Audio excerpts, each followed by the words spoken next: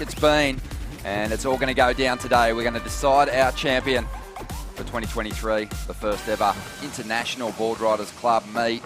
And man, the performances have been monstrous. The scores have been huge as we look to continue into the Open Men's third round. A couple of heats to polish off here before we move into quarterfinal action here on finals day. Live from Snapper Rocks, Ronnie Blakey joined by Mark Occhilupo. Occhi, it's been a lot of fun, mate. The numbers have been huge and really pleasantly surprised to see that there's still a bit of action out there set wave-wise, and we're going to expect to see some big performances today. Yeah, definitely, Ronnie. I had an early this morning. The swell has dropped a bit. It's turned a lot more east, actually even northeast, so there'll be smaller, tighter sections on the point today. We're going to get that extreme high tide again.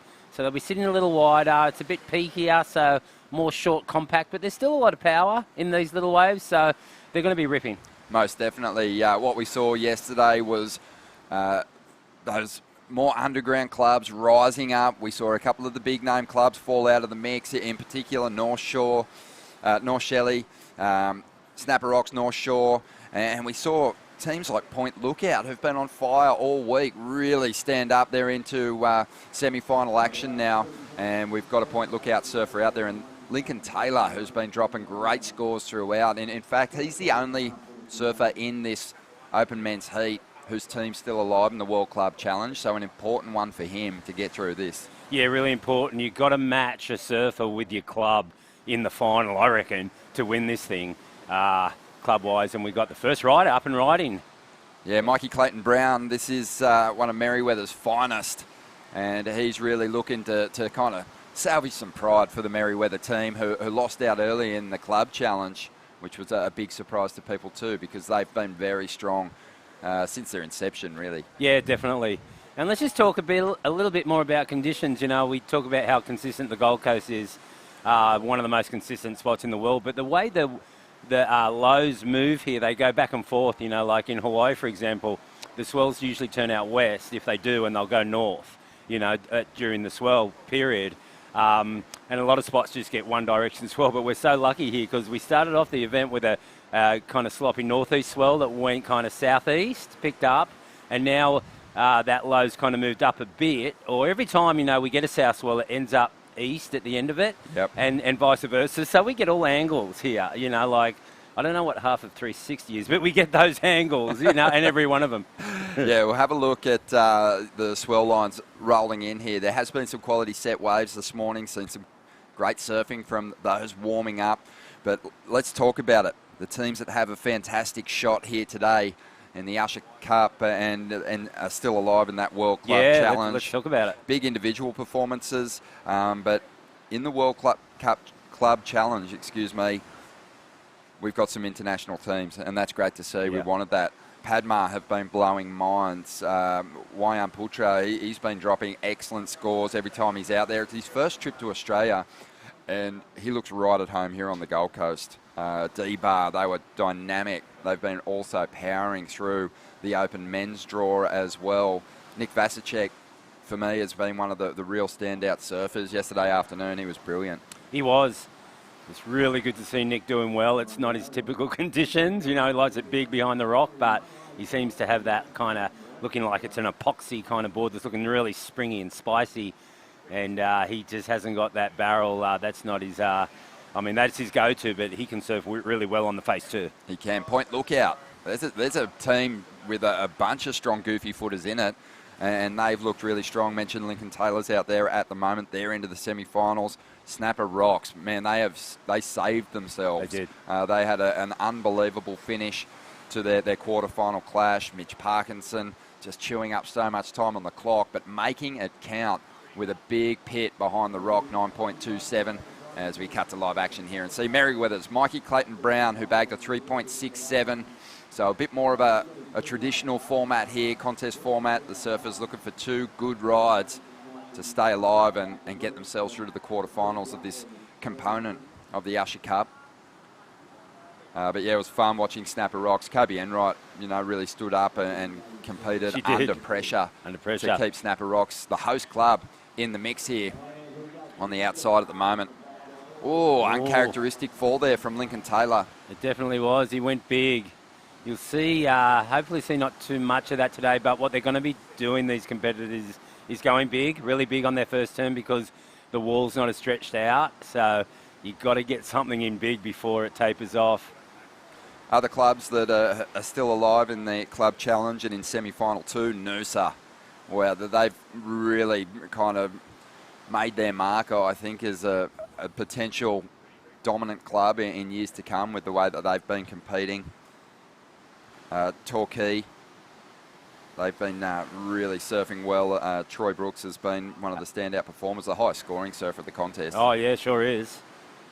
So Torquay's still in there too. Are all these clubs still in? Yeah, they're in the club challenge. How many have we got left that actually in with a chance? 8 clubs. 8 clubs in with a chance. Eight clubs in with a chance. M&M, haven't they been fantastic? Gritty performance yesterday. Like we said, not one of the highest achieving clubs in the draw, but yesterday proved that they're on the rise as well. Ran into some of their club members and support squad. A little slow on the high tide, but we got some nice little peelers on the bank when they come. It's just have to be on them. So yeah, it's a little tricky, a little more strategy this morning, and but that's the game we play. It's not like another competitor gets to surf low tide. We've all got to surf the same conditions. So see the potential and the try to see where the good ones are. Nathan Hedge for Narrabeen, still alive in this Open men's event. The team is out of the World Club Challenge, so their chances of winning the Usher Cup this year are probably gone. But he's surfing so well, he could easily take out this division. He could. He looks nervous though. Like he would have been a little upset not surfing yesterday afternoon. Rabbit called those last 2 heats off, and it was a lot bigger. So he's thinking these are not my conditions, but he's so light and he's so energetic that I think he should be fine. Yeah, he brings energy to a lineup that's maybe lacking it, and that's an incredible asset to have, isn't it? I mean, even when you think about championship tour surfers who had great success, the ones that were really consistent found motivation when the conditions were a little lacking. They found energy and a reason to get up and really show some fire, and Nathan always has that when he puts the jersey on, but he really wants to represent the club well. And the only other club that I haven't mentioned yet that's still alive is Currumbinally in the World Club Challenge, and I think that they can really thank some of their female competitors for keeping them alive in the mix. Holmes up and riding 2 big turns. That's his go-to, just big moves. Shane Holmes, I love that guy, hard-working club surfer. Done a big turn, but fell on his second, Ronnie. So, these guys have got to get away from the rock. Remember we were talking yesterday, or the day before, I'm not too sure, but the tide was coming in. Here we go. Jeff Devenbar from Huntington Beach. I know this guy. Was on the tour together for a couple of years back in the, I dare say late 80s. But, yeah, you've got to get away from that rock, Ronnie. Today it's not big enough to get that wave that we were talking about that kind of breaks next to the rock and has the wall that hugs the sand. There might be the odd one, but the tide will kill that. And it's reverse rip again because the swell's gone northeast.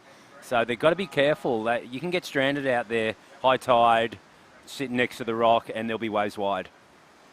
Well, let's see the replay of Shane's ride. You mentioned that you're a big fan of this guy surfing.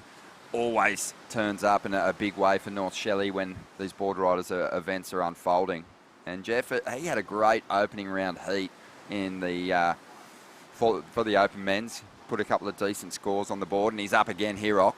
He is up again, and I dare say he might have had the best wave of the heat prior to that because they were 2 good snaps, no big scores on the board yet. And he's taking it to these young kids. He's in his 50s. Yeah, he's loving it. He's loving it. Relishing the opportunity to surf here at Snapper Rocks. It's been a massive bonus to be invited to obviously compete in Australia with your Board Riders Club, but to actually compete here at Snapper and have the 4 days of the window, deliver pretty decent conditions. is a magic way to kick off your year. Definitely, decent conditions. We've been talking about, 4 days. It's hard, well, not hard to get 4 days in a row here at Snapper, but we got it with, no onshore winds, no double wind, no northerly, just clean conditions this time of the day. The sun hits it, the water goes just turquoise, crystal clear. Beautiful morning here, another beautiful day on the Gold Coast. Magic. That was Alistair Reginato. He's been surfing brilliantly. He surfs for the North Shore Club.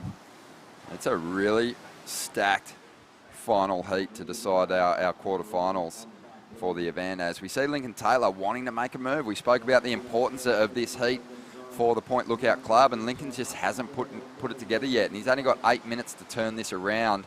He wants to give them the best advantage before we move into that club challenge component of the event by getting a big result in the open men's, and at the moment he's kind of dwindling down the back end of the order.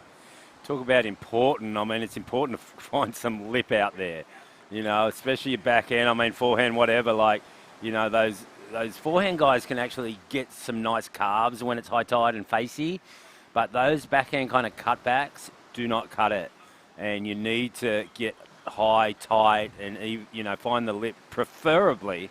But on high tide at Snapper, in these conditions, not easy to find the lip, Ronnie. Yeah, he's got a little mantra, Lincoln Taylor, when he goes to bed at night before these events. He just says it over and over in his head.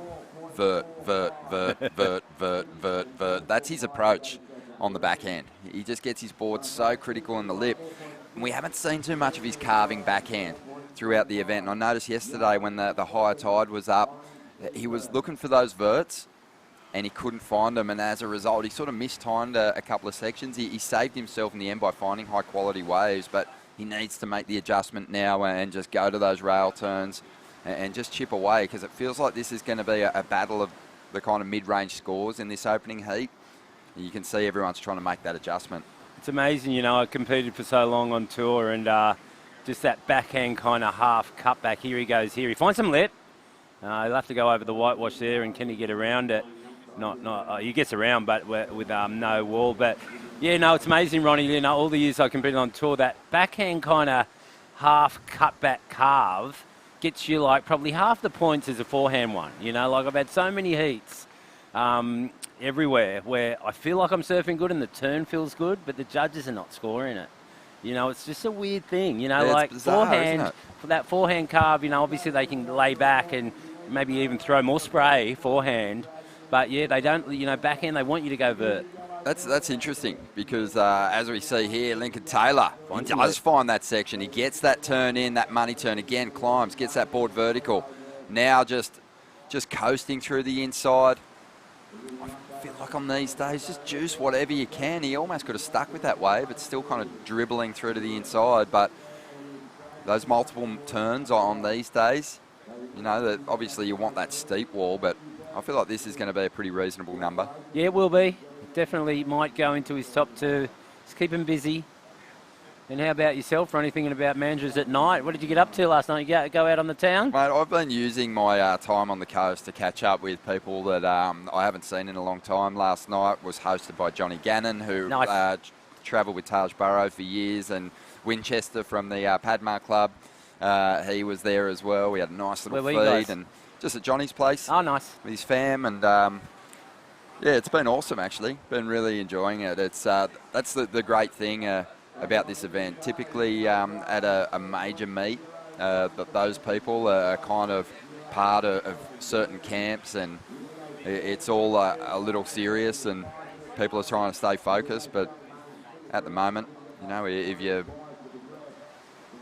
got Shane Holmes up, and a couple of nice turns here. He's just waited patiently. He's back in fourth position. He's going to get a little hung up here. We're down to 5 minutes at the moment. Behind him in the yellow, Jeff's going to get another ride. He wants to get rid of this 2.27. Lincoln Taylor, just a 3.5 for that previous right, which makes me think that sticking with it and getting a couple of little hits on the inside might have helped jack that score up just a little bit.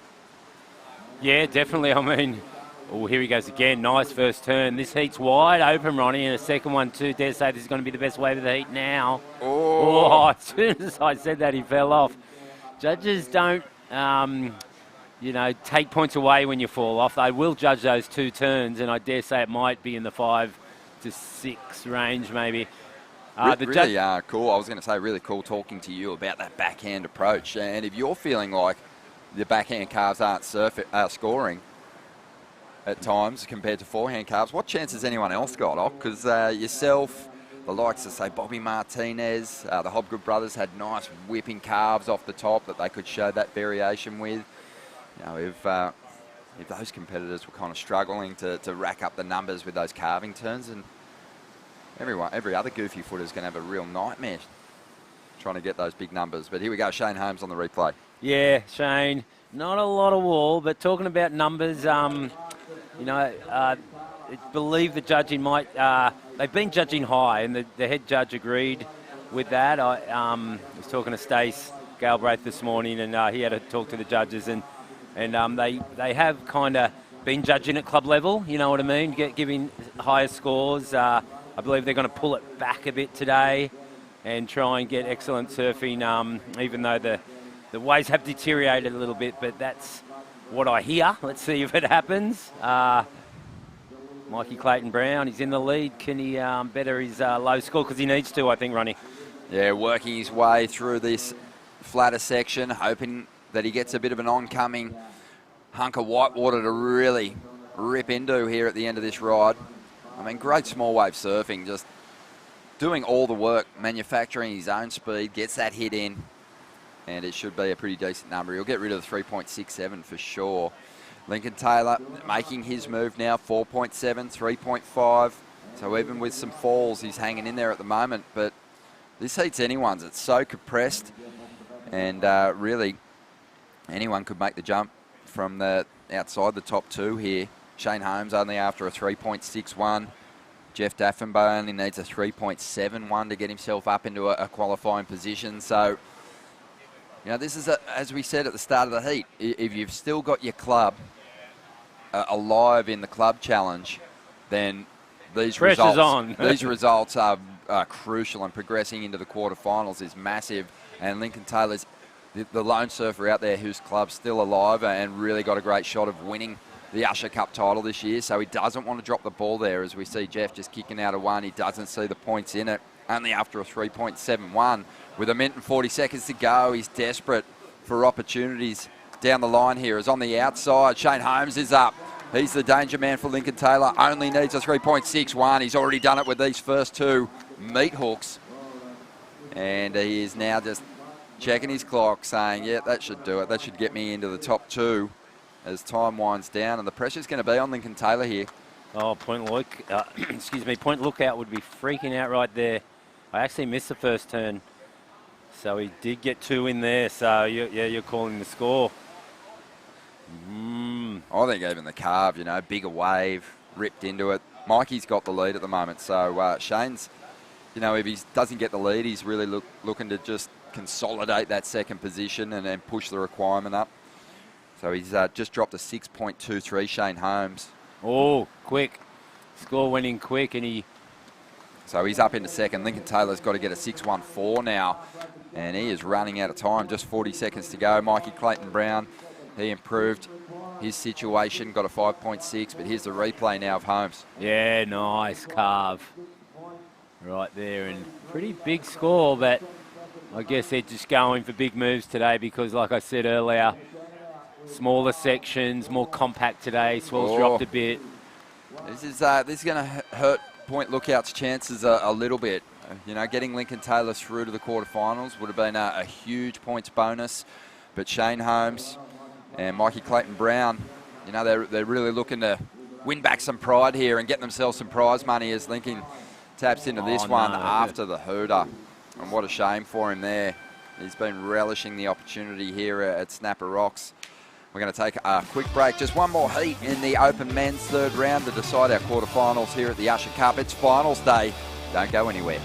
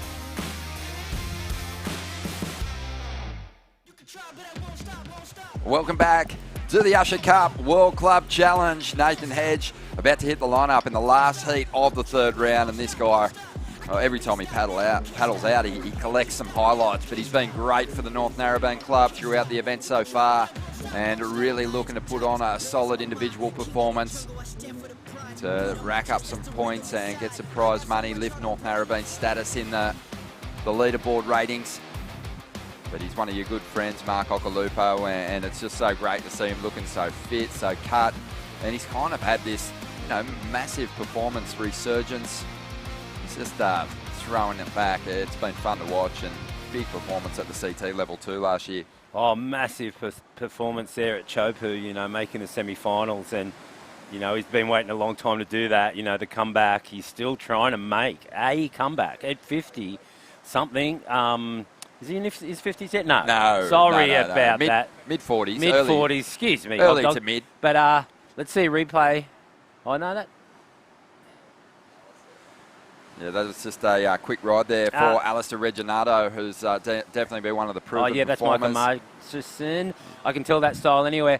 Yeah, no, he's making a comeback. We asked him yesterday, he's going to do the QSs, and he really actually wants to get back on tour. I love it. And I don't know, it'd be tough, I think, but with his energy level, and he is surfing really well. Obviously, he hasn't got an air game, but, I wouldn't put it past him. The challenge isn't necessarily the high-quality waves on the CT. The challenge is ploughing your way through the QS initially, and then getting yourself through the Challenger Series. But, man, he's done some great surfing in this contest already. It's a bit more of a traditional kind of power surfer. So he wants a bit more size to the waves to really lay down his best. But even throughout this contest, he's been getting himself right up into the excellent range, dropping nines.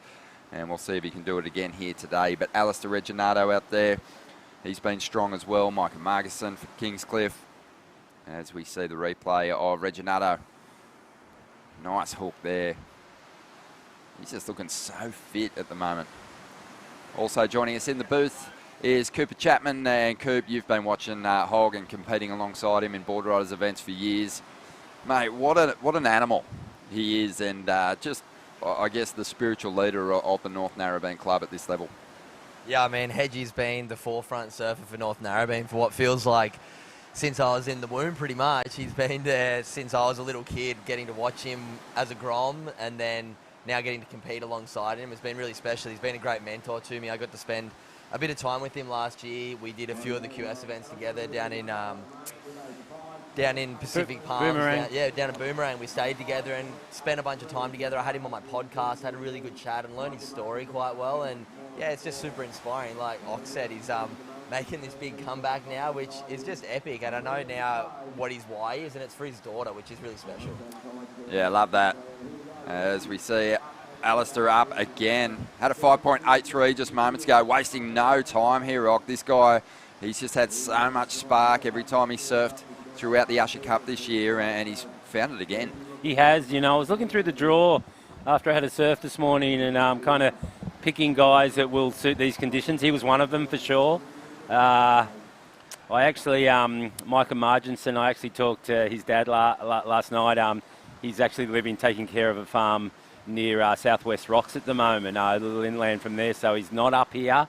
We were talking about how hard it is watching your son, on the webcast all live. It's just tough. But, he's be nervous right now. He'd be watching for sure.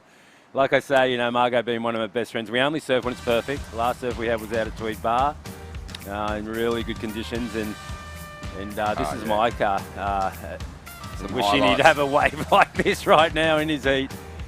Yeah, he's a powerful, solid unit, isn't he? He's been doing some strength and conditioning training with John Gannon, and he said he's just starting to really build, and he's got a similar kind of personality to his folks, obviously, but Margot, his mum Simone, and just has this really kind of cruisy nature, and I think John's trying to instill a little bit of grit. I saw something go on there. No one knew who had priority. Nathan Hedge was on the inside, and then Micah Margison was on the outside, thinking he had priority because I saw Hog Dog jump off. Didn't cross his line, but I wonder if it's going to be interference here. Here we go. He's like, yeah, definitely. I think Micah blocked him, but Hedgie didn't cross his line, so I don't think there'd be an interference there. What do you think, Coop? North Narrabeen Coop will interference know. curve. I'll tell you all about interferences. You got one yesterday. I don't know. Something that is really important to note, and this is what happened to me yesterday, this is an event that we're using a completely different format than we do use in the WSL format. If you paddle for a wave, you do not lose priority, which I learned out the very hard way yesterday. So unless you take off on the wave, you still regain priority in this event. So Hedgie did get up that quick in and out, so he would have lost priority anyway, but then whether Micah paddled for one and that's what he thought, but Hedgie did give way to him. It looked like there wasn't much scoring potential anyway for Micah, so I think that one's no harm, no foul. I wasn't so lucky. No, it must be hard though too, because we didn't know it. We'd heard it happening, but you're fighting so many heat situations where you're watching someone paddle for a wave and losing priority. So it's hard to block out all that almost like muscle memory, just brain.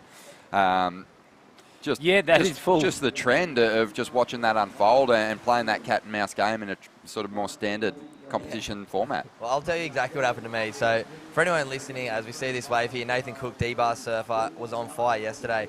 Great first turn, up through the lip on that second turn. Coming around, this tide is really high this morning, but finding a steep section there. Another wrap. This is going to be the best wave I've seen this morning and maybe the best wave of this heat. So Nathan Cook, patient to start, but really paying off. About 8 minutes into this one, and he's wrapping this one all the way down through Little Marley, and that'll be the end of the wave for him. So nice start there for Cookie. Yeah, he's been strong for D-bar. Really looking great. And D-bar obviously still alive in the club challenge too as Hedgie gets going here, Rock. He does. Has he found himself a good wave? Only a little bit of time will tell, as he hasn't found any lip yet. Split screen behind him, Micah Marginson with two big turns. And a third. Just seems like the forehanders have got an advantage this morning with these kind of flatter, slopier waves. Not much lip to find on your backhand. We were talking about that earlier. So, Hedgie's like, he looked nervous when we saw him before the heat, you know. He just was looking like, these aren't my conditions, thinking about, I wish they ran yesterday. Yeah. And, I bet you'd be, yeah. I mean, who do you reckon's going to win this paddle battle? Oh, Micah, mate. You're No the doubt. last person on the planet you try and paddle battle. I like that Mike has given it a go, but mate, please. Yeah, keeping him on his toes. Give it a rest. Oh, look, we've got some dolphins out there in the lineup. Beautiful drone vision. Crystal clear water up here on the Gold Coast. To be expected. Haven't had much rain here too recently, so the clarity is just amazing. Crystal clear, they're my friends. I always say hello to them in the morning out here. I always Got names for them? Yeah. That's Willie and How cool Jeffrey. is that? Just not. Jeffrey. Billy Love and it. Jeffrey. They're Dolphins. 10.5 minutes to go here. It's the second heat of the morning. Actually, the completion of the third round. We're deciding quarterfinalists, and we've just seen Mikey Clayton Brown for Merriweather get himself through to the quarters. He's with Stace. Mikey Clayton Brown, 3 heats out. Mikey Clayton Brown, 3 heats out at Snapper Rocks with only 3 other gentlemen. Are you buzzing? Yeah, I'm frothing. The waves are kind of cooking. It's a bit slow this morning, but yeah, waves have been pumping. You got the responsibilities of a pretty big club on your back. How's that feel? Yeah, I like it. You know, it's just me and Morgs left, but yeah, if the waves turn up, then I'm sure we'll turn up. How much do you love the Goldie?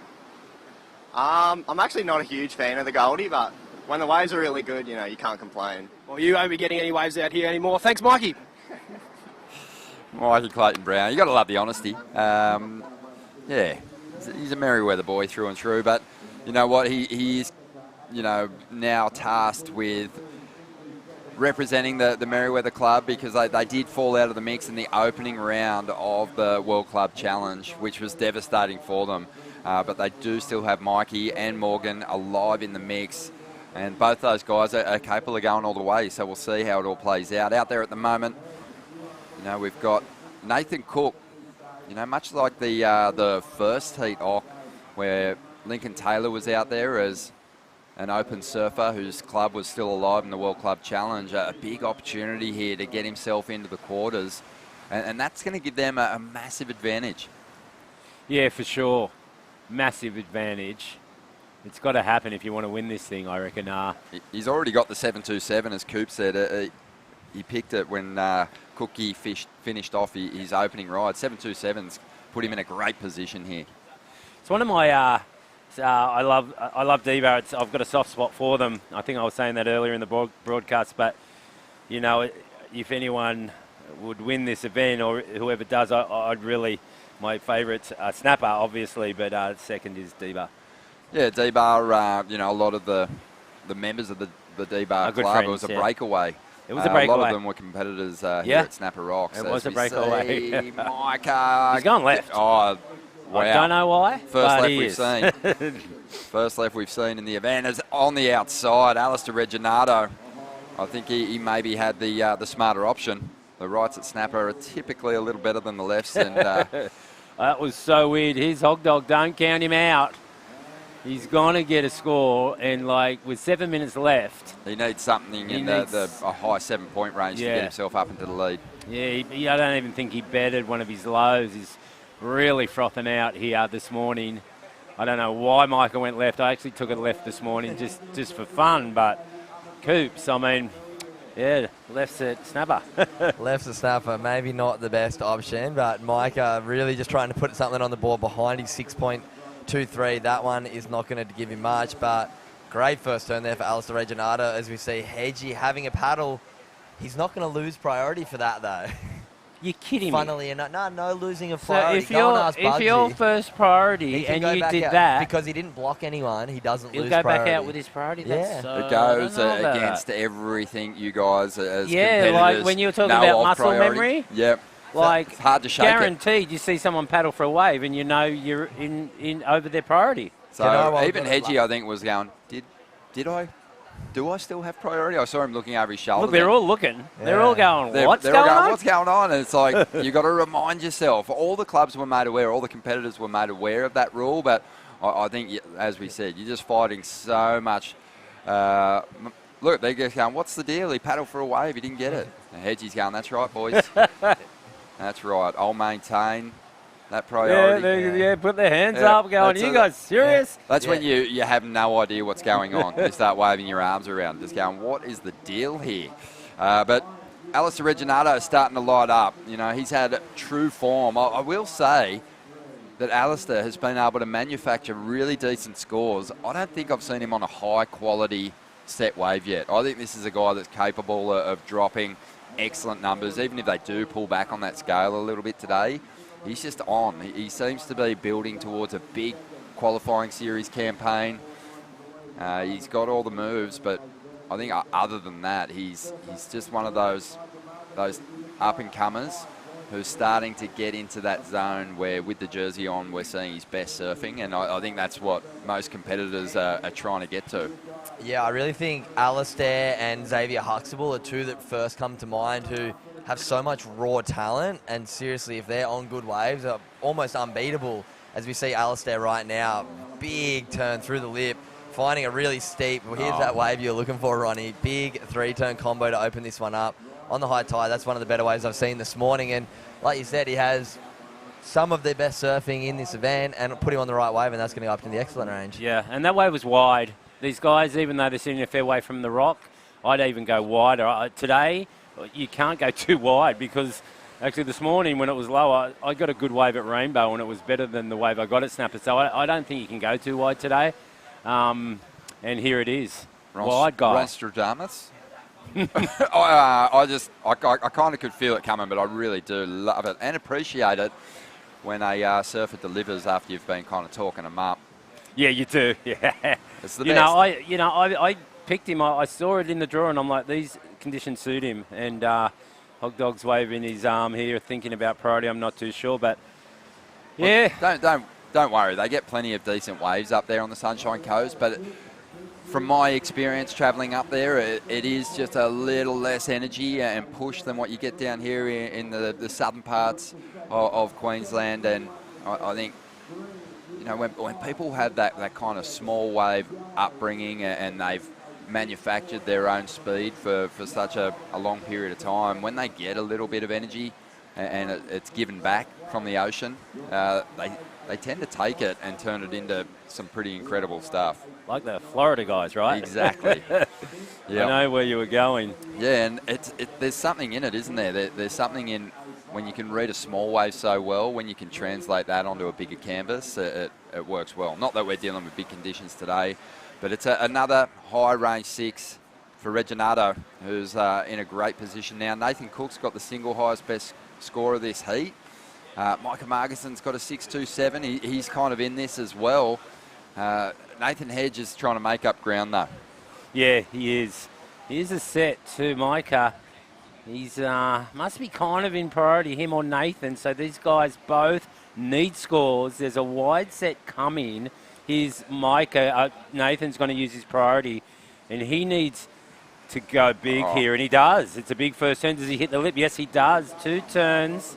Wow, hang on a sec. He gets a third. Wowee. The wave will taper off now. You'll see him flick out. Oh, actually, hang on. He's milking it. So what's he and he claims it. What does he need, Ronnie?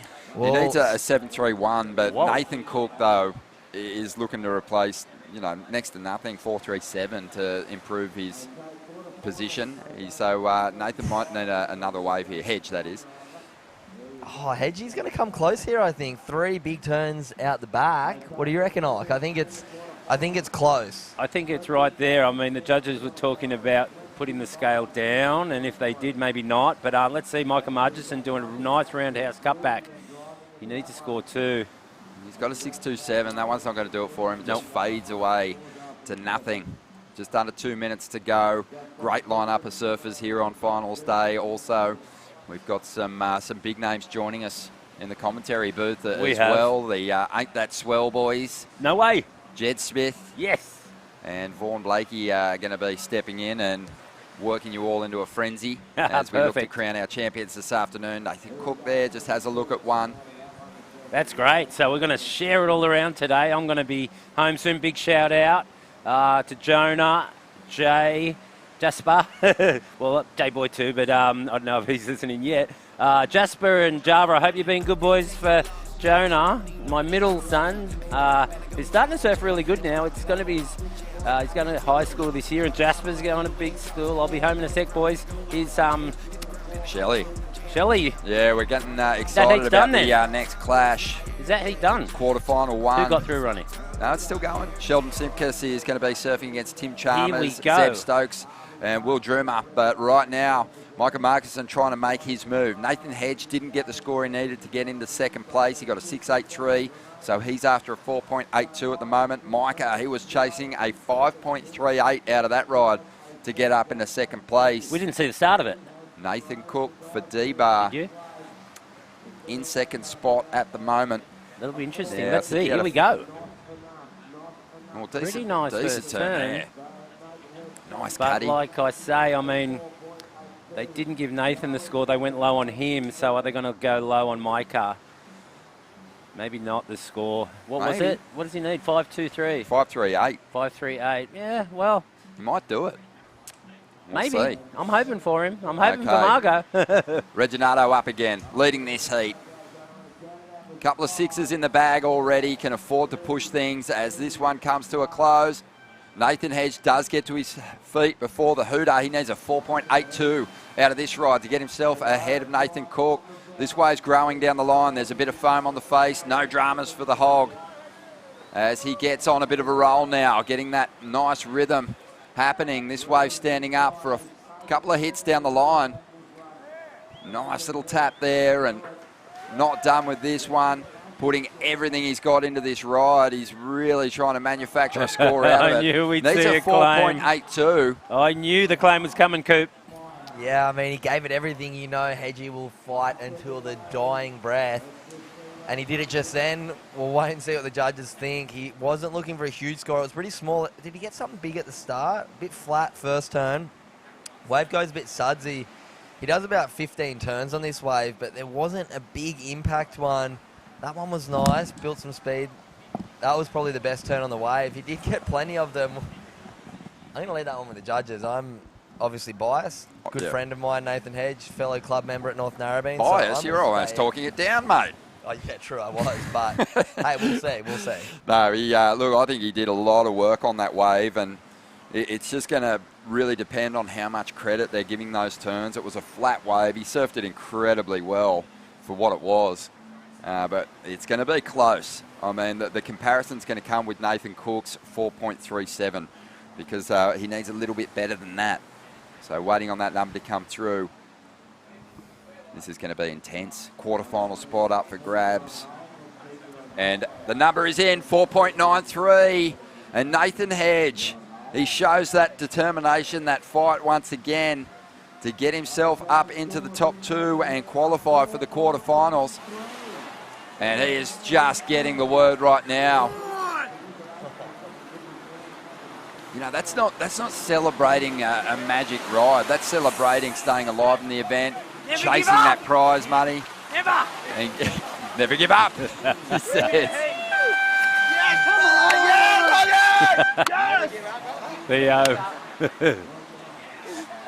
Look at the hole. Oh, he's been bringing it, the energy. What an absolute pig.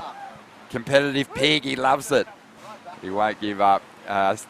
Loving your company here on finals day. Nathan Hedge is into the quarterfinals. Big heat coming up next. Tim Chalmers, Sheldon Simkus, Zeb Stokes and Willa Strummer. Back with more in just a moment.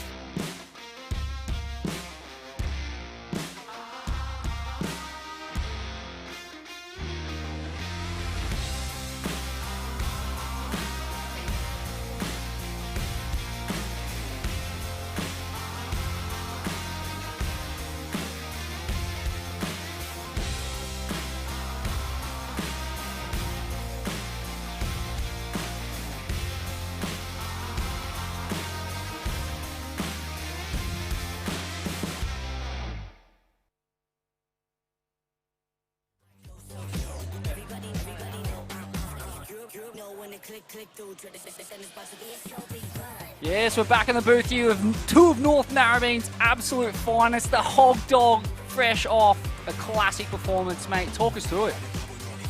Well, little grindy, being the dead high tide, 1.8 metre high, so it was pretty stressful because you want to take the inside, but the better waves are wide, so you've got this real predicament where you're going to let guys inside because you want to be in the peak position, but then sometimes you get a slingshot from deep, so it's a really tricky heat strategy this morning. It's not too easy.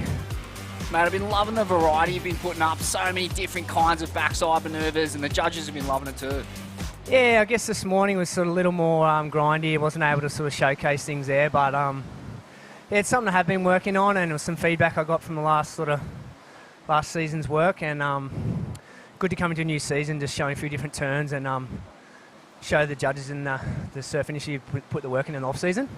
And must be good to bounce back after yesterday. You guys, you got off to a flyer in the teams event, but yeah, kind of, I don't know what happened there. Talk us through it, Coop. Mate, we popped the tyres and absolutely did not finish the day very strong. Me specifically, I should be out there in this heat right now, but a silly mistake took me out. But I mean, it was pretty epic watching the team yesterday. Hedgie got to surf twice, dropped a 9.6 and 8.77, led from the front.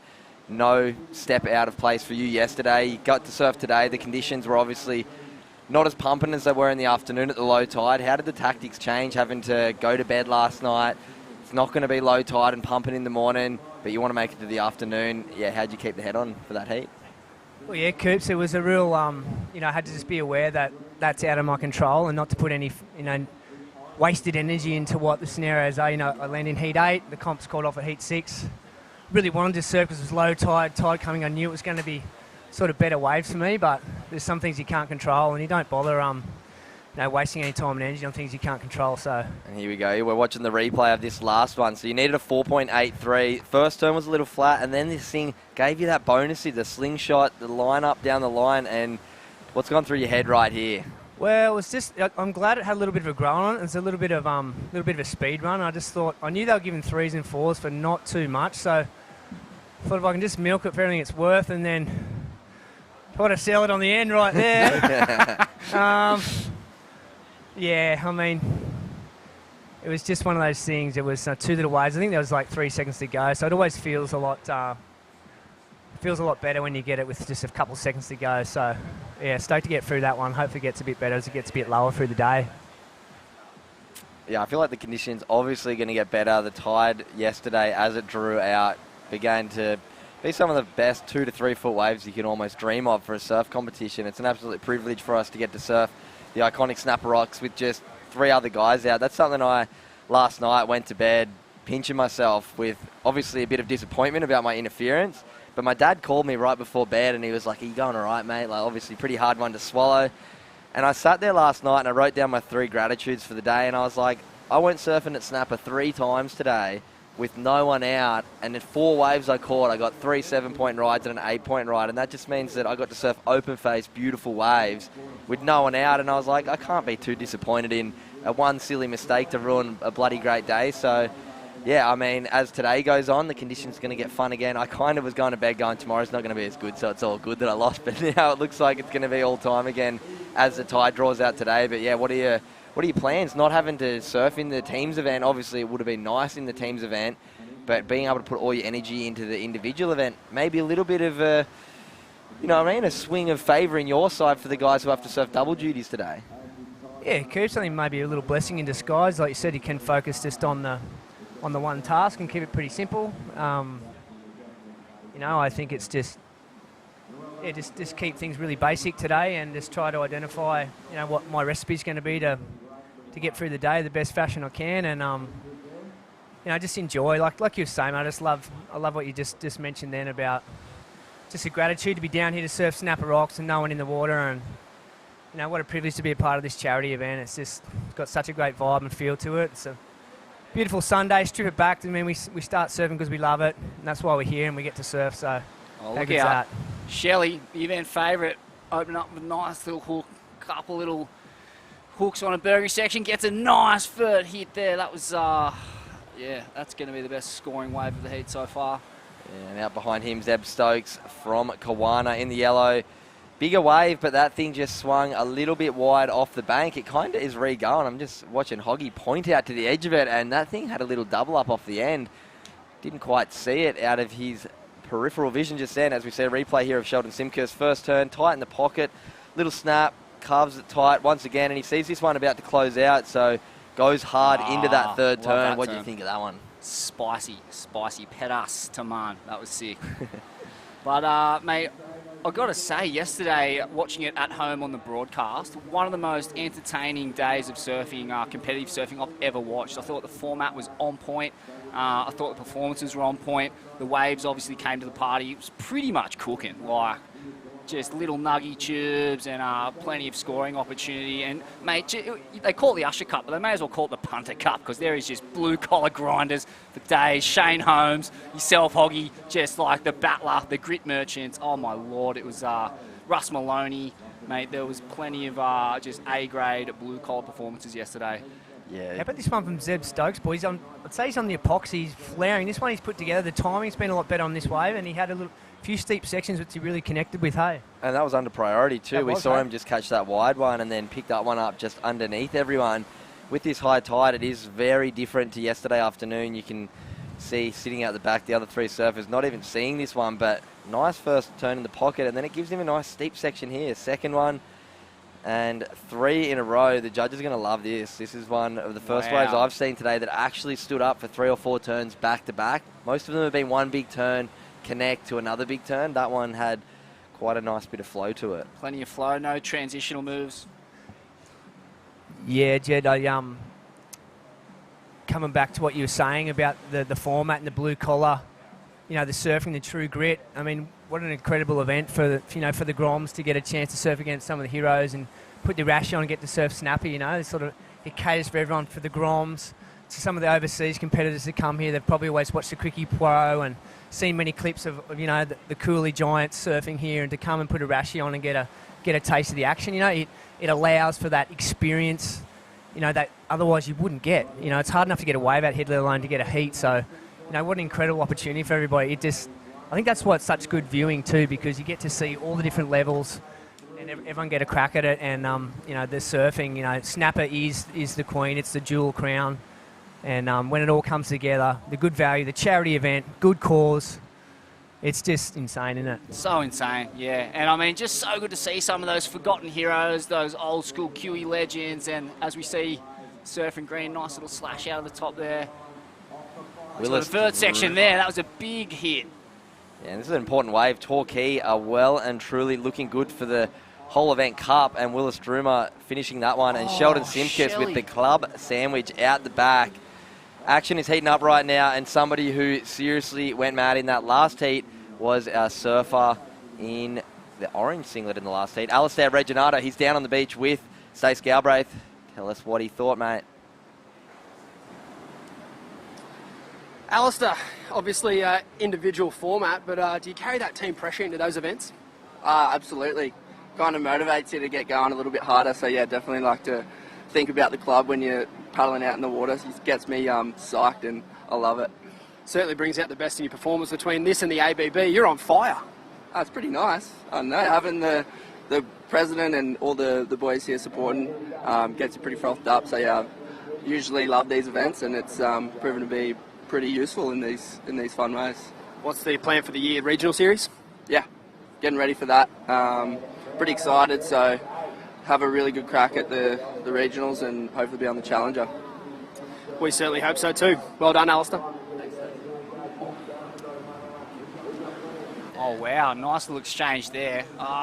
Spewing that one didn't give Tim another section. The opening section was sick, but Zeb Stokes flaring. That one had a nice bit of run on it. Yeah, Zeb's been dialing it in out there right now. A few long ones. That last wave that he caught before that one was a 6.03, the highest wave of the heat. We did have quite a few waves ridden as we were in that interview. We saw Sheldon Simkus with that club sandwich right before. Also, Willis Droomer getting a long one, which will be his best wave of the heat. We'll wait and see how these scores come in. I also saw out of the corner of my eye, pardon me, Sheldon Simkus ride another wave. So plenty of action. The waves are starting to roll on through here. We are pretty much hitting the dead high tide right now. So all day long, conditions are going to improve. Finals are going to be coming up later today. We have both the women's division, the men's division, and the World Cup Challenge. And yeah, it's going to be great fun surfing all day. Hoggy, mate, you're the spirit animal of Australian surfing, mate. You're the totem creature. You're at the top of the totem, and you're looking fresh and rejuvenated for the year. I mean, how good are you feeling heading into this year, and what are the objectives? Well, I think, we're blessed with the way the format's come around to the regional series, so it lends to guys like myself that, want to put their hand to it and give it a crack and not have to travel overseas or put too much effort into thinking further afar. So, in that regard, it's a good opportunity to compete in Australia, and I saw Snapper and Narrabeen as the first challengers, and that's a great incentive, and I'm sure Cooper will probably have a North Narrabeen Board Riders Challenge for a wild card there, you never know, mate. Just to get to surf at home at your favourite break, a huge incentive. So I thought, why not?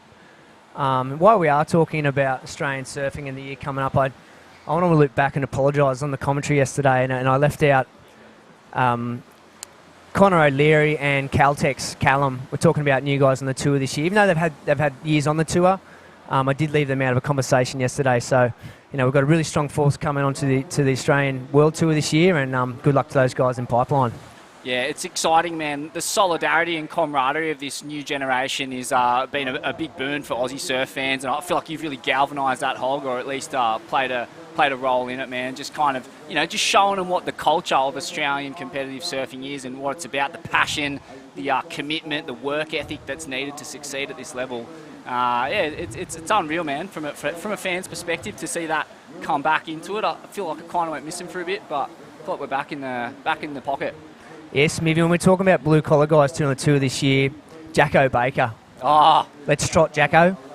The Merryweather FedEx man, was he delivering postal? I don't know what was in those post packages he was delivering, but he was made just enough to get on the changers. So it's good to see the Aussies. Jacko. Like, we've got a good handful on the tour this year. How sick's that? We've got Brooko warming up. I've just seen him fire up. He's given the come on, the Leighton Hewitt come on. I just went past Brooko on my way out, just get a bit of juju so I could try to get a good wave out there. He's just got something going on this event, Troy Brooks. He seriously does. Yesterday afternoon we saw Troy Brooks drop 3 9-point rides in a 20-minute period. Get barreled off his head, afternoon session. That same heat we saw Matty Job drop a 10. And that is just pretty much a sign to show what we're going to get at low tide this afternoon, because the last couple of days have been unbelievable. We also saw Troy Brooks drop a 10-point ride in his previous heat. So, as you said, Hoggy, he has got some of that juju going, and go rub next to him a little bit, because you're going to be coming up very shortly again in quarterfinal heat number 4. Troy Brooks is going to be coming up in quarterfinal heat number 2. And I'm looking at the beach right in front of our commentary tent, and the high tide is also coming up right now. You better believe it's a 1.8 metre high tide. Uncle Theo is dead set on the shovel, digging us a trench to keep us out of the water here. It's pretty wild. Wild scenes here, but we're holding on and just praying for that tide to start going out, because it's going to start to cook. When it does start to get a bit hollow behind the rock, Hog, backside out here, trying to stuff yourself in them little pits, is that the strategy, or are you kind of just looking for the long wally ones, a la Medina, Parko in that iconic final years ago? If the opportunity presents, I definitely want to go for it. It's an area that I've felt a little bit vulnerable in my surfing, is to back myself for backside barrel riding out here at Snapper. So on my very first heat, my first wave, I gave myself opportunity, but probably wasn't the right wave to do it. So, look, I'm really open to it, and I openly admit that that's an area I want to get a little bit better at. So I want to, challenge myself, and that's what surfing is for me, at this stage of my life. So if the opportunity's there, I'm going to go for it. But I also know that I can win heats doing my thing, sitting wide, and get the backside ones that go square, and they've got a better pace, because they're a different wave to the frontsiders. So there's definitely the waves out there that I look for that give me the right pace to do my style of surfing. So let's wait and see. Who we got here? Shelley, little inside nugget. Just have a little sniff around. Didn't bother to pursue that one. I guess he decided it wasn't going to better his 5.83. That's what you've got to do, Coops, don't you? When you've got your 2 scores, you've got to decide, is this going to better my lowest score? Yeah, pretty much. As we see Willis Drummer out the back, he has gone hard into that first section, and a bit of a bog there in that second section. Unfortunately going down there. Torquay are in a solid position. They've got Troy Brooks still going in the event. I believe they're still running in the tag event as well, or the teams event. I'm not too sure how their female surfers doing, but I do know that also Xavier Huxtable still marching on through the event. So Torquay coming up from down there in Victoria and putting on a gallant effort here at the Usher Cup for 2023, as well as the international teams. We're going to see plenty of them surfing later today. We've seen the Padmar boys from over in Bali marching on through with some big scores, as well as Raya Campbell, their female surfer, dropping a 9.7 yesterday. So wow, do not go anywhere. We've got international surfers. We've got legends of the sport, Troy Brooks, Nathan Hedge coming up again later today. And then as well, some of our best Australian talent. Surfers like last heat winner Alistair Reginato, Sheldon Simkus out in the water right now. We've got plenty of action coming up as the day goes on. And Smithy, mate, talking of the season starting up, mate, what's the Swellians got going on? What have you got pumped on the schedule? Where are you guys going to really hit and fire up and get things flowing for you guys? Mate, I cannot wait to get down here on the beach with the pots and the pans and support you lads as you launch your Challenger Series campaigns. I mean, hoping that you guys qualify for that part of it. But yeah, that'll be a huge part of our year this year, is just getting on the beach and making a bit of racket and generating a bit of energy for the lads and the lasses. But yeah, we'll be doing our usual shenanigans, couple pub shows and whatnots, and of course the obligatory swellness, mate. We want to promote healthy lifestyle choices as well as the degenerate ones, which are just the mainstay of Australian surfing culture. So all things in balance, Hog. You know that, mate. I love the inclusion of the Swellness Retreat. It was incredible feedback from the inaugural year.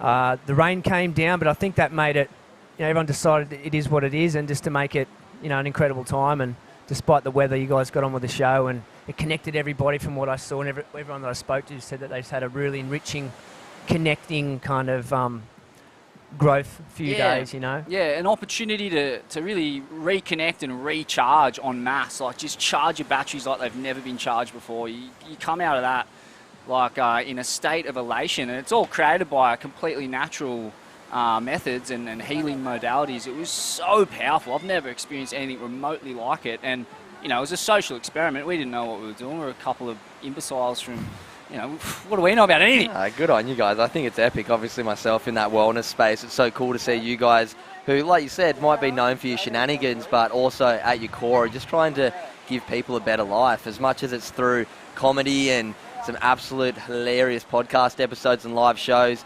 Now having the wellness event, I think it's really showing that there's a lot of depth to the stuff you guys do, and I absolutely love it, and I'm going to be there this year for sure. Oh, cheers, Coop. Appreciate that, brother.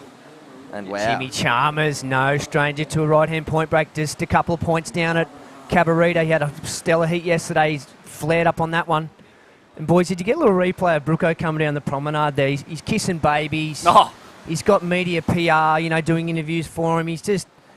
It's circa 2003, isn't it? Oh, Brooko, yeah. Quickie Pro. Hey? How's Brooko? The mayor of Cooley. He's taken over Rab's position. Yeah, he's one of the great transplants. He's probably second only in the transplant stakes to Ock as just the full-blown Loke, but not representing Torquay at this event. But, oh, mate, the 10. Geez, his read on the behind the rock ones out here at Mental. I mean, he's a known truffle pig at the Kira. And, yeah, expecting big things from him as the tide drops out today. The Brooko turning back the clock. The mad. How's that watercolour on Tin Chalmers' wave then, the drone angle? It's just pristine. And, I mean, what a natural beauty Snapper Rocks is, hey? Is there any better watercolour anywhere? Oh, it's just gorgeous, hey? It's surreal, yeah. Electric Kool-Aid blue. And then we see Chris Zaffis, the new crop, coming up against the old crop, Troy Brooks. But I tell you what, he has definitely got the highest average wave score right now, Troy Brooks, with multiple 9s in the last heat, a 10 in the previous heat. Conditions are far different, though, so I'm excited to see how Brooko goes. This might be his biggest challenge yet, this next heat coming up. Low tide barrels has been his forte the last few days, but right now he's going to have to deal with the high tide. No barrels on offer right now, but we see Timmy Chalmers fighting back, and he's chasing down Sheldon Simkus right now, the favourite of the event. He's gone back-to-back waves right there. We'll wait and see what the score. To beat those top seed surfers, sometimes you need to go a little bit above and beyond, though, so we'll wait and see what the judges think of that one. But with 3.5 minutes remaining, Sheldon wouldn't be sitting out there feeling too safe, seeing a bit of spray come off the back behind Timmy Chalmers' waves. So we'll wait and see what score comes in for that one as we pick up the replay. What do you think, Hog? Well, I liked he got on the inside rail. Big roundhouse cutback, figure of 8, bang, which is point of difference. Slowed up enough, and then little phone climb here. But watch this turn, Coops. Oh, back in under it and full inside rail. So there's 3 different turns there. And Seb Stokes threw a bit of fan. Nose back to the wash again. He's been on dial-a-bomb, hasn't he? So what's he going to need to catch up to Shelley Simkus right now? Tim Chalmers has a 5.1, so he's going to be looking for something pretty much bang on that 7-point range if he wants to move up. So right now, yeah, the 6.96. So we'll wait and see what Timmy Chalmers got on that one. 3 solid turns as the heat leader right now. Zeb Stokes, solid first turn, straight up into the lip on the second. Brings it around on the third. He's just been on dial-a-bomb in this heat. That one kept giving him sections. Maybe one of his better waves of the heat. Nice swoop to finish this one off. And a foam climb. So he's stoked. He knows that he's going to be well and truly out in front as we pick up one more replay. Just a great opening combination. What do you think of these first 2 turns, Hog? Well, it gave him the steep green wall in the outside section, and the judge has been rewarding that the whole event. So I think even the first 2 turns kind of look the same. It can't be denied for what it was. So they've given 7.1 for Zeb's and only a 5.77 for Tim's. What do you think of that split? Well, I guess the second turn was a foam climb. As much as I loved it in live time. When I saw the slow-mo, there were 2 good turns in there, but the middle bit went a bit sleepy. I don't know about the foam climb through the middle. Perhaps that maybe why it kept it around the high 5, low 6 range. Didn't have quite the pizzazz and the fan of spray and the flare, perhaps. I see Zeb's been able to get his nose back towards the wash and get that angle, although Tim, I like the inside rail. He sort of carved under it, and another great-looking turn too, but it's going to keep things pretty interesting. 1.5 minutes to go, pretty tight. No one's quite safe. Willis is within his means to get 8. He's got 8.73 points. He's going to need like an 8 himself, but if the wave comes, I'm sure the young lad can put on a show. So yeah, he definitely has throughout this event. He dropped a 9.5 in his second round heat, I know, because I was in that heat, and then also scraping through the one yesterday once I got the interference. He came in thinking he'd lost the heat, and then I put it on a platter and said, here you go, mate, next round is all yours. But right now, hopefully he can make the most of it because he's got a bit of work to do here. Zeb Stokes has been on dial-a-bond. Sheldon Simkus, safe as houses. That guy can put down a solid heat score every time he paddles out. As we see once again, Zeb Stokes picking one up. And Sheldon Simkus is going to be on the wave behind here. Good looking wave, plenty of flair on that first turn. But the wave not giving him much more. A little bit of a tactical move perhaps, just to kind of block Timmy Chalmers. I really loved the first turn from Shelley. Drifted the tail. Would have been nice to see a little end section on that, but double whammy, got to surf the wave and to block green and pink. So, but now the gate's left open. There's only 25 seconds to go, although it can happen. It happened in my heat. Can never give up. Yeah, can we see a back-to-back score chase down in the final 15 seconds of this one? It's not looking like there's a whole much. Coops, oh, there is a lump. Is a lump.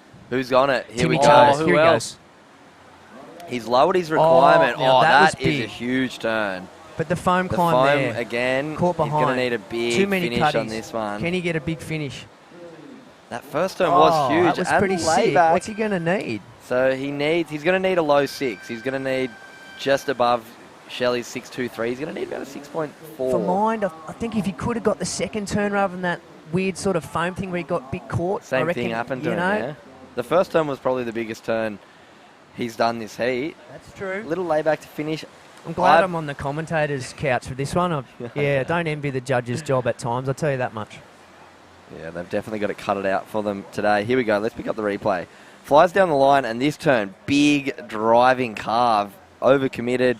That foam climb didn't quite get it clean up and over. Brings the roundhouse around nice and clean, and then gets this layback. Small section. I'm going to leave it with the judges. Once again, you've got to remember it's to knock Sheldon Simkus out. As much as that doesn't go into the judge's mind, it's always in the back of the mind. Biggest seed, you've got to surf really well to knock them out of the draw. And we see Zeb Stokes.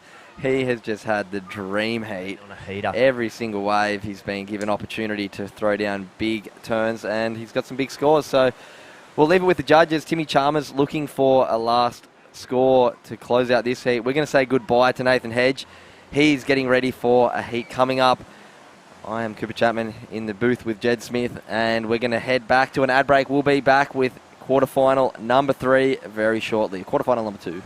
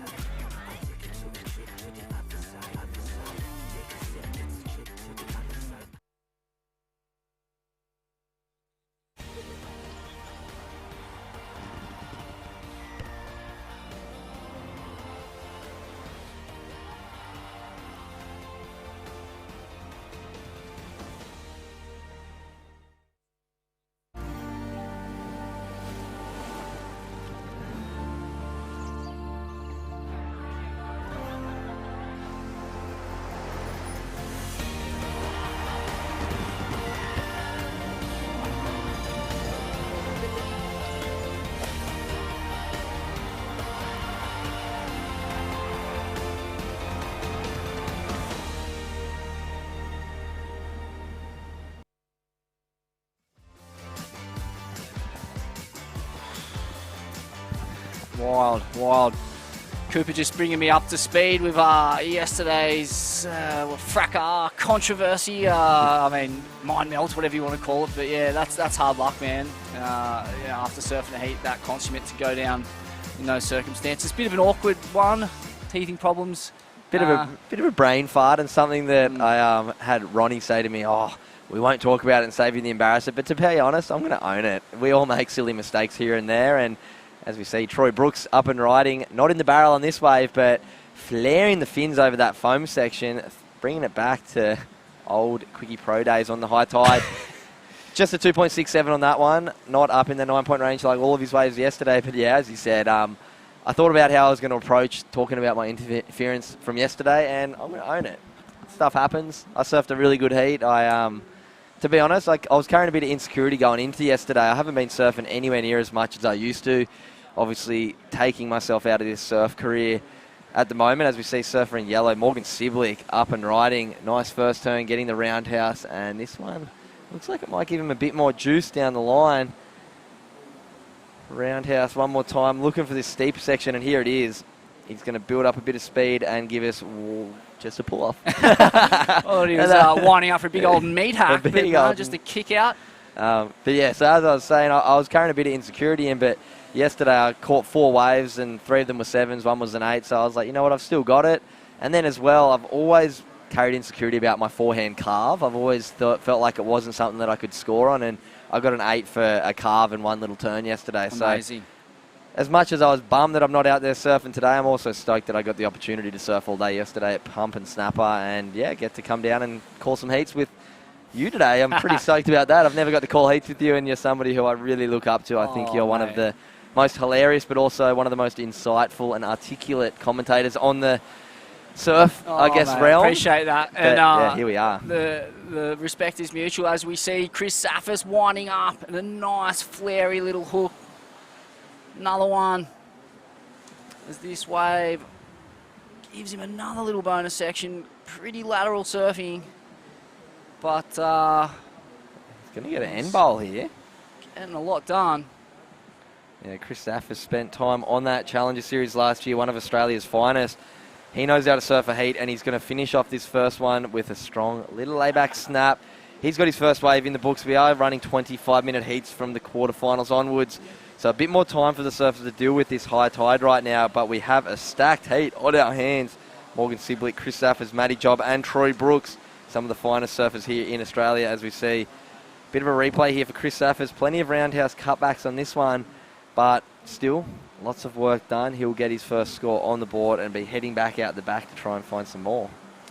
I think this heat really encapsulates what this event is about. I mean, we've got 3 of the rising stars of Australian surfing against an ageing warhorse in the form of Troy Brooks. And, I mean, yeah, Brooko's been on an absolute heater this whole event, obviously in different conditions, as you mentioned. So it'll be interesting to see, you know, just the tactics and strategy and experience at play versus the youth. Morgan Siblick, I mean, far out. The guy, what was it? 18 months or 2 years ago, he was in a showdown for the world title against the world's best at Trestles. Now here at the Usher Cup, and he hasn't lost anything, that's for sure. As Brooko winds up, little frontside grab, Rio to foam climb. And out the back behind him, we've got Matty Job in our live view, and there we go, big first snap for Matty, and a huge second one. He's picked himself up a 10-point ride yesterday, and he's carrying that form into finals day here, picking one of the better waves I've seen this morning, rolling this on all the way through, and he has a steep closeout. Bonus and Secco, bingo, bango, that was sick. Wow, that's gonna put him right up there. Yeah, he had a heat yesterday where Troy dropped 2 9s. Matty had his 10, but then for the whole heat, he was looking for his backup, and with about a minute to go, I think he needed something up in that 5.6 range because it was a really high-scoring heat. Xavier Huxtable had 15.6 points. Went on to lose the heat because Matty Job picked up a 6.7, I believe it was, right on the buzzer to move on through behind Troy Brooks, who did have, I think, a score up in the 19-point range, which I tell you what is quite rare, something that surfers barely do ever in their career. So to do it here at Snapper Rocks, I'm sure Troy would have been stoked, but I'm sure he would love to get to that low tide again today and surf some more heats. Fighting with everything on this wave. A few nice first turns, I think. What do you think? It looked like maybe that first Finditch turn, he might be in his head thinking he has to do more than he needs to because he has some high-level young Australian surfers in his heat like this, Matty Job. This thing was mental. Not skipping a beat. Plenty of variety. Going vert, hacking it. And just putting together a really exceptional ride here. Gets the end section bonus hit. That's probably the wave of the heat so far. And yeah, Brooko, I mean, geez, good to see him looking so limber and that he's still got it in him to throw it up there, get the fins out, a little bit of variation of the grab. I mean, he's definitely up against it in terms of the pedigree in this heat. Like, this is pretty much the creme de la creme of Australian surfing right here in that kind of non-elite tour ranks.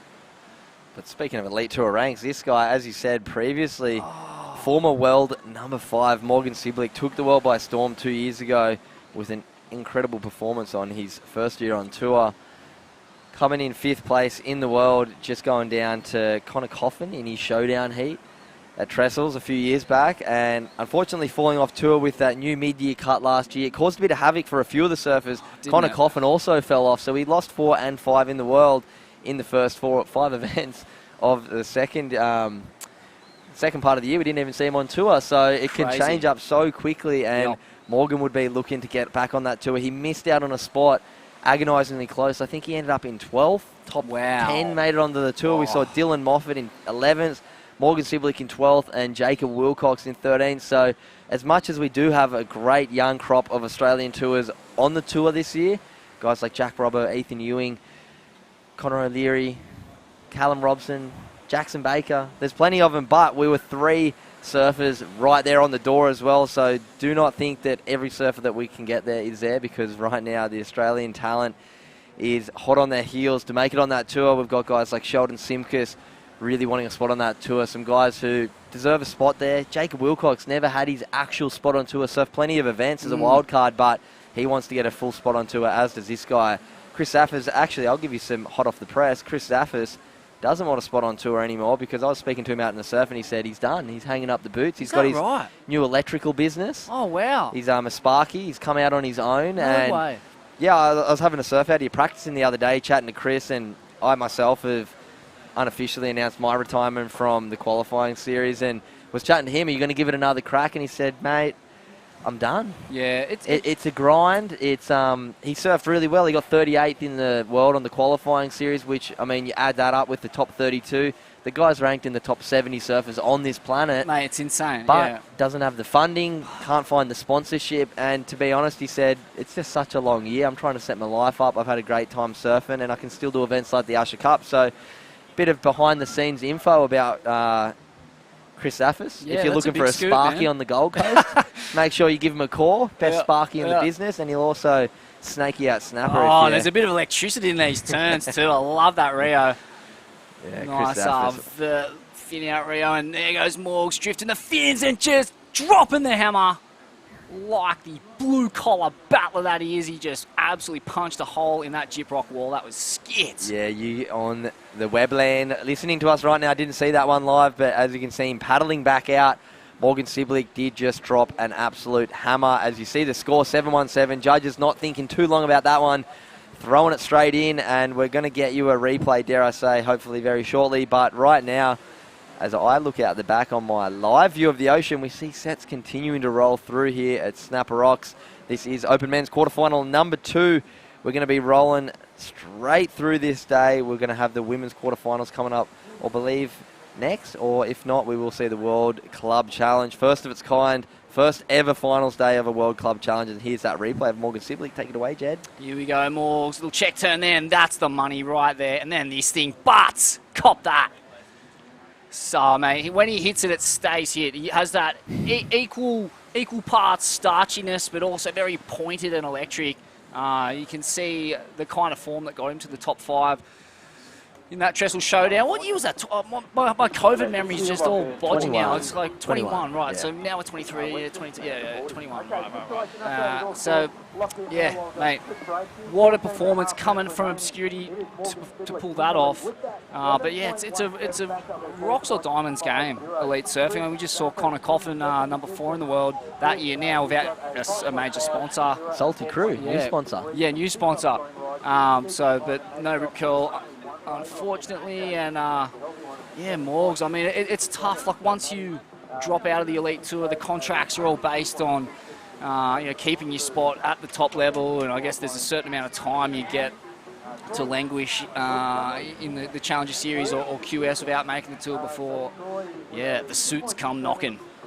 Yeah, it is obviously a big mind game for Morgs. He went from 5th in the world to back on that Challenger to agonisingly close, which in my mind makes me realise that he's definitely good enough to be there, obviously. But then he's also definitely good enough to qualify through that qualifying series, because it's not easy, and if you are in that top 12, 15, you're right there. So, dare I say, we'll see him back on tour very shortly. Hopefully this year we saw Liam O'Brien back-to-back years qualifying through that Challenger Series, and that is not an easy feat. You talk about validating someone's ability. I mean, as we see, Zaffis, big frontside laceration. He's got a nice kind of half cupped out section there, and Little cheese whiz McGee on the inside. Be interested to see what the judges drop that. What does a cheese whiz score in today's? Well, maybe detracts points even? I don't know. It's always been a funny one. I've always found shove-its and chop-hops are like this weird one that you all do as a kid just to get that feel of going backwards is always a bit of fun, but the judges have never really liked them. But I think, especially backside when people do those big spins, like Julian did one back in Trestles years ago, maybe in 2014 or something, and it was mental. And I think I like it because it's one of the only backhand airs I can do. But I also think it's kind of cool seeing the board flick around in different ways, and I think that's where we're going to see the sport really progressing. We see some of the stuff guys are doing at Waco and whatnot, and as much as it does get written off, things like that, I think that's where surfing is going to continue to push. Boards rotating in different directions, and yeah. As we see Morgs winding up, and nice frontside gouge. Another wrap. And yeah, he's going to get... he's fanging down the line here. Another nice figure eight wrap. That was sick, as we see out the back. Troy Brooks on dialer bomb. Huge carving layback. He's going to hold on, but not with the execution how he would have liked. It was about 98% there, but that final 2% catching the rail, and the judge is going to really notice that one. But we see Matty Job's the one we need to have a good hard think about right now. 7.67 for his first one. Dialed a great wave. Very similar circumstance to his situation yesterday with the high score of the heat, but no backup score. So with 11.5 minutes remaining, still plenty of time. Matty Job knows what he needs to do. He's going to sit there, try and pick one more nice wave. And Chris Saffers, 5.5 and a 4.8. Nice little waves, but dare I say at the end of this heat, they're not going to be enough because Matty Job is hot on his heels. Morgs out in the lead, 7.17, 5.93 I think for that last one. He is well and truly in an advancing position, looking very comfortable out in the lead. But Chris Saffis, Matty Job and Torquay will try and have a say about that first position by the end of this heat. Mate, it was interesting what you're saying about Zaffis pulling the pin on his career and just the financial toll as well of chasing these tours. Man, it's expensive. And yeah, you're putting your whole life on hold for, up to 6 to 8 months, wreaks havoc with personal relationships, with, career opportunities, and you're leaving yourself in a financial hole a lot of the time. But I guess that goes more to the point of how important this event is, just being able to fill the coffers a bit for some of the top talent like Sheldon and whatnot, helping them fund their Challenger Series campaigns, not to mention just giving them a solid hit out before the season kicks off, as we see Chris Saffes throwing the fins. Yeah, that financial burden can definitely be tricky. I mean, back at the start of my career, there was a bit more money in the industry. I was sponsored by Hurley and it was quite nice, but then it seems like the whole industry's kind of recognise that they don't need to pay their athletes that much and they're still going to get the record profits that they all had through COVID. It didn't funnel back down into events. It didn't funnel back down into the surfers' pockets. It funneled into the bigwigs' pockets. So shareholders' pockets? Yeah, so the surfers have been kind of grinding and trying to find their mark. But yeah, for people like Chris Saffis, who full-time Sparky, probably not that much money coming in from sponsorship. As much as how we've been sold, the WSL, that this regional tour is great, you can work for the other rest part of the year and then you can go do the regional, it's still 3 to 4 months of work, that regional tour, that you're missing out on work. And I was talking to Chris about it, it's not the fact that you're missing the week of work, that's already a hit in your pocket. The prize money in the WSL small level events is just, you're going backwards unless you win the event. And you win a 1,000 event, which is most of the events, and you're winning about $2,000, which you're going to make more money by going to work to the week. So for sure, it's a bit of a balance. You do have to really just love the sport. You have to do it for yourself and not for the money, because unless you're in that real top level, it's not the biggest financial kickback anymore in surfing like there was in the heydays, I guess you'd call it, through the 2000s and the early teen years of the 2000s. But yeah, I think it's good to see some guys like Morgan Siblick getting that financial support now. Obviously, getting 5th in the world is a big help with that. But yeah, there's people all around the country doing their best, working hard so they can get to these events. And like you said, the Usher Cup is a great platform for guys like Morgan Siblick, like Matty Job, who will be giving this regional tour a run very shortly, to have a few dollary dues in the pocket. Yeah, no, man, that's such a good insight into some of just the grim economic realities of trying to make this dream come true. I mean, a lot of people on the fringes of professional surfing or just in the broader surfing community, they don't understand that. They look at pro surfing as being the dream job, but mate, there is so much sacrifice that comes with it. And I was just I interviewed CJ Hobgood the other day and just talking to him about, the guy spent 16 years at the elite level, spending up to 8 months, or generally, on average, 8 months away from his family, his children. It's mind-blowing. And, of course, that brings all these kind of family issues. It's how do you maintain a relationship when you're away for 8 months? That's at the top level. And then the tier below that, mate, you're battling bloody poverty. You're, mate, it's hard yakka. There's no two ways about it. So, in saying that and giving it, obviously, the negative side of the spectrum, I also look back at my last 10 years and am so grateful. I travelled the world and went bloody surfing with my friends. So as much as there was some financial stress and some burden carried, I guess, by the finance side of stuff, I looked at it that I travelled the world surfing for the best years of my life with my mates, and yeah, I look back with it with nothing but smiles. Obviously, it would have been nice to have a house like a few of the guys who I travelled the world competing with had, but as we see, Chris Zaffis blasting 2 huge turns, and out behind him, Morgan Siblick blowing fins. Front side. Is the important one behind Morgs. Yeah, Rev, as Matty Jobs winds up on the one behind that with 2. What an exchange that was. Those first 2 turns from Zaffis were money. Morgs blowing up on the one behind, and now Matty Jobs with just an electric, fluent array of manoeuvres down the point. Holy smokes. I hope you're entertained back there on the couch, wherever you may be, because I definitely am. Yeah, this is going to be a very interesting exchange. So right now, Chris Zaffis is in second place, but Matty Job is only looking for something in that. Oh, let me pull up my little screen right now. Matty's looking for a 2.66, so he's going to do that on his one, but Chris is going to extend his score, maybe with the best wave of the heat. That opening exchange, or the opening combination on that wave for Chris Zaffis was huge. We'll get some replays because I was watching one with my eye out the back, one with my eye on the screen, and the third eye was just in absolute oblivion. And it seems like the filmer... The third eye was just copping some sacred geometry. Wow, I didn't see the first turn of Matty. I thought his was going to be the lowest of the 3, but after seeing that first turn, I think it's going to sit maybe in between Zaffis and Morgs, because he did get some work done as he went down the line here. We're going to wait for some scores, because Zaffis is going to... He's looking for a 7.6 to move up ahead of Morgs. Here's Morgs, probably the most dynamic first turn, throwing the fins around. But unfortunately, his one, from what I can remember, I think my second eye was following him and there wasn't too much more down the line. So we're going to wait for some scores here. Chris Zaffis looking for a 7.6 to catch up to Morgan.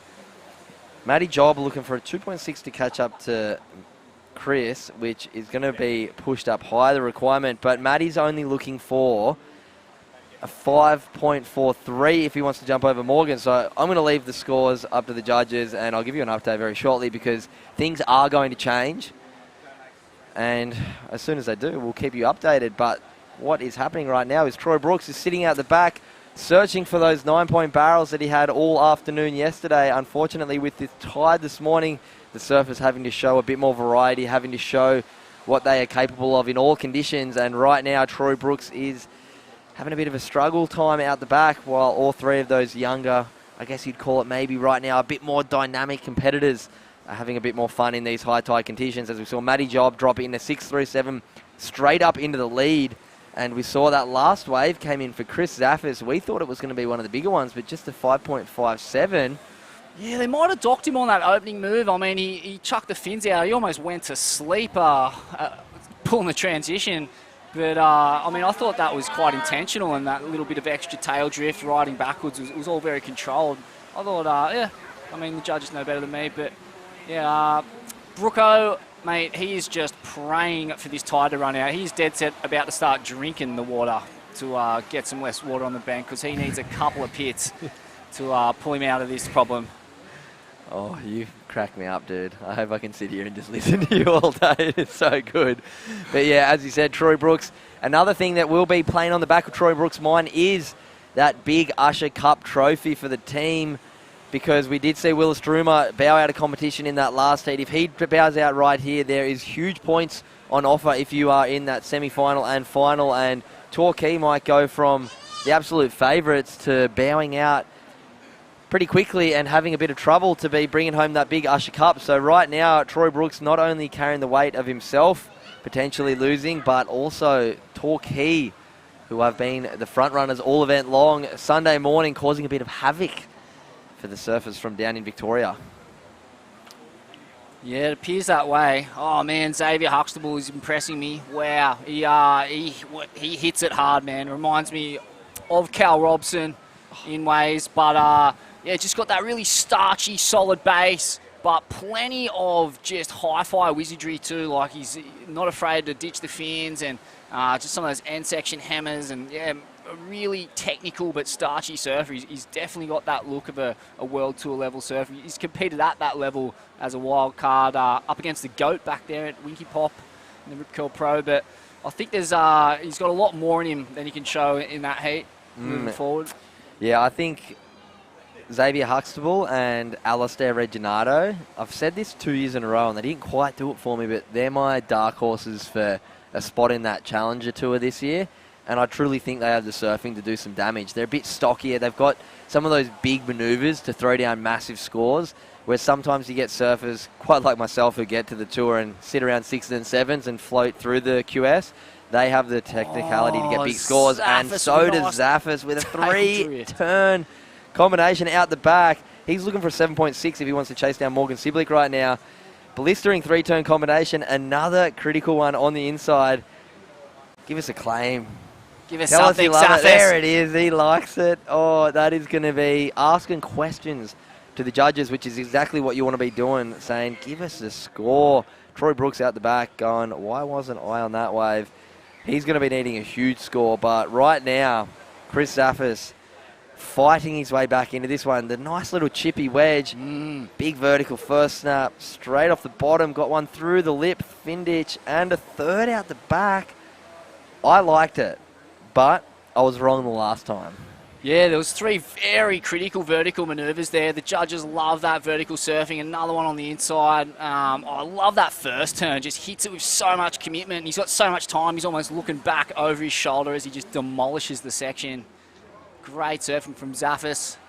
And I can see live out the back, Morgan Siblick may be looking for a score here. Signature turn No, there. he is not. A 6.77 for that last of Chris. Unfortunately, not enough, as we see Morgan say, I don't care what score you got. I'm going to try and put down more, unfortunately, for going down that last turn, but it will not matter for him. He will be moving on through to the semi-finals along with Matty Job, unless Troy Brooks can do something very special here. Oh, my goodness. Wow.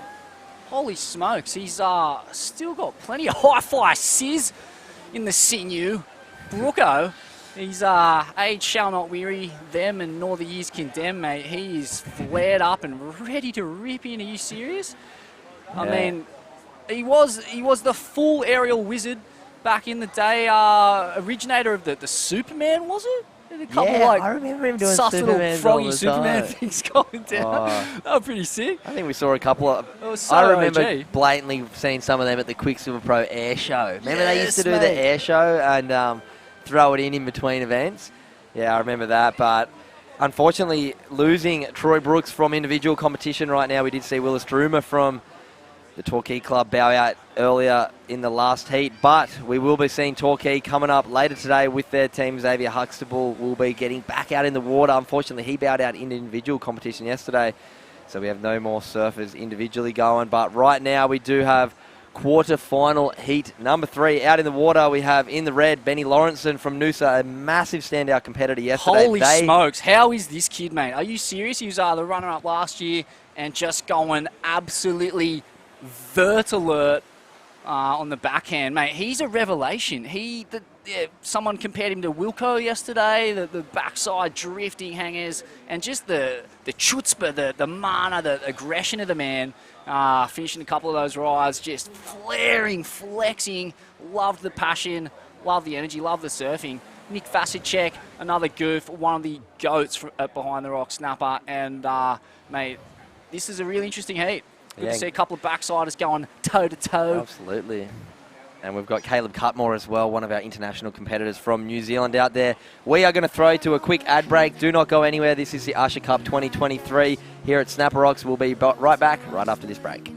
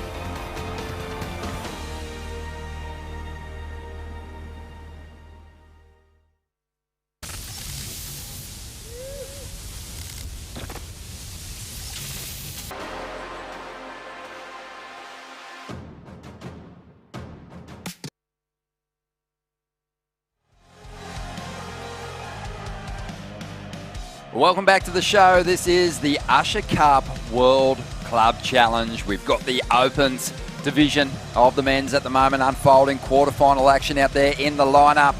And we've got a rider up here at the moment. But great to be with you once again. Ronnie Blakey with the big bro, Vaughan Blakey. Great to have the Ain't That Swell lads here on finals day. Vaughno, welcome. Thanks, Doggy. Awesome to be here at Krakow. We're off.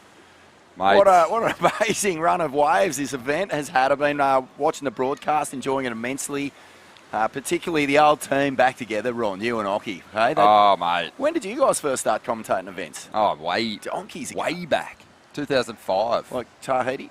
Tahiti, Mundaka, Brazil. Pipe?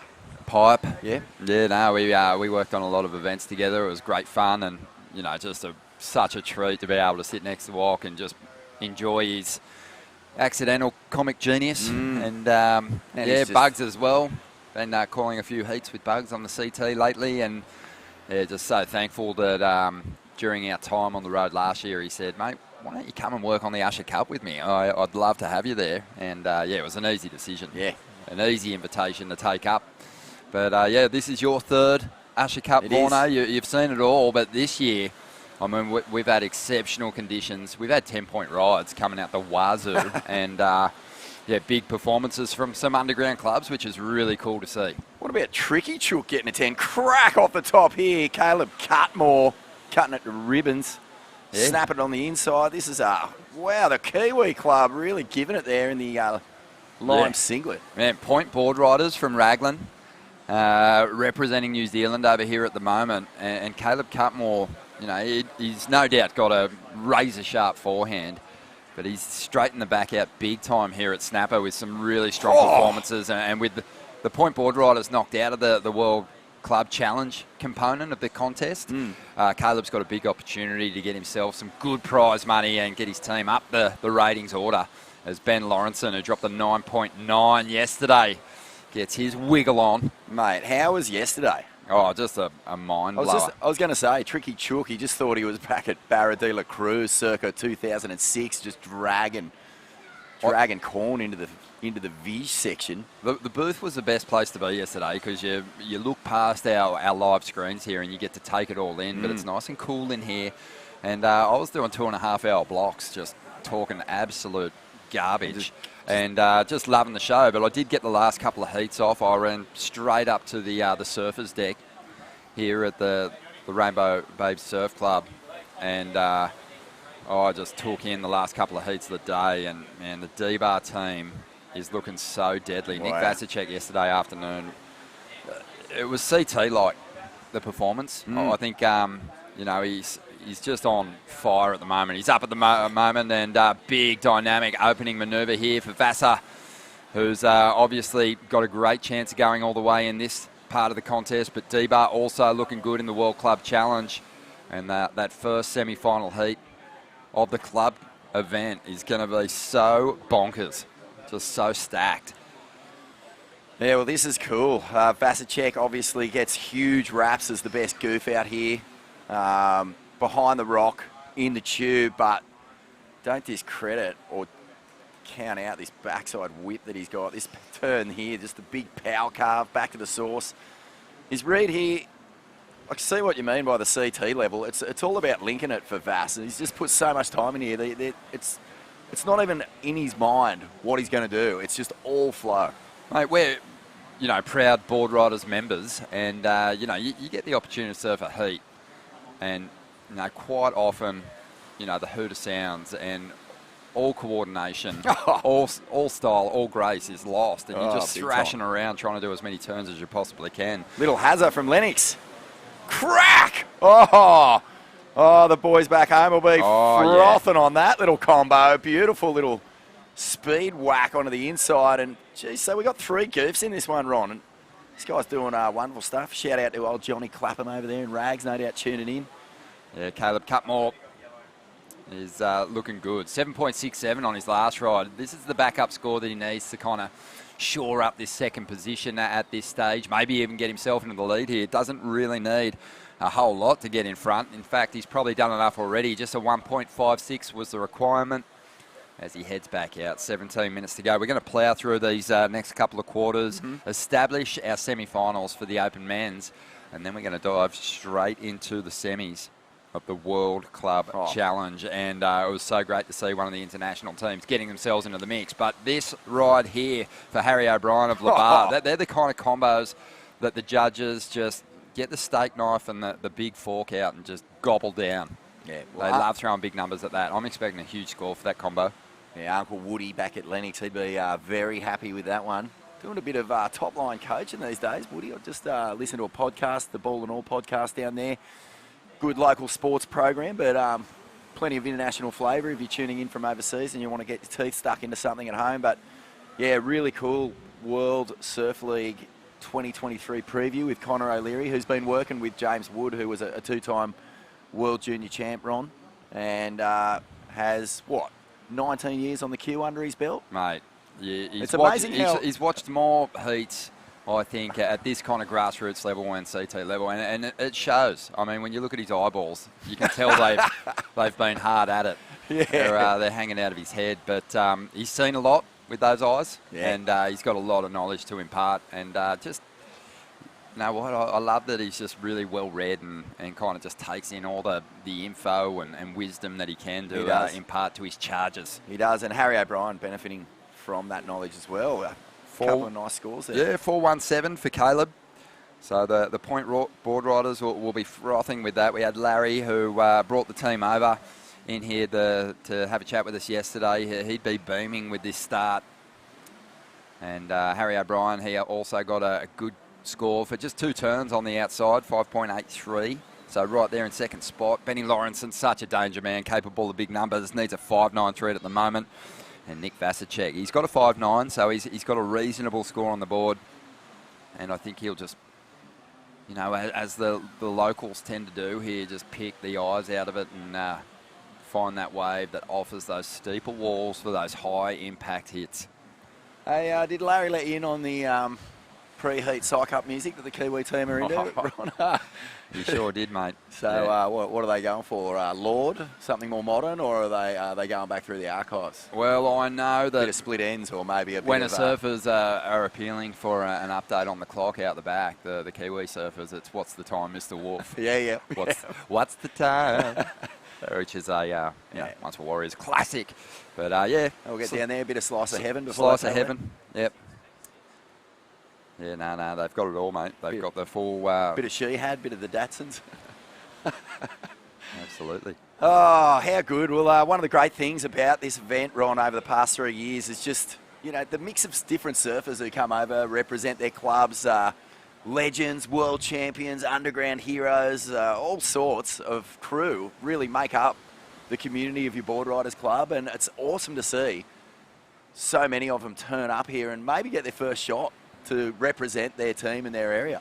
And to match up against a world-class surfer, because everyone wants that opportunity to represent their club. And just as we sit here in the booth, we're looking out, we can see Nathan Hedge for North Narrabeen. Mark Ocalupo is part of the commentary team. Representing Snapper Rocks, but also obviously started out down there in Cronulla. But here we go, Harry O'Brien going after the lead now. Just needs a 6.02 out of this ride. This Again, is nice. That seamless point break flow is on show here with this guy.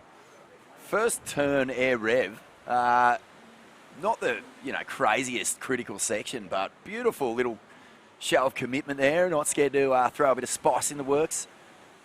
Good stuff there from Harry O'Brien. Lee Bar. I was a member of Lee Bar for a year. Yeah, you were. I remember that. Went up there, down there for Jake Baker, and it was a good year. A lot of the Byron surfers are actually surfing in Lee Bar around that time. So that nice, cool little air rev.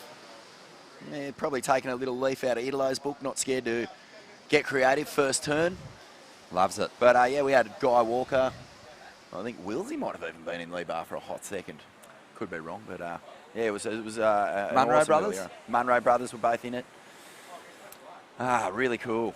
And but yeah, only lasted a year back in the Newey crew after that. Mate. After You got Sharks. relegated. Newey Bushman. Yep. But mate, just over 12 minutes to go here. Obviously a lot of time for a big turnaround for Nick Vasicek and Ben Lawrenson for the Noosa club. Noosa looking the goods. So you've got Noosa and D-Bar out there at the moment, and with a big performance can elevate their teams, their clubs' chances of winning the Usher Cup this year, because both are still alive in the World Club Challenge. Labara and New Zealand, though, they're after individual glory, but we haven't really seen any of the open men's surfers whose clubs are still alive in the World Club Challenge capitalise this morning. So what it's shaping up for is a really, really close run to the finish line, and obviously the inaugural World Club Challenge trophy is up for grabs here. Here's Caleb again. So just not backing down. Wants to get rid of this 4.17. Dig the style, drops that back leg, just cruises his way through these turns, waiting for those big opportunities. This wave is an absolute heaper, though. You'd be pinching yourself, though, wouldn't you? Oh, man. Paddling out into this just tropical aquamarine lineup, just whacking off a couple of vertical dutzes for the boys back in NZ. And the girls. And everyone else who's tuning in. But I just want to pull you up on a little point you made before, Doggy. Getting the opportunity to surf against, people you had on your walls as a kid. Did you ever get the chance? Yeah. Did you ever represent it? I've spoken about it. Surfing as a junior for Newey board riders back in the day. Yeah. Down at Byron, I remember it well. It was a couple of clubs there, just sort of a local challenge. Yeah. And surfed again, a heat against Cabarita. And I was the junior, and you pick your own order in those events. And I got sent out as the junior, and the senior for Cabarita was Glenn Winton. And he had webs on, and he just took every wave. Yeah. I had no chance. I was out there for like 15 minutes. They were just screaming at me. I fell off and had to come in just, basically in tears. There's nothing worse than dropping the ball for your team. Oh, yeah. And this guy's done a great job of just carrying it over the try line time and time again, Nathan Hedge. And he's coming up in that last quarterfinal heat. Just scraped through. His round 3 clash this morning. Needed a mid-range 4 and just got the number. And went straight into his war cry, never give up. And that was fantastic to see. But looking forward to watching the Hulk surf. That's Ocky and his groms in the shorey there. Yeah, how good's that? They've been how much vision have they clocked up this morning just body surfing this little inside dumper?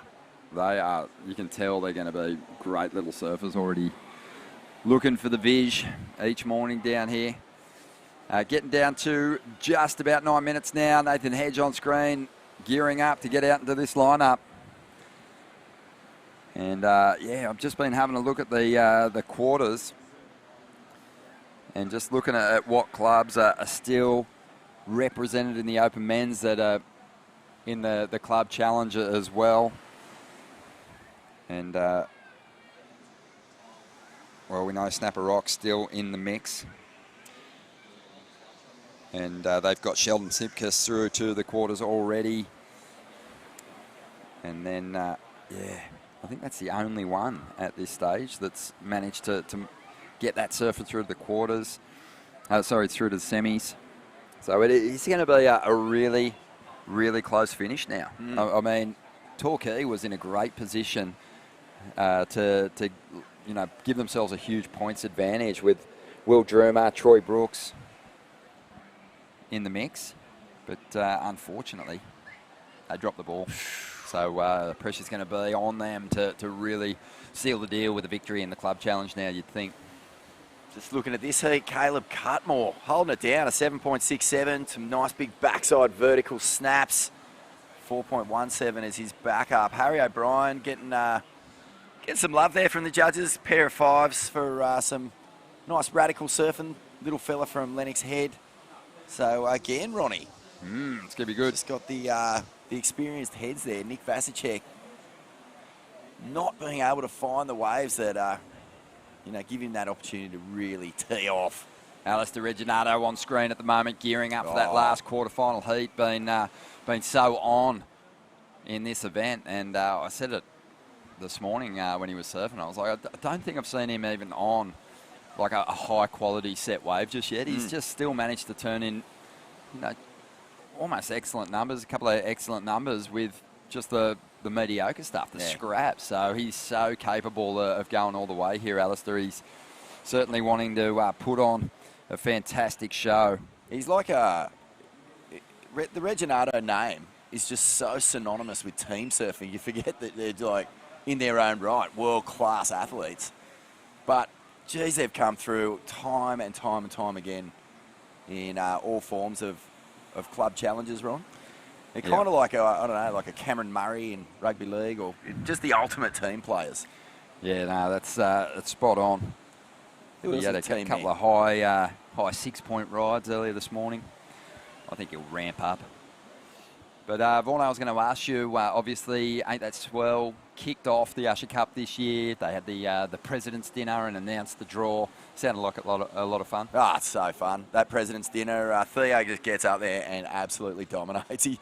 His sponsors' thank you goes for about 3.5 hours, and it's just riveting. He said, I'm just going to keep it short this year because we're running low on time, and we walked out of there about 3:30 in the morning.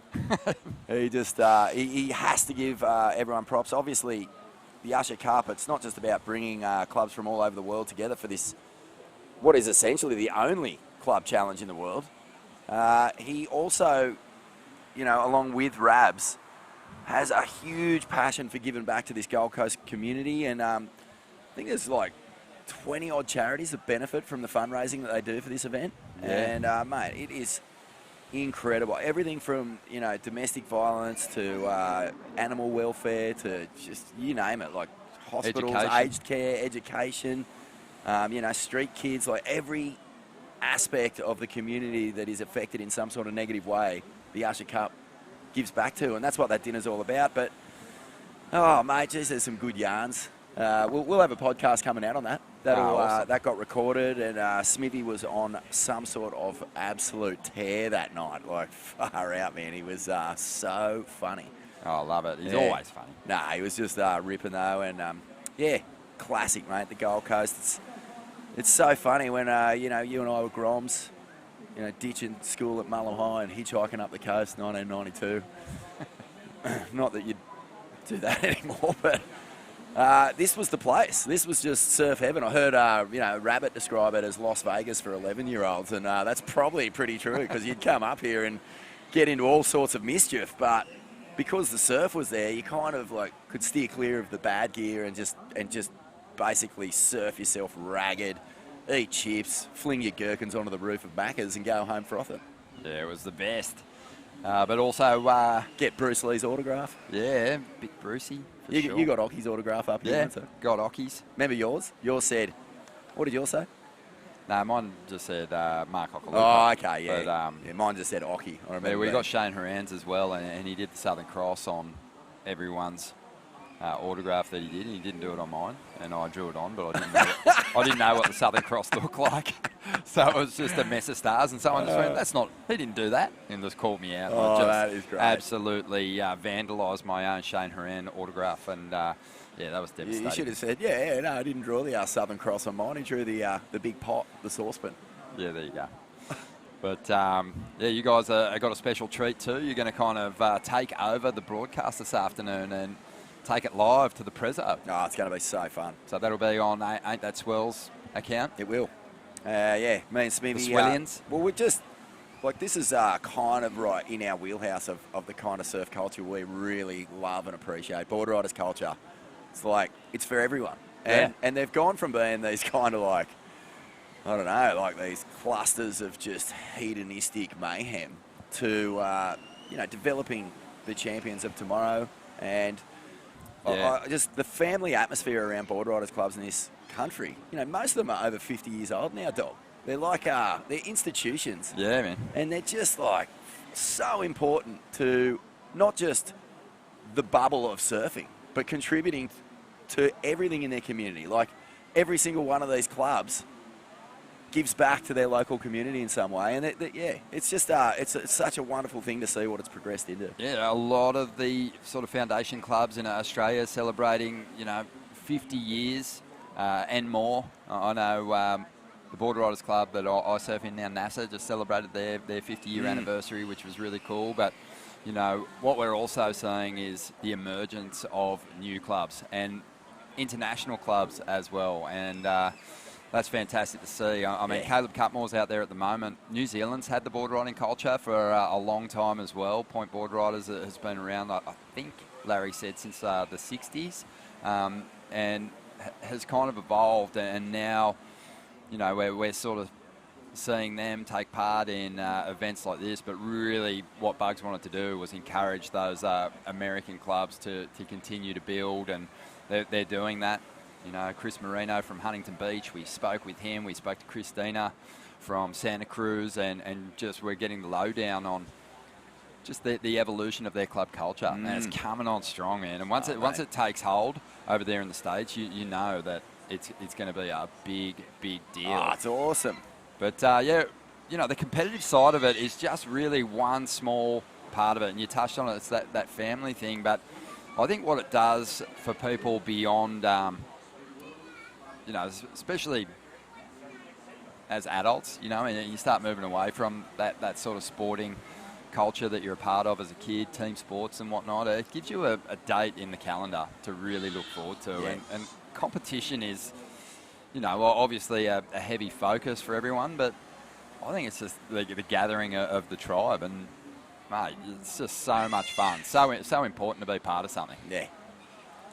Beautifully said. Look at this, 45 seconds here, and it's our Kiwi brother. Yeah, Caleb Cutmore, who's just vertically knifed his way into the top of this heat. And Harry O'Brien, little grommy, but, Vasicek, he's sitting on a 5.9, so he probably doesn't need very much. And Lawrenson, here he goes from Noosa. Oh, Benny, he's been ripping throughout the contest. A 9.9 yesterday, Borno, and he's on his way to a big number here. Only needs a 5.93. He might have done it already. Yeah, 3 big turns. Full commitment and really knifey. Look at him. Oh, he sends it up to the heavens. Yeah, and Harry O'Brien's in trouble here.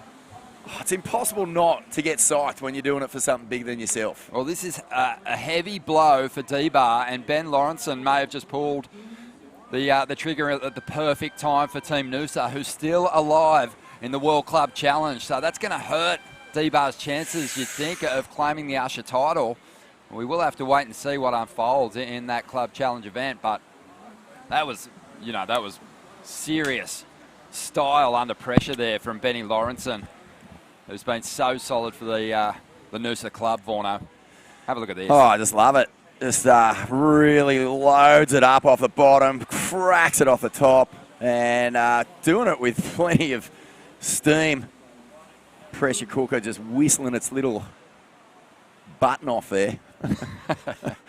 Yeah, well, waiting on the number to come through. As I said, needed a 5.93. Well, he did much better than that. He dropped a 6.73, and he has just rocketed Look at him. himself up into the lead. Caleb Cutmore hangs on to that second spot. Harry O'Brien was in that qualifying position for the majority of that heat. He bows out in third position. And Nick Vasicek for the D-Bar Club. He wanted that win. He wanted that place in the semis. But look at Benny Lawrence, and he deserves it. He's been surfing so well throughout this contest, dropping excellent scores for the Noosa team.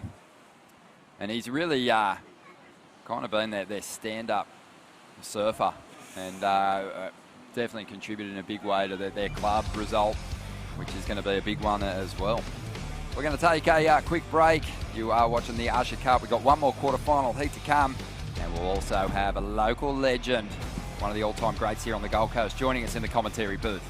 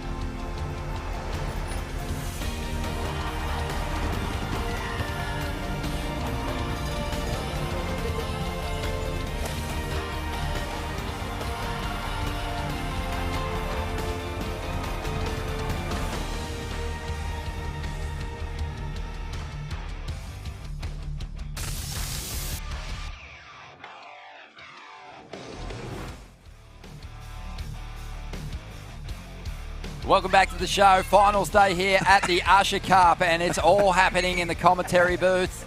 I mentioned before we went to the break that we've got one of the all-time greats in here. Well, we've got future greats as well. Ockies Groms. Oh, my goodness. There's a pack of them. Also joined by Dean Morrison now. Vaughan Blakey's in the booth as well. Dingo, the surfing's been pretty intense this morning. You can feel that energy. It is finals day, and these surfers are getting pretty hungry for these big results. Probably no one hungrier than the Hog. He's ravenous.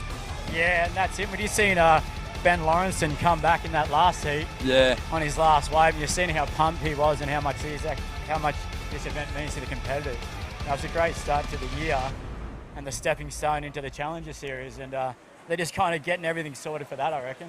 Most definitely, and just club pride is what people are competing for out here at the moment. As we see Mikey Clayton-Brown representing Merriweather and looking to really make a big charge at this Open men's title here at the moment. Alistair Reginato has a throwaway score on the board. We do have numbers to drop for Nathan Hedge, and I think they're going to be pretty decent. He got a good size set wave. He wrestled for that inside position at the start of this heat, Vorno. And he just...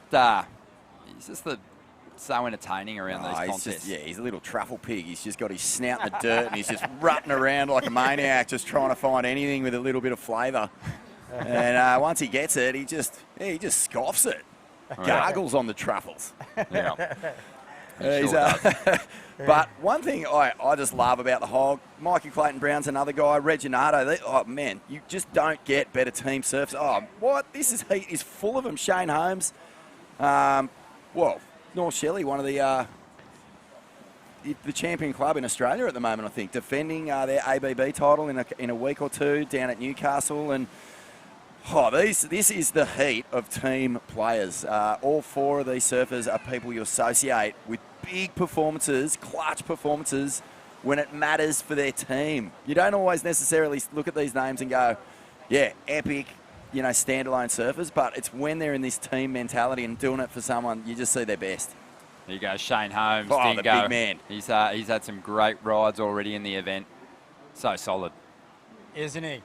And Shane Holmes and Sean Holmes, they remind me so much of each other. And they do the similar things in their when they're up for their clubs. Like, Sean Holmes in South Africa, he was Andy's nemesis for a long time. That's right.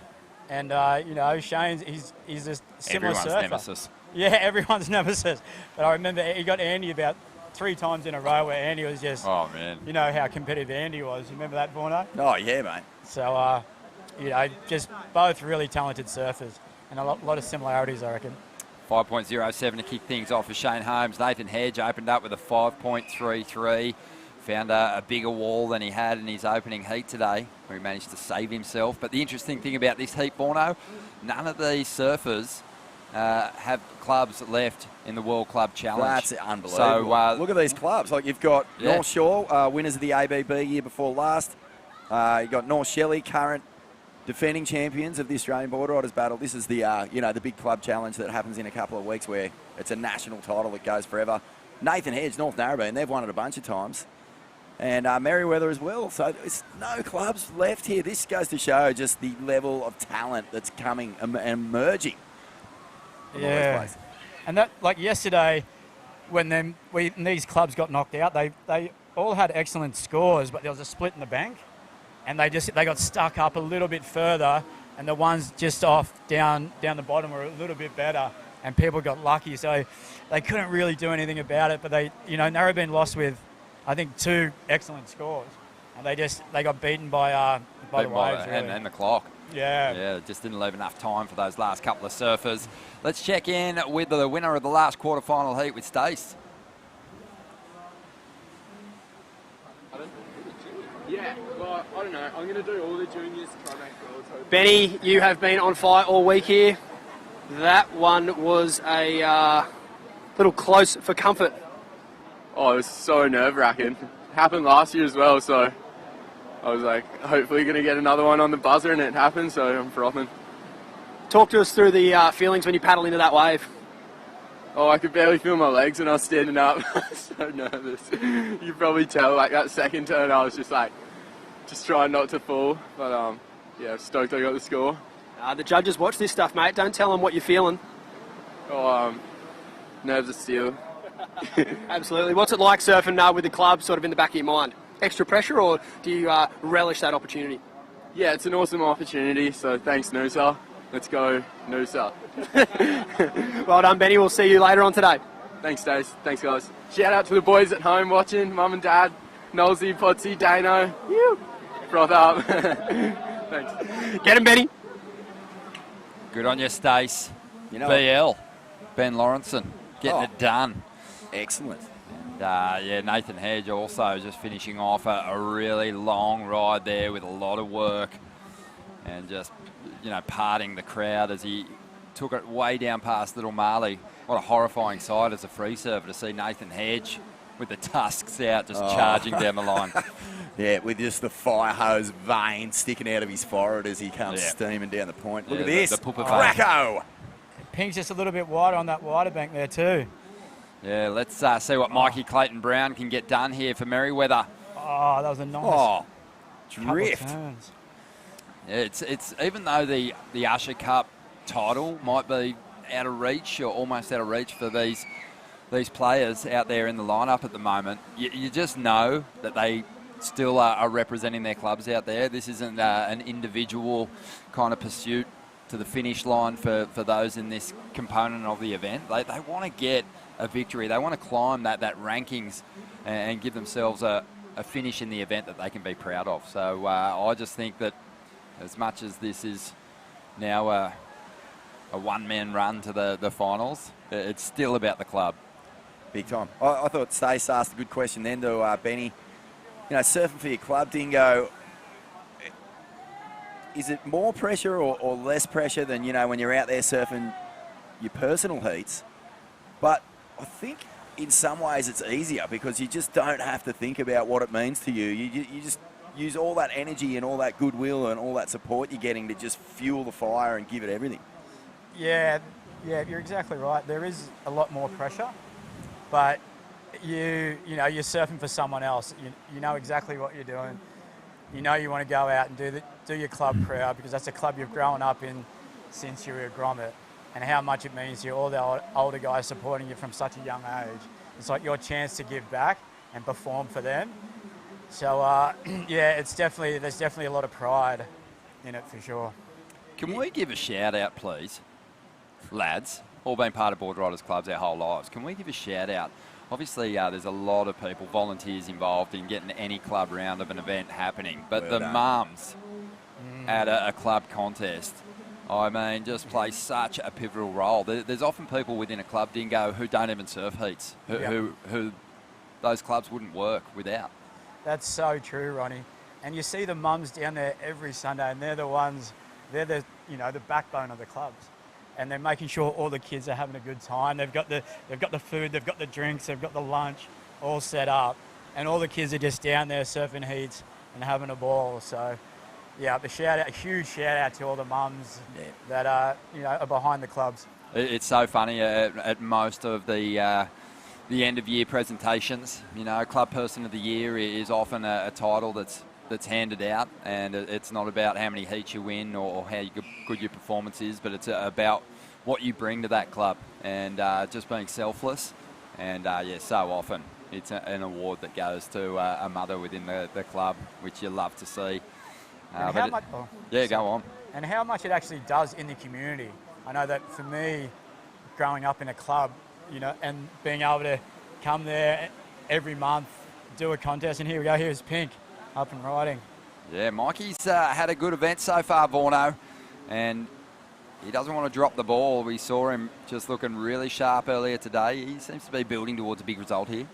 Yeah, 6.07, so that's the highest scoring wave of this heat so far, and his kitty, that one probably end up around the 3.5s again. That's his other score, but very smooth cat. Love that tail release out of his top turn. Always a nice little trick to having a little technique. It is, isn't it? Just gets that fin, those fins out over the back. Just there, you see that? Gets that up and over, and just allows him to just sort of come out of the turn with a bit more speed, but that wave a bit of a fizzer. I guess on these days, Dingo, when the waves, it's quite high, your best chance of getting your board vertical is to kind of surf from behind the pocket of the wave and get it up into that section. Everything else is kind of a little flat, and we've seen it from some of the goofs in the draw already today that haven't been able to connect with that steeper wave. And, Mikey's done pretty well there to up the ante once again. He's dropped to 5.03. So that does go into his top two. The requirement now for Nathan Hedge, 5.78 to get the first. Alistair Reginato's been pretty quiet in this one. He's got a 5.3, needs a 5.36 to jump from third into second. And Shane Holmes back in fourth after a 5.59. Here he goes. And here's Alistair now. He just got caught around that. He's waited 8 minutes for that. I know, he's caught a couple of waves, hasn't he? He's got a 5.3 there. So, yeah, it's two splits in the bank. And here we go. Here's Mikey Clayton-Brown. Oh, just finding the space. Yeah, that was really nicely done, wasn't it? Not a whole lot there, but just being able to link a big driving turn back into the pocket, Ryan, and come around that whitewash into a second snap. The combo. Jeez, it's almost like... You always go the combo, don't you? I mean, like if you're in the drive-through and they say, do you want to combo that up? And you're always like, yeah, I will. I'll go large. Animal size me. It's the same. It's the same in the surf. You chuck in another sweet and sour sauce if you don't know. But if you're out there and you're looking for a big individual turn, that's great. If you combo it up with something like Mikey Clayton-Brown has here, then you're going to be happy. Well, you're going to be satisfied. Two surfers who are absolute. Oh, look at the long-lost Hemsworth brother. Look at him. Shane Holmes. Just, I reckon he could sub in for Luke Hemsworth. Just join the family Christmas. No one would even know the difference. Yeah. Oh, how good's that new movie that they brought out, the Tyler Atkins one? Have you watched that yet? Bosch and Rocket. Yeah. Hey, epic. I loved it. And little Raz is what about Razza? Oh, he's on fire. Oh, how good is he? Yeah, no, he's kind of blowing up at the moment. And looking forward to seeing him play Daniel Johns as well. Is in he? the Silverchair movie. No. And Daniel Johns actually asked him to lay down some vocals for a song And Raz apparently just surprised himself, and Daniel Johns was blown away by his voice. So I think he might have a track in the works that's going to get released soon. Ran into Kingy just a couple of weeks ago, and he was just saying, mate, it's just mad, this role that he's been on. He's getting a lot of attention, and he's getting scripts passed under his honker all over the place. That's and amazing. It's going to be a bright future. He could have had a crack at the regional Qs and Maybe stuff. he Is he will. on there still? Because his older brother, Kai's, far out, man. How good does that guy surf? He's just lacerating, so knifey. He reminds me of like I don't know, like almost those San Clemente, really good rail surfers. Archie comes to mind as the most obvious one. But the hog out the back. See Alistair Reginald on the inside. There's a lot of carving going on here, Dingo. Hoggy. Cracking it again. And look at the bottom turn. It's a manoeuvre in itself. Oh, he's just in full froth mode, isn't he? Sometimes he looks like he's surfing upside down, like he's off the top as his bottom turn, and his carve off the bottom is his money. Yeah, that was definitely the best wave of the heat. Look at him go. Look at him. Hey, his body shape for this wave is perfect on the back end. A day this size away, he just tucks it in so hard and pulls it so tight. Yeah, that low centre of gravity.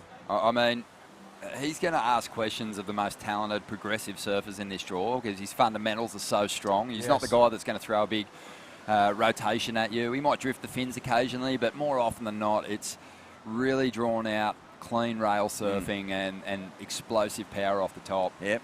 And the harder he whacks it, the thicker that vein on his forehead gets. Yeah. And wait, mate. Yeah. That thing will look like a fire hose by the end of the day. Usually you don't see that vein popping when, it's only surfing and one other activity that brings that vein out. And, thankfully hog surfing at the moment. 7.43 and a 5.33 has him out in front at this stage of the game. Man, that was strong and a well-earned score. Doesn't get puffed, though. I don't know if you saw Troy Brooks's 10-point ride, Vaughan, but that was during a reverse sweep, so he hadn't done a lot of work in the lineup. He only got barreled, really. He got a roundhouse in and a couple of hits, but he walked up to the commentary booth after and he was completely gassed. Yeah. Hog's just done 300 turns on one wave, and I bet he's not even puffed. He's still just motoring. You could wakeboard behind Hog if you put a rope on him, just when he's paddling like this. Sets a mean pace. How did you go against the Hoggy when you guys were on tour together? Smashed Dingo. him. Do you have a couple of good run-ins? Yeah, I mean, we're both frothers. Yeah. You know, I'm not as frothy now, but he's kept it going. But I mean, I still, it still gets there. Yeah. But we did. We had a couple of little battles with me and Hog, and we're always, in the water, the ones that had the most energy too, probably. So it's probably still that way to these days. But oh man! Look at him go! Wow, how's the power in that drive, mate? Foot to the floor. Where's He's George up Miller? again. Look, he's caught another wave too. He's just kicked out. We'll try and get a replay of it for you. Speaking of Razzie's film career, why don't we get the Hog in Fury Road Part 2? For sure. He'd look good on the front of a semi-trailer playing a flaming guitar. He was in Dope Youth. Was Hoggy in Dope Youth? Or getting milked. No, Dave. Nathan Hedge well out in front at the moment. Alistair Reginado in second for North Shore after a 6.44 to get to first. Mikey Clayton-Brown for Merriweather. He's after a 5.57 to get himself up into second. And Shane Holmes, bit more work to do, but still he can get it done. He's dropped big numbers throughout the comp. He's after a 6.56 to make the jump from fourth into second. On the lookout for semi-finalists here in the Open Men's before we dive back into the World Club Challenge semi-finals with the first heat featuring the Padmar team. Great to have one of our international teams in the mix. And also D-Bar, Point Lookout and Snapper Rock. So that is an intense clash. I know that commentators are meant to be unbiased. And look, if New Brighton was surfing this, I'd just happily resign my post. But it is impossible not to get in behind the Padma boys. Like the Legion Club is going to be like, we've all had so much fun over there. We've enjoyed their hospitality. For them to come over here and get to showcase what they're made of against the best surfers in the world is going to be huge. Let's look at this guy, the Hog. Oh, you would have loved that. Right in front of Mike Clayton-Brown. just snaps it, and the split screen vision here of Reginato. So this is our two guys with absolute momentum right now. And the Hoggy just gives the judges a bit of stink eye. It's reminding him, hey, don't worry about me, mate. I'll fire up when I'm ready. That's part of a complete ride for Hog. It's the moves, the turns, the finish, the celebration, and then, as you said, the stink eye. Hey, Dog, were you in Tahiti last year? Were you calling that event? No, I wasn't. But for a moment there, I was thinking he's going to do it. He's going to get all the way.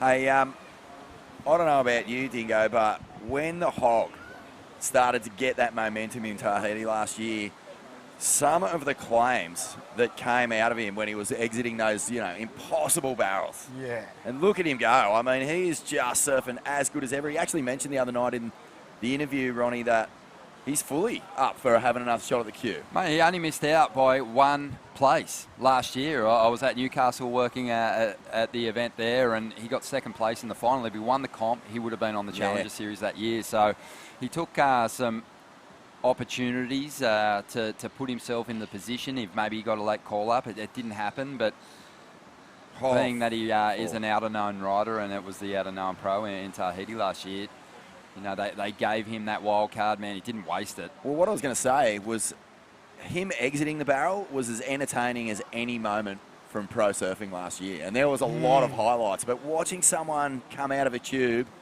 a really intense, critical one, and just, there's no thought. It's just an explosion of passion. Yuck. And, impossible not to get caught up in it. Oh, yeah. You just want to marinate in it.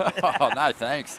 But you're exactly right, Borno. How good was it to see that he just come out, just in enthusiasm. You've seen how much it meant to him when he come out of them tubes. Yeah. I mean, the waves were spitting. Hog was letting go of his passion. It gets you. Here we go, Alistair Reginato. Big moment, Ron. Oh, this is huge. He's already looking pretty good here at the moment, but this guy's just been so on and sparky on his equipment this week. But yeah, he's definitely looking the goods. Mikey Clayton-Brown kind of had control of this quarterfinal heat earlier on. He's been pushed back into third. Needs a number to get himself up into the top two. Shane Holmes has gone a little quiet.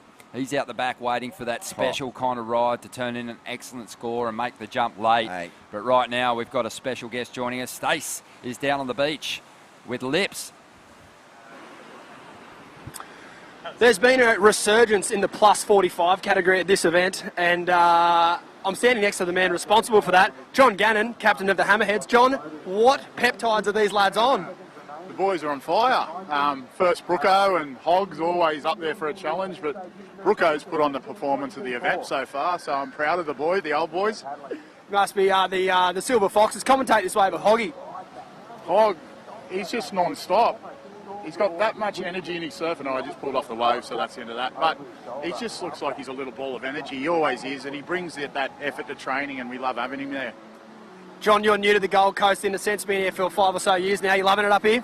Yeah, mate, love it. The family loves it, and mate, couldn't ask. Look at the place. Wouldn't rather be anywhere else in the world. We love having you here, bruv. Thanks for your time. Thanks. On your Stace here, John Gannon's been training the house down and leading a resurgence for the old boys. Doing a great job, and he's the liver king without the sort of cheat codes. I went around to his place last night. We ate liver sausages. And, he has eaten pretty healthy around there. Oh, yeah. Whew. Sorry about that. And, I think people are loving having him here. What's his goal with the Hammerheads, Ron? Is it to get a full generation of past their prime relics back onto the queue? Well, yeah, maybe. He's done wonders for Azza Waters and Ant McDonald. I know. It spat up the wheelie bin and swallowed a normal bin. Yeah, Ant's looking fit as, and heard that he was surfing really good in the Mentors on a boat trip last year. I don't think he would have got there without Johnny. At one point, I thought he might have eaten his twin brother Phil, but he's spat him back out. As we get down to the final 30 seconds here, Nathan Hedge out in front, Alistair Reginato hanging on to that second spot, Mikey Clayton-Brown He's after a score. Look at this. It's a little dingo inside, or one of those ones that doesn't look like anything. Yeah. Snap to release. Wow. He's just making it look really kind of easy out there, effortless, and it just feels like he might still have that 5th, maybe 6th gear that he can get to as he moves into the semi-finals. Yep. Really impressed by his surfing this week. That was cool. Cool little bit of insider knowledge here at Snapper. I used to love it when. Oh, here we go. Has he got this one on the hooter? He does. He needs it to do something special. Holmesy. He needs excellence. Oh, doesn't look like there's going to be enough in that one. Yeah, he was after a 7.23, and you just read in the body language, and you can kind of tell that he's aware of it. Probably didn't get enough done, but a 7.43, a 5.57 for Nathan Hedge. He's looking good. Alistair Reginato still with a number on the way, I believe, but I think this result is in the bag. It is going to be the surfer from North Shore and the hog from North Narrabeen moving on through to semi-finals here. And we've got World Club Challenge heats coming your way in just a moment. The semi-finals are looking good. Team Padma, D-Bar, Point Lookout and Snapper Rocks will be in that first semi-final clash. Don't go anywhere. We'll bring in Smithy next for the call.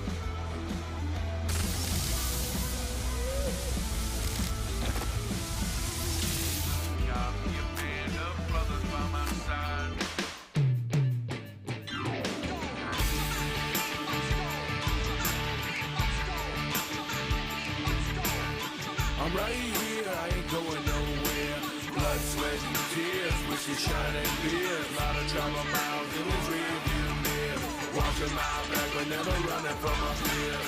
Made a few wrong turns over these years. This is how I roll, this is how I ride. Keep it 100 till the day that I die. This is how I roll, this is how I ride. Got me a band of brothers by my side. Got me a band of brothers by my side.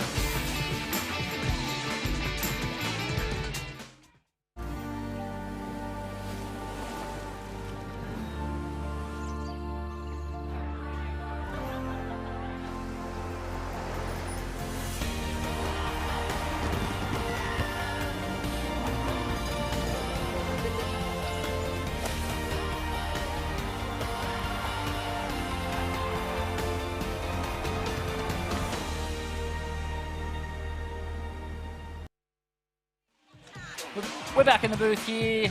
The two-time Gold Comb Peace Award-winning surf journalist, Scum Valley's finest himself, the punch-drunk Pikey, the Sultan of psilocybin, the maestro of microdosing here, Simmy, joined by Vaughan Rincecorn, Deadly, the former editor of Surfing World Magazine, Tracks Magazine and Waves Magazine, and Dan Dingo Morrison, a former Quicksilver Pro champion, World Tour alumni, and filthy cone fiend, the highest order. Jeez, he's packed a couple, hasn't he? Oh. Wow. How's your fish? How do you see through those pterygiums? Once you actually scrape off all the clouded vision from all the sun damage, all you see is just little tunnels, Dingo. That's it, and that's all I've ever seen. You know, it's just... Definitely don't see anyone on the inside, that's for sure. No, cone eyes, and the lineup's always empty when I'm out. How good's that? One of the benefits of being blind. Yeah. I'm blind. And deaf. Yeah, blinkers on your eyes and your ears. He's got surfer's ear, but only in the left ear. It's just built up residue from people screaming at him, and their yells just seem to get trapped in the vestibular. Hey, boys, we're back into the World Club Challenge here, so the individual event put on hold as we get back into this, and look at this for just pure froth. Look, commentators, we're meant to just remain on the middle line. All we're meant to do is call what we see, but who isn't getting in behind the Padma boys in this event? I mean, if Indonesia could somehow come to the home of club culture, surf club culture, and then take a big win back to Indonesia, far out, mate. That would just, I mean, surely ticker tape parade down the main street of Kuta. Absolutely. Ticker tape parade. There'll be bintangs and mushrooms and pseudos raining from the BMOs down there in Jalan Raya Kuta. After party at Sky Garden. A couple of jam jars and some basement of bootleg vodka and probably a couple of brain transplants at the end of it too. Oh, mate. Oh, wow. But how good, man. I mean, it's interesting to note too, Padma, not the most noted region for waves in Bali, but it is the home of high-performance surfing in Bali. It produces the bulk of their, competitive surfers. Rio Waida, obviously the most noted, Indonesia's first CT qualifier, a Padma Beach boy. And they've got plenty of talent here on show today. We've all spent a bit of time at Padma over the years. Vaughan, you got some memories of Padma? Oh, not really. Been there plenty. But, look at this. Snapper Rocks looking to just get out of the gates as quickly as possible. Have had to pull off a few clutch last-minute, creep-throughs, really. But no, Smithy, I just, I've been going to Bali since I was 13 years old. 1988 was my first time there. Canggu didn't even have a single villa. It was just rice paddies. Took about 3 hours to get there on a little BMO. And it was, such a different place. But one thing I do love is that, Indonesian surf culture and the level of talent, it wasn't really even considered. Like, you'd be hard-pressed to even see people leaving a board there for the locals, It was always just sort of this, we'll go over there and use and abuse and take what we want from this island. And now it's like, you paddle out there and easily the best surfers in any lineup are the locals. I love that, man. I love that it's come to a point now where Indonesia is, a place that is and should always have been. And the true core icons get over there and they understand the culture and stuff. But it's just slowly dawning on the rest of the, the two-rows and the blow-ins, that it's a place to, basically admire, respect. Respect, you respect me, I respect you. And I just think... respect me. Good luck getting away at any local spot there anymore. Oh, man. Let's get it. And shout out to Tippy Jabrik and the Tippy. lads from the ISC, or now ASC, I think is the Asian Surf Championship. As we see the Padma lads hooking one in the bowl. Oh, Blackie. Nice vertical Rio. This is Blackie. Yeah. Oh, Blackie. I'm just going to give a little shout out here to Tonjo. Whack it! Whack it, Blackie! One of the great commentators of the single fin event over there. How good is he? He just gets on there after, I don't know if he drinks, but he definitely gives it a He's fair... on something. Whatever he's on, I want some of it. And, He's one of the great lifeguards there. He's kind of got a slightly different spin on things to the Hawaiian Water Patrol, but he's more of the, I think if you're getting a strife out there, he's like, well, here we go. As we see, point lookout, the Stratty Lords going vert alert. Are you kidding me? Couple of big backside wahas and a nice hook and a little end section. Kapow, and he's claimed that one. That'll do him.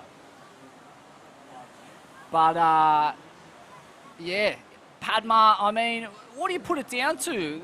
It's interesting to note that is where the competitive pedigree is coming from. Not Ulus, not Canggu, Padma, the inner city beach break in a sense. Kind of makes sense. I mean, it just you're just fighting so hard for little rip bowls, and it really is like the place where a lot of people just crowd the lineup, even if the waves aren't necessarily great quality. So you're kind of just getting that little bit of grit, that little bit of mongrel to get the best waves, establish yourself, and man, I just. Like so many of the great surfers of this world do come from these sort of crummy little beaches. Not that it doesn't have its days, but certainly probably more than Florida and places like that. But, I mean, you and I talk about it all the time, Smithy. People who just want it tend to want it because they don't get it a whole lot of the time.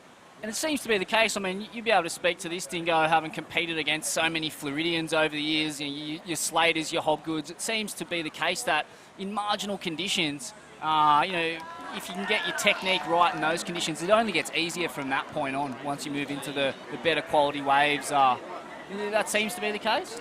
Yeah, and I think that's probably one of the hardest things that's overlooked in surfing is surfing small waves well. Because your technique has to be so good. You're generating your speed within your bottom turn and your extension and your rotation. And if any of that's out, you're going to catch straight away. So it's and then when you get into big waves, all the power's there.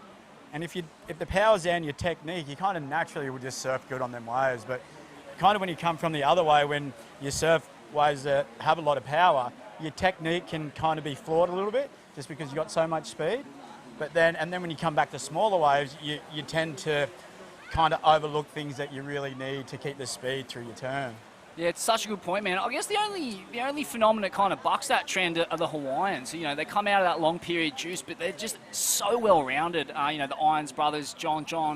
Yeah, I mean, why are they an anomaly in that sense?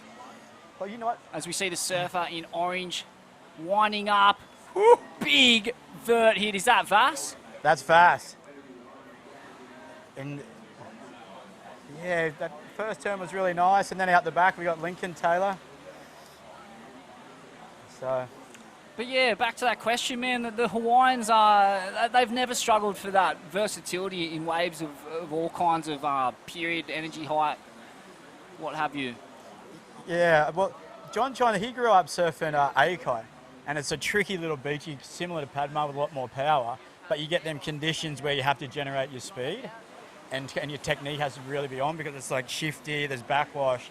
And then he surfed a lot of waves too, down past Haleiwa and that he honed his skills in. So, is that right? Yeah, there's hammerheads and those kind of funny little, there's a couple of weird little reefs out the back there as you go further past Haleiwa. I don't know if I'm dropping names, I shouldn't be, but... I don't know strategy. I think we're just going out there and surfing. Dag is out there now, first priority. Ready likes to sit, so we'll see. Yeah. See how we go. Go out there, try to get a bomb. 10 points come in.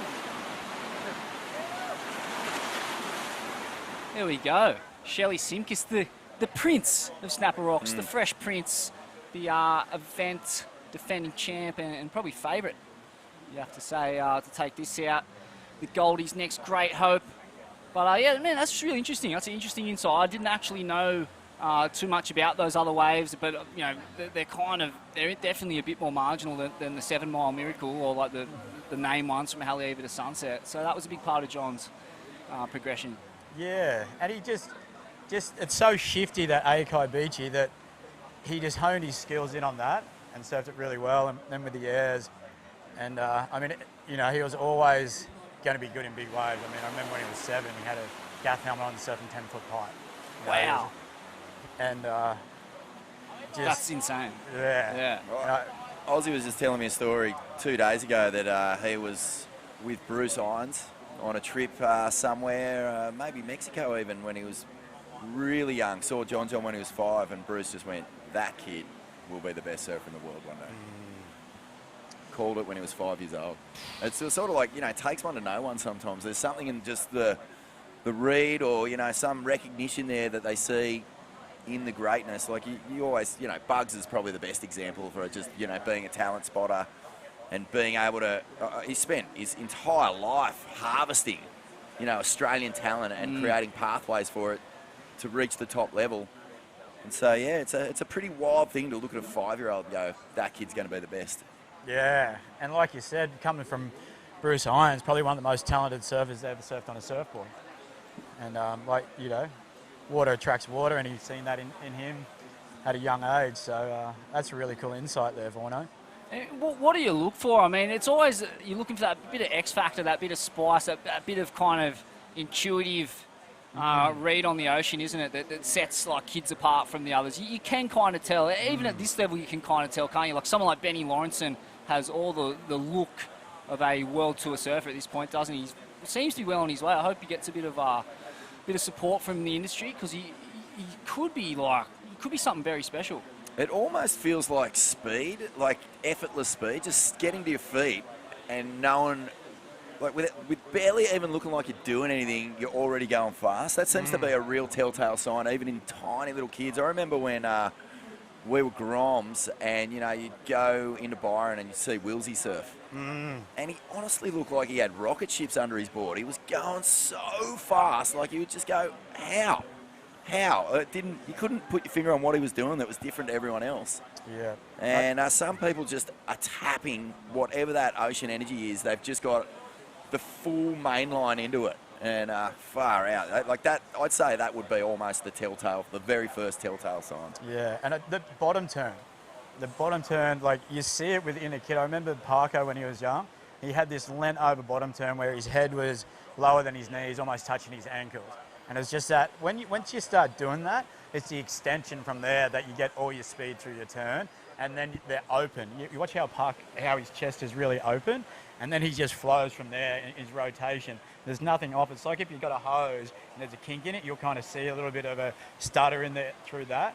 But you see with the really good guys, it all starts within that bottom turn. Like you got your Currans, your Kellys, your Knoxes, like all these guys that have kind of perfected the sport that you look at, and it all starts with that just simple bottom turn that all of a sudden comes from there. Love that breakdown. That's so good. And like one of my favourite things, which is kind of lost to surfing now, that mags are kind of like, you know. Oh, here we go. just Jagger little niche Bartholomew, big Woo! Rio. Nice little transitional float and a big front side hackaroo. Oh, this is a good one, Smithy.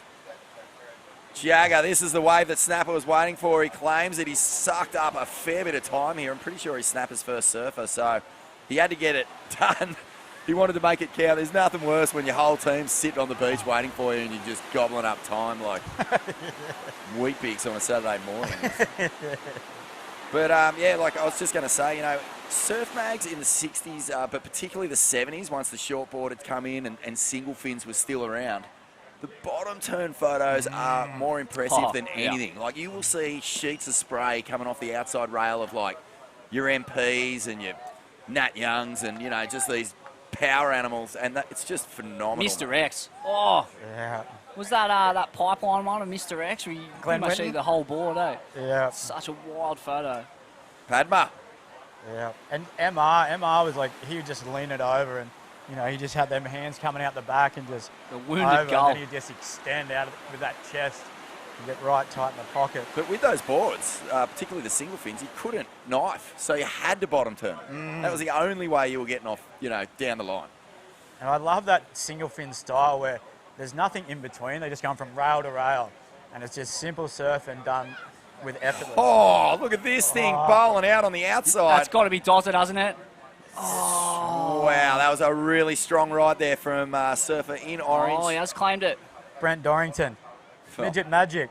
Mate, I tell you, this guy, the 10, amazing, and I was just reflecting yesterday, watching this on the broadcast, how underrated he is. I mean, he's one of the best surfers on the planet when it is thick and coning, whether it's, you know, Kira out here behind the rock or, you know, Sumatran slabs.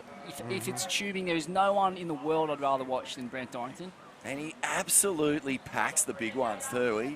I've seen him in, you know, solid, juicy, off-the-wall log cabins, backdoor, just fully parking it on monster orbs. His What's the technique deal is that though, Dingo? Because far out, he's been one of Australia's best sort of near-miss surfers for a long time. You know, just far out. He went so close to qualifying. Nice replay here from the drone. This is Jagger's wave. He gets it done. But what is it that sort of stops a guy like Dorrington getting to that next level? Well, he got so close so many times. Like he won, was it Scotland with that sword? That's right. Yeah, and he was like First right up. there. I think he was like a couple of places out. And he just needed to get a couple of average results to qualify. And I guess I could only talk from experience that you probably start analysing and thinking about it too much rather than letting it happen. You know, and I know we all can kind of get caught in that, and then all of a sudden you go out and just nothing's working, and you know you can do it in your sleep, but then all of a sudden your mind kind of comes into play and you're thinking about what you need to do. And I know that's just an observation that, you know, with myself that kind of happens. Snap. And there we go. Sheldon. Tearing that thing wow. apart. Well, he's just he's picked this one up for Snapper Rock, Smithy, just straight Holy on the back smokes. of Jagger's decimation. Has he had angry pills for breakfast? He has just obliterated those first two sections. I don't think I've ever seen him not smiling. Yeah. So Snapper got a 7.83. D-Bar, did they come into the 5.4, Breno's one? Let's have a look here. And point lookout a 6.17. Looks like, yeah, Breno dropping a 5.4. Okay. Well, crucially, Snapper on the back of Sheldon there, just getting back on the good side of the clock too, because Jagger, you know, he knew that he didn't want to come in with anything less than, you know, what, a 7 or a high 6 at the very least after you sort of eat so much time up. But then to have your next surfer paddle out and just get one straight away, use that local knowledge. Oh, yeah. That was masterful by Snapper, actually. Well they played. played that. Well played, Smithy. Very well played. Well played. Yeah, they definitely needed to do that. They needed to bounce back and get a quick transition, get a couple of surfers in. Mate, it was... how about the Gold Coast grudge match yesterday? Snapper, D-Bar, Burleigh and North End in the quarters. What a heat that was. Had everything. Crazy pits, like a couple of 10s, I think. Mitch and Dozer, and then Hanada right on the buzzer, just falling short in that little squeaky pit. Could have got the tube, could have got back to shore with the bonus. It was such an incredible heat, but yeah, the Goldie's finest, man. The level of surfing is just so high up here always, even amongst the underground core lords. They just put on an absolute show. And they're doing it again here. Snapper rocks, sitting pretty. Pocket 7s. And Point Lookout in second, D-Bar in third, and the Padma boys in fourth. Our boys. Some of these guys are first ever time on an international flight, I believe. First time to Australia. I mean, it's amazing. It's so good being able to repay the Balinese for all their hospitality that they've shown us over the decades. And, you know, I lived over there for a few years myself, and as we see Mitty Parko winding up on a bit of a crappy one. But, yeah, it's so good to have them out here, man. Show them our joint and the various things on offer here. Yeah, it was unreal, wasn't it, at the President's Dinner, having the boys there. Winnie, sort of the team captain, long-time friend of yourself, Dingo, and, you know, really tight with Bruce and Andy, and basically all of the travelling surfers. Spent time with Winnie over the years.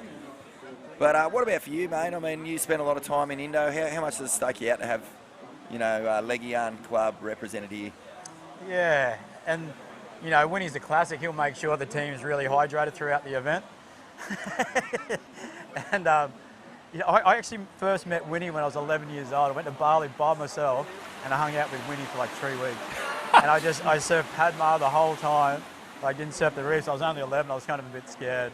I think I surfed airport rights, but I've had that connection with Winnie for a long time. And, you know, now I have my son, and my son went over there with his mother, and Winnie took care of my son. So, you know, that's a good thing about these events. We get these connections that will last a lifetime. And when we're in another country, we'll feel at home, we'll feel familiar with our friends, and we'll be able to just, I don't know, you just enjoy that little bit more because you feel at home. Yeah, I love that. Winnie's an old school Maroubra guy, yeah? Mm-hmm. And interesting, just that, you know, I think we've all learned so much and borrowed so much from being in that culture. And, you know, there's guys like Winnie, like Kobe, and many others really who've set up shop there. And, you know, you're kind of, as we see the surf in orange, with a nice hook to open up, a little bit of a side one. It's got some energy into this one. Yeah. But, yeah, it's cool, man. Just that real core kind of cultural bond that we've got over there. It's sick, man. It's so cool to be able to go there and tap straight into that slipstream like your own family did, and like Winnie's created that connection for a lot of crew from here and vice versa. It's so sick. Yeah. And we just seen Freya Prum there.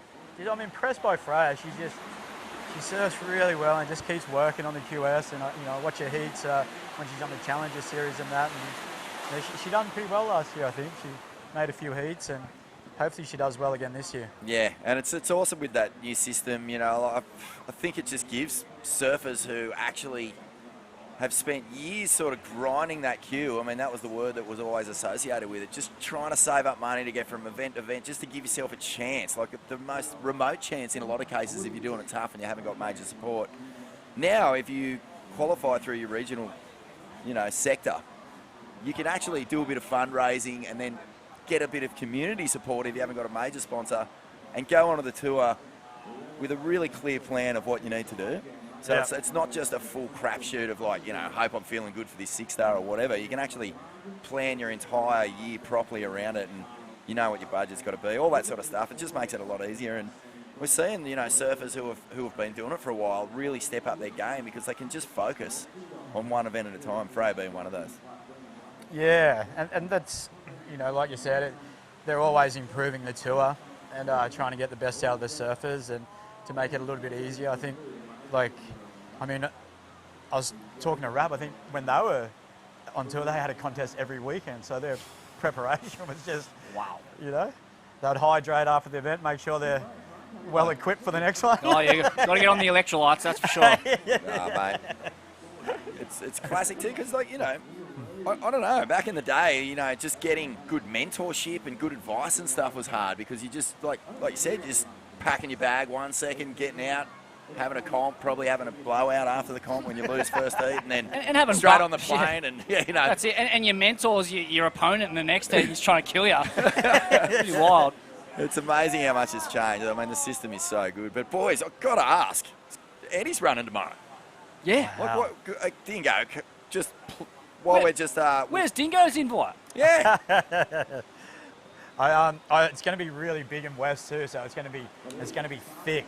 On the boil. On the behind the boil, really that's when it starts doing that ledge thing, and then once you see the flea pin drop, that kind of spec, eh? It's going to be big. So I've seen a couple of posts of some guys, and they're all excited about it. And the women in the event this year, how sick's that? We were just discussing on the podcast how crazy it is, just how many women are in that big wave space now, and doing some serious surfing, some serious damage. I mean, going all the way back to Page Arms, packing West Bowl pits at Jaws, and who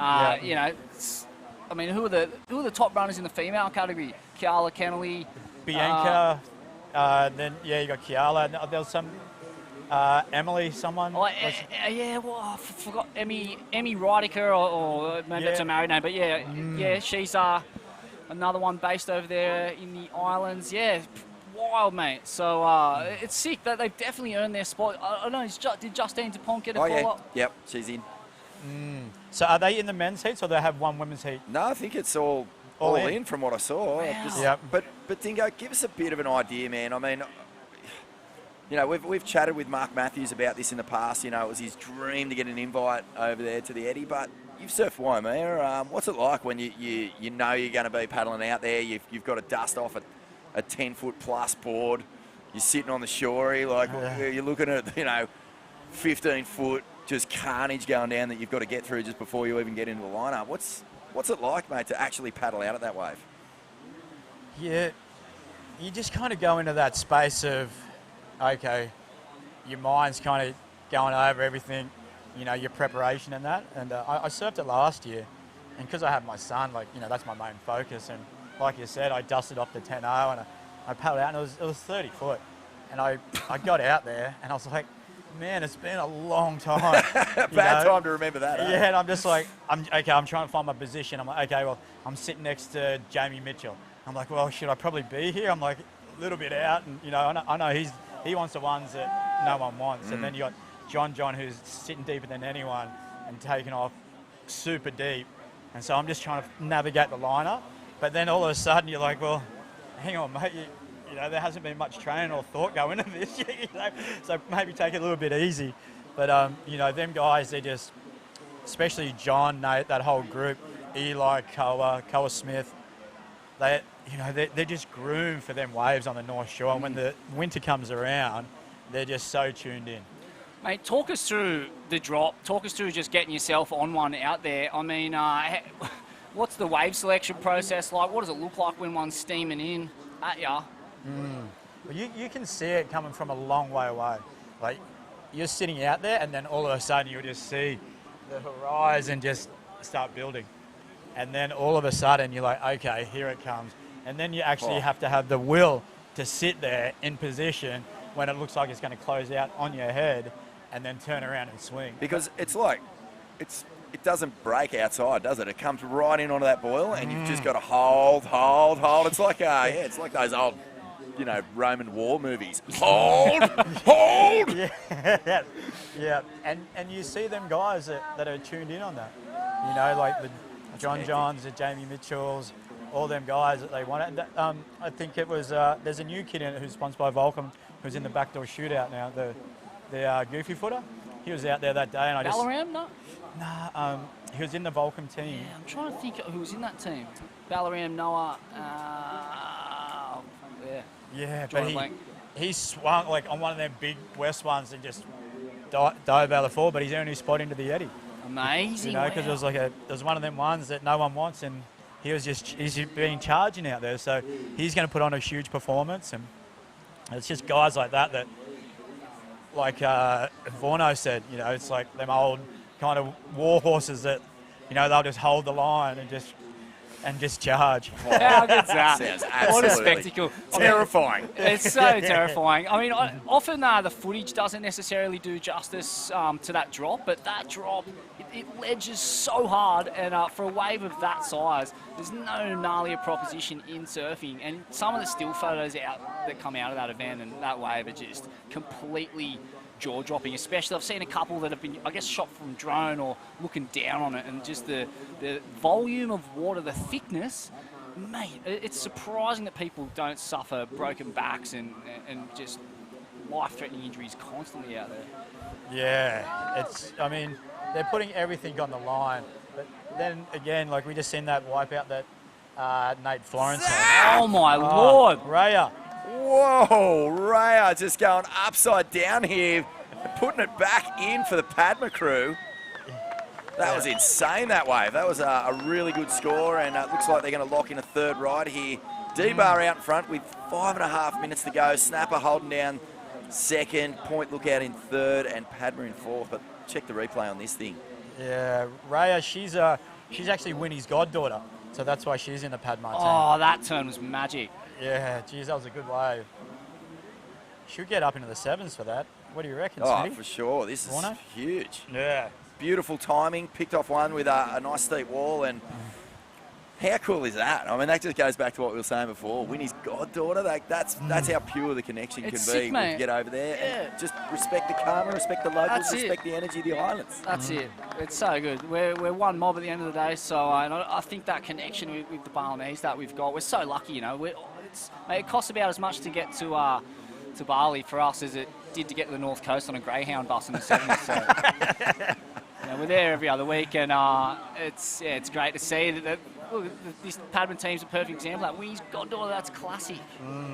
Hey, Dingo, give us a bit of a rundown of what's going on here, because even though the tide was super high just an hour ago, there was a much more of a pulse, a lot more opportunity. This one's been a little slow. Everyone's struggling to sort of just get their surfers through. Oh, here we Yeah, go. good Oh, timing that here. was an absolute whip out of the top. Oh, this could be it. Mounting a late charge here, the Padma lads and lasses. Oh, he's not going to claim that one. Just back out there. Kind of run out of juice, didn't it? So 4 minutes here. You kind of want to, it seems like it's a little bit more behind the rock now, so it's probably just changed that little bit, and that's a huge part of competing for Vorno and Smitty is being able to adjust to the conditions really quick, whereas I remember Andy Irons in France, because the tides were so big with them 6 metre tides, he'd just be able to adjust on the fly, and he'd go from like, you know, spitting Hossegor tubes to all of a sudden doing turns, and he would adjust within a set, and then he, you know, get through the heat. That's so cool, man. I've never actually heard that before, that, you know, one of his real strengths was being so in the moment that he could just react instantly to whatever the conditions were doing. Some people, that just brings them undone. Yeah, I remember he really, when we were younger, he really wanted to start transitioning from big boards to short boards really quick. That was his priority at the time. I think we were, you know, he was about a year or two older than me, but we're still in our teenage kind of 19, 20-year-old, and I remember him saying that to me, that he really wanted to adjust from a big board to a short board really quick. So interesting, man. And he spent a lot of time out here in those kind of early years, those junior years, and late teens, early 20s, mate. You must have had plenty of sessions, plenty of duels with the great AI over the years, especially in those early times. Yeah, we did, and you know, I'm so blessed to be able to share moments like that, and it's not till you get older where you kind of really get to cherish them moments. And you know, he was such a phenomenal surfer. I remember one of the first times I seen him surf Kira.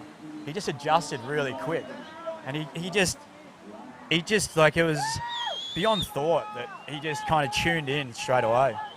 2 minutes remaining here, and look at this. Maybe Padma have gone up into the lead on the back of Raya's wave. And they're looking for a finishing score here. Yeah, he's looking for the 3 points to come in on. Oh, he wants the little grower. And, you know, these are his perfect, like, this is where they do good. Right here. Look at this, through the inside, gets the tail release, right out of it. Wow, look at this. What a boil over. Minute 50. Oh, this is He's done hectic. it. Are you kidding me? They have come from absolutely nowhere, all on the back. Out the back, Mitchie, what's he going to do? He'll either go for the 10 or the 2 here. Puts the big Lawrence.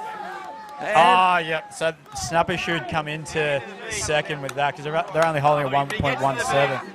Oh, but is that correct? Yeah. I don't know. We'll go with that anyway. Bruno, what do you reckon? Well, I've just... That's exciting. It's funny, you get the extra 3 points if you make it in on time, so he's probably got that in the back of his mind. There's 1 minute, 13 seconds remaining here, out the very back. Don't tell me Mitchie's got a grower here. Oh, Kobe, she's in. Oh, Kobe. Oh, okay, and there's only 1 minute remaining. Look, there's Joel. Look, he's excited, cheering his club on. Wow, what a finish. Doesn't get any better than that. Jeez, if they sneak through here, Padman, looks like they're going to chair Winnie up the beach. They're going to have bronze statues. It's still on. Here. 40 seconds. Yeah. Oh my God. The D-bar, the surfer in orange has just gone ham. 3 of the quickest backside Rios. He's got to make it. It's 30 seconds. He's got to make it. So he's got to have dry sand on his feet. Uh-oh. Oh, he's done it. He's fallen off the back of his phone. He's come undone. Oh no, this is got for the great 19 seconds. Is he going to make 15 it? Get seconds. off the treadmill, mate. Oh no. Is he going to make it? Here we go. D-bar, start the stress. It's 5 seconds. They're counting it in. Oh my God, It's a Travis Lynch. He's got the leggy on.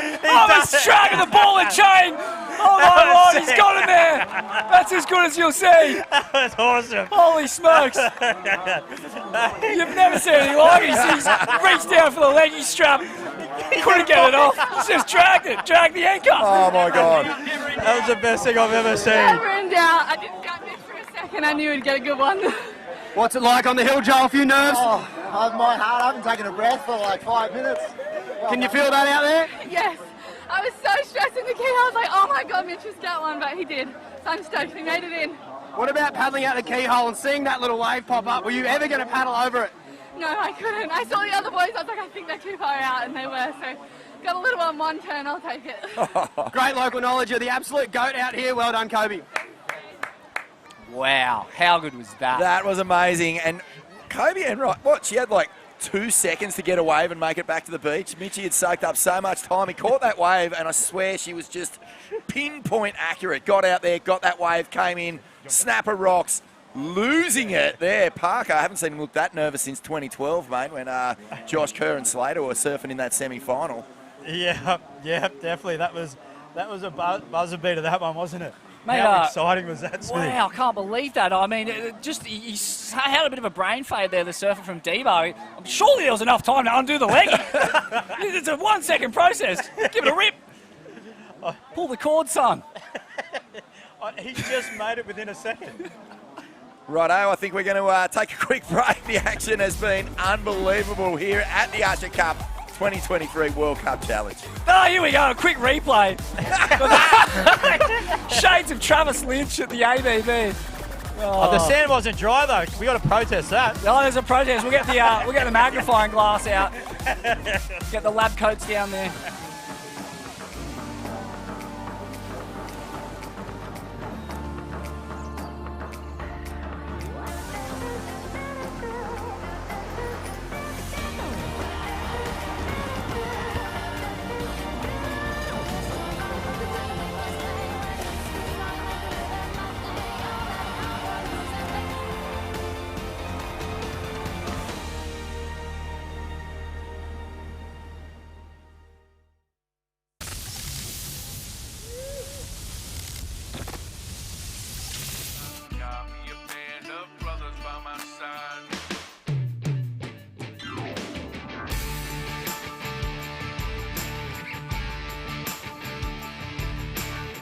I'm right here, I ain't going nowhere.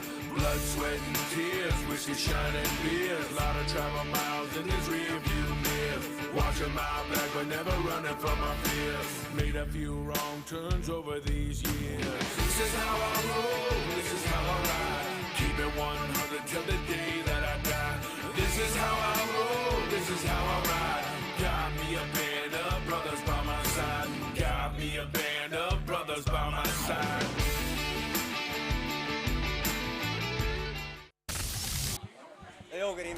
Welcome back to the show. Oh my goodness, things are getting interesting here in the World Club Challenge at the Usher Cup.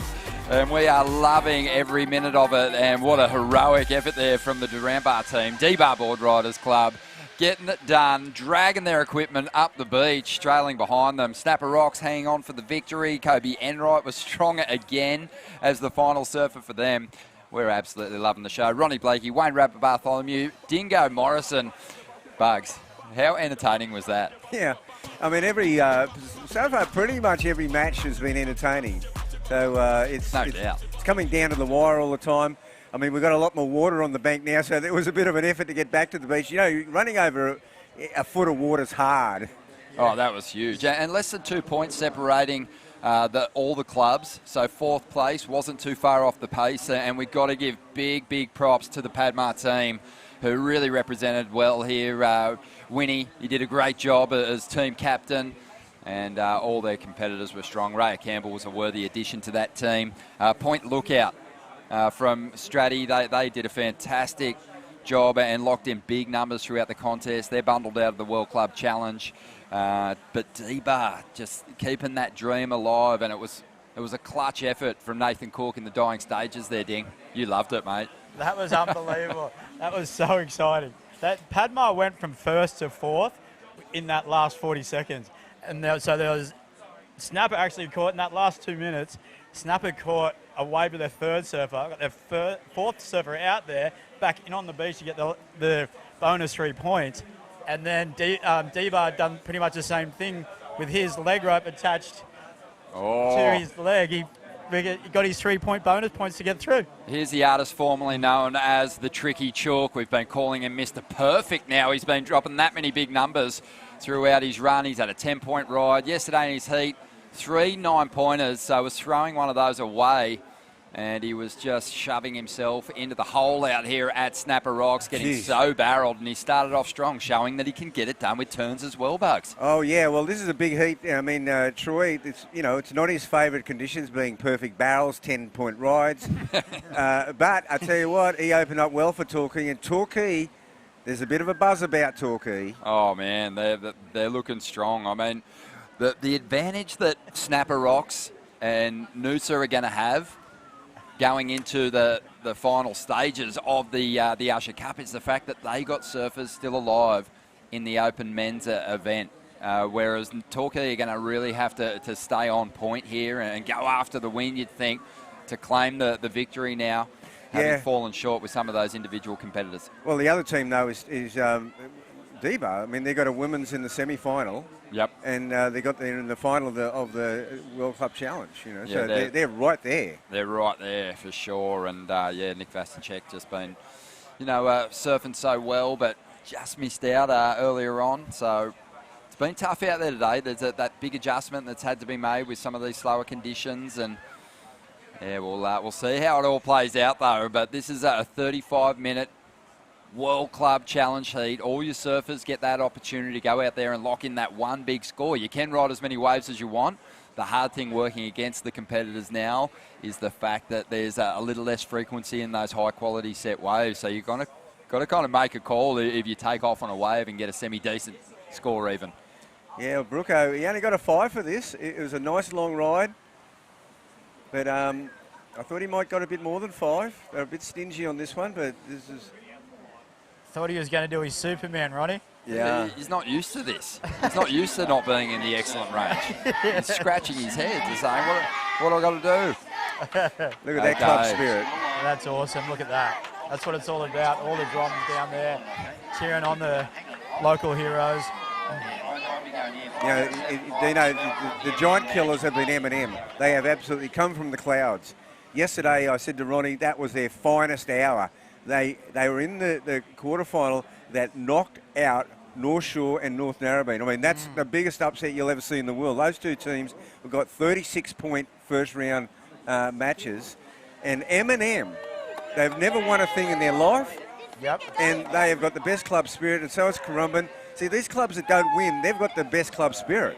Yeah, but see, you got old war horses like Darren Turner, who's just so seasoned. You know, he's got 30 years experience behind him. You put him out there, he needs a score within that last 5 minutes. He's going to do it for his club. Like, he's a WQS competitor, and just, you know, he's fit. He's still surf fit. Like, if you look at him, he looks like a Greek Adonis. He's still in his prime. So you know, it's like you know, have you seen that movie Moneyball, where they kind of, you know, they do the stats with Eminem there? Like, they have the stats. Yeah, they've got the surfers that, I know what you're saying, that regularly put up the kind of numbers, you know, in that good to excellent range that can see you through. Let's talk about M&M for a bit, because you mentioned Bugs. You know, they've had their work cut out. Often when you get class surfers, they gravitate towards those bigger clubs. They want to get themselves on these points in those club rounds to sharpen their skills. As Troy Brooks, who went back out after putting a 5 up, went looking for more points, and I think he's going to find them on this ride. Oh, yeah, he got some nice vertical little pockets to start this one out. Still going. He's throwing some big roundhouses throughout the event. He throws his hands up here. He's going to release that next surfer for the Torquay Club. That's going to be better than the 5-point ride, but I wanted to talk about M&M and their star competitor throughout the rounds of this contest. Ellie Brooks has delivered big numbers every time she's paddled out. She started with a 7.5 here. That's so good. Wow, how cool is that? Like, I think yesterday she got an 8.17. That was really crucial too, eh, Ronnie? Yeah, that's right. Yeah, always has been the one. You know, Darren competed under pressure and kind of got the job done, got himself back to the beach. But Ellie Brooks is the one that's been really setting the pace for them, and it's great to see. Yeah, Ellie, she's won a bunch of heats for them. You know, I thought yesterday she was the star. So Ellie Brooks, 7.5. Darren Turner's out there now for the M&M Club. He just got a 2.67. He can do better than that. We know that he's capable of much more. Troy Brooks, his second ride, 6.67. That's the start that the Torquay Club wanted. Connor Lyons had a 6.17. And now we're seeing the Currumbin Alley Board Riders Club get their campaign underway here. I believe that's Will Morrison on the back end. Yeah, and Will's happy with that ride. He's going to throw those hands up. Ronnie Blakey here with Wayne Rabbit Bartholomew, also joined now by Oki. Mate, that was such an intense finish to that first semi-final heat. We're in for a special show today. Yeah, I know. Sorry I'm late, because I was at home on the edge of my couch. I was freaking out going, Mitch, what are you doing? And then with 1 minute left, I'm like, I don't think that this is possible. Yeah. Like, two surfers, right? And I'm like, then Mitch got the wave, and I forgot about the catch and release, and I'm like, where's Kobe? And all of a sudden, she was on, like, was she on the very next wave? Oh, yeah, she was so quick. She went out through the keyhole and just turned around on the first little ripple that came through, took it, did one turn, came to she was the first on the beach. Yeah, really great local knowledge there too, understanding that the bigger set waves, they move further out. If you want to get that quick ride, you'll get a knee-high wave off the rocks pretty regularly. As we see now, Darren Turner up. He had a 2.67. He's already eclipsed that and gone beyond. So he's really adding to M&M's scoreline. Noosa also has a rider up at the moment. I believe that's Cooper Davies chipping away at this one as he rolls through to the inside. Great exchange. Torquay also has their second surfer up in Xavier Huxtable. So it's coming thick and fast, the action here. Yes, it is now. There's Xavier finishing his ride. Well, he didn't quite finish, but he got some good turns on the outside. I reckon he'll go again. You know, Xavier's pretty much their strike weapon. Yeah, such a bright star and really doing some fantastic surfing. But Ellie Brooks has set M&M up, and then it was just absolutely backed up there. So M&M are going to have two keepers in the scorecard there. And there's M&M again. They're on their third surfer. This is incredible. Oh, they're absolutely nailing their time management at the moment. And you know what? They're also putting up good scores. So 7.5 for Ellie Brooks, waiting on Darren Turner's score. And before that even drops, their third surfer, is out there locking in numbers. So they're looking really strong. See, what's happening too is like the waves are getting better real quick. Real quick. So these waves are tempting them to just claim them and come in, and then they're left with so much time, right? I mean, not snapper, but no. But typically this should happen. I mean, I know it's the second semi, but well, that last heat, that first semi-final, had the last of that super high tide. Just the lulling. The medium ones weren't lifting up on the bank; they were just passing underneath them. They're all lifting up on the bank now, so there's going to be plenty of scoring opportunity from here on in. It's the funk, isn't it? It's just that odd little turn of the tide. It's coming in now, and we just saw Oscar Berry up for the Currumbin Alley team and trying to lock in a decent score. But let's have a look at this one for the M&M Club. Yep. Darren Turner on the replay. Well, he's been a strike weapon too. Ellie Brooks and Darren Turner have been their two strike weapons, so they've come out firing. Their top two surfers, pretty much. I mean, the veteran and just an incredibly good surfer. Wow, that was a nice opening manoeuvre there for Cooper Davies. Yeah, they're a deadly team, Noosa. They're top to bottom, a solid team. Connor Lyons and Cooper Davies are just, they tag team this one all the way. Yeah, waiting on the numbers to roll through here. And of course, Ben Lawrenson, still to come and still alive in the men's. Man, looking so sharp. So have we whittled it down now, to lesser teams that have got a shot? Because yeah, pretty much. Yeah. After the semi-final, Noosa obviously have got a shot. Snapper, D-bar. Well, it actually depends on who gets through into the final. It absolutely does, because Noosa's there. Torquay's still there with if they win the event team part, and then D-bar are very strong. They got Freya they're in the final of the team. They got Freya in the women's semi, so they're right there. They're right there. Have they got any men in the semis? No, Vassar just got knocked in the quarters, okay. but he made the quarters, so there's points there. There's points there. Did he finish third? He finished fourth though, didn't he? There was just not a backup wave for him. Yep. It was still a bit quiet, and there's plenty of waves now. As you said, Mark, it's starting to look like snapper. Well, I'm getting a little excited because you're the contest director. What format are you doing, and when is this Heritage Heat / Masters going out there? Call. Right before the main final, or? Oh yeah. It's the Legends Heat. The Heritage Street is encased within that. We got Ellie Brooks's replay from the start of this semi-final clash, and she's done it again. I mean, that clean style, the repetition of major turns. And I like the delicate, yes, the delicate release. Exactly, getting the hands up and claiming that ride, releasing the next competitor for the M&M team, Darren Turner, who dropped a 5.83. And they're out in front at the moment. Their third surfer did extremely well also. It was almost like a hula kind of. Yeah, that's what I mean. Yeah, exactly. That's what I liked about it. I really saw the hula, it was lovely, I believe that was, I believe, was that Sean Gunning, their third surfer on the back end there? Yeah, the goofy footer. 5.73. Yeah, see, that's solid. See, just building on that 7.5, The Noosa team's dangerous here, though, Bugs, when you look at those numbers. You look at them, they've got the sixes. Yeah.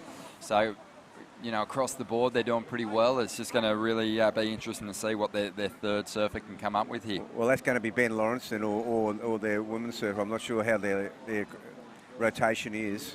So you're going for individual final for the last final, or the teams the last final? No, I believe the teams is the last final. The teams is the last final. Okay, that's exciting. Look, this will morph. We're in a real transition year here. Really seeing where water finds its own level. This will morph more towards the World Club Challenge as the years go on, I think. I really think so, Rabbi. Yeah. It's got such huge promise for being a massive event. It already is. You've got markets down at Coolangatta, which have coincided with this, that run Saturday and Sunday. That's right. That's pretty massive, that they're doing that in conjunction with the Usher Cup. So, just imagine years down the track and we've got maybe like maybe the WSL can bring in their best, Brazilian team, best American team, best, just imagine having the big dogs in there too, Oh, my as God. well as the clubs. Oh, man. Different competition. I can't dream that much. Can't dream that much. That's going way too far ahead. Let's just take it one step at a time, right? It's been a big step. One small step for surfing, one huge step for Usher. Just on 20 and a half minutes to go. Let's check in with Cooper Chapman. He's found one of the winning club members down there on the beach. All right, g'day guys. I'm down here on the rocks with fellow Cooper Davies from the Usher Club. Mate, 6.7 on your last wave. How you feeling for today?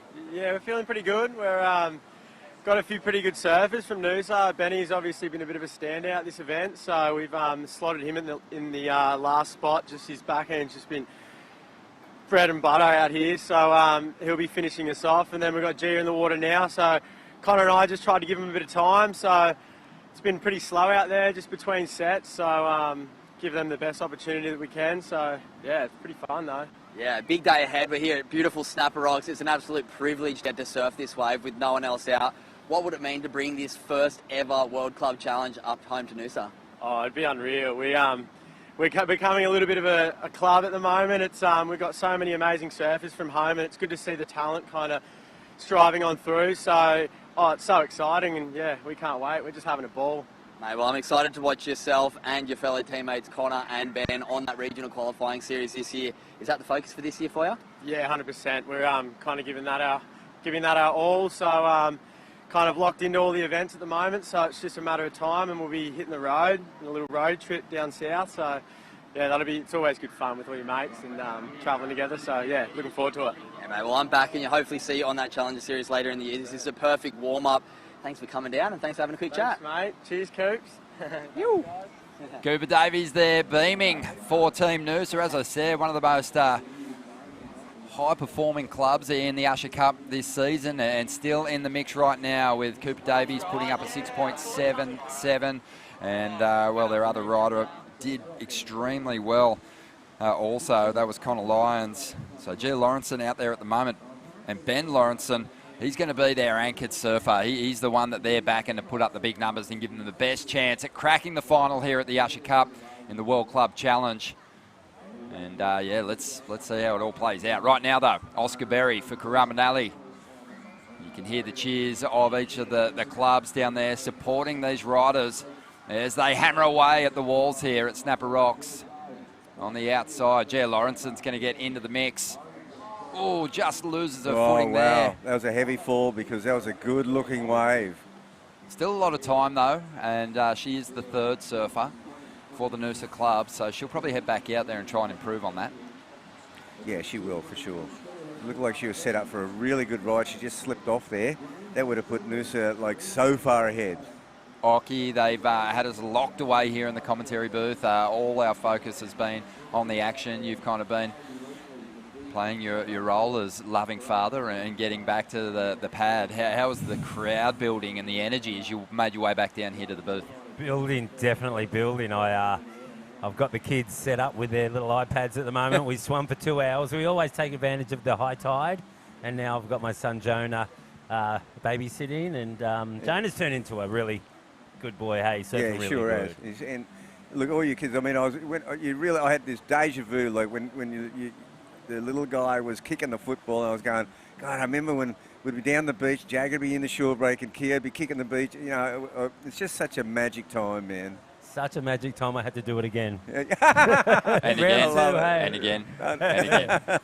Round 2, I had to go so again. good. Oh, the kids just give you so much joy. It's incredible, and what a place to grow up. Yeah, Ogg was talking about getting international competitors over here. We were saying he's almost got, under the one roof, his own board riders club. Yeah, yes. Every division covered. He's put a good team together. Oh, yeah. You mentioned that. Every division covered.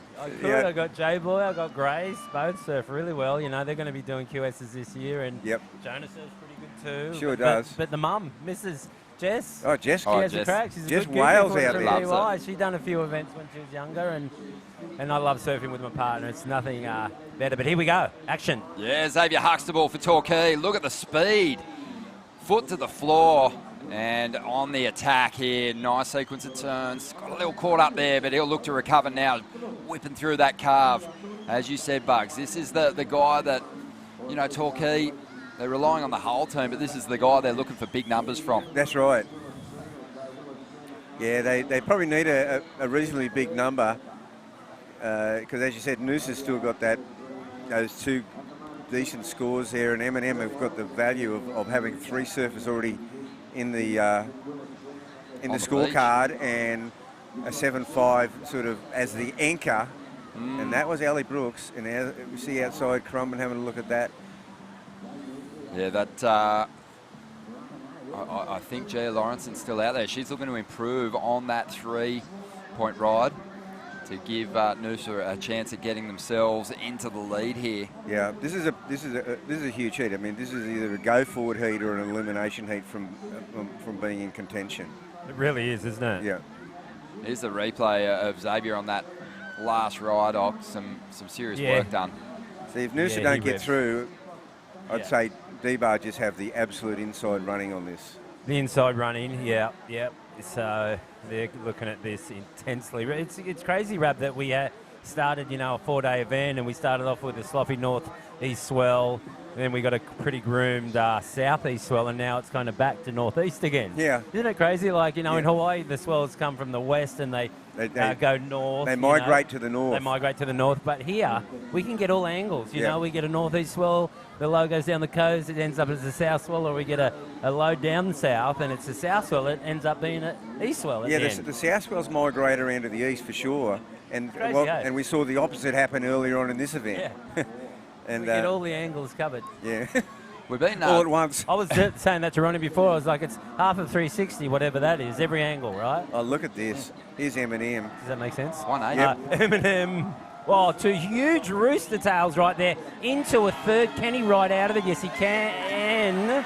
Wow. And look at the cheers on the boot. Mate, they are, much like Noosa, are a building club. The energy's building, and it's this team that's representing so beautifully at the moment. And you talked about D-Bar's chances and the fact that Freya has made the semi-finals. Ellie Brooks is also in the semis, and for me, she's been the most impressive female competitor in the draw. We're going to quickly check in with Cooper Chapman.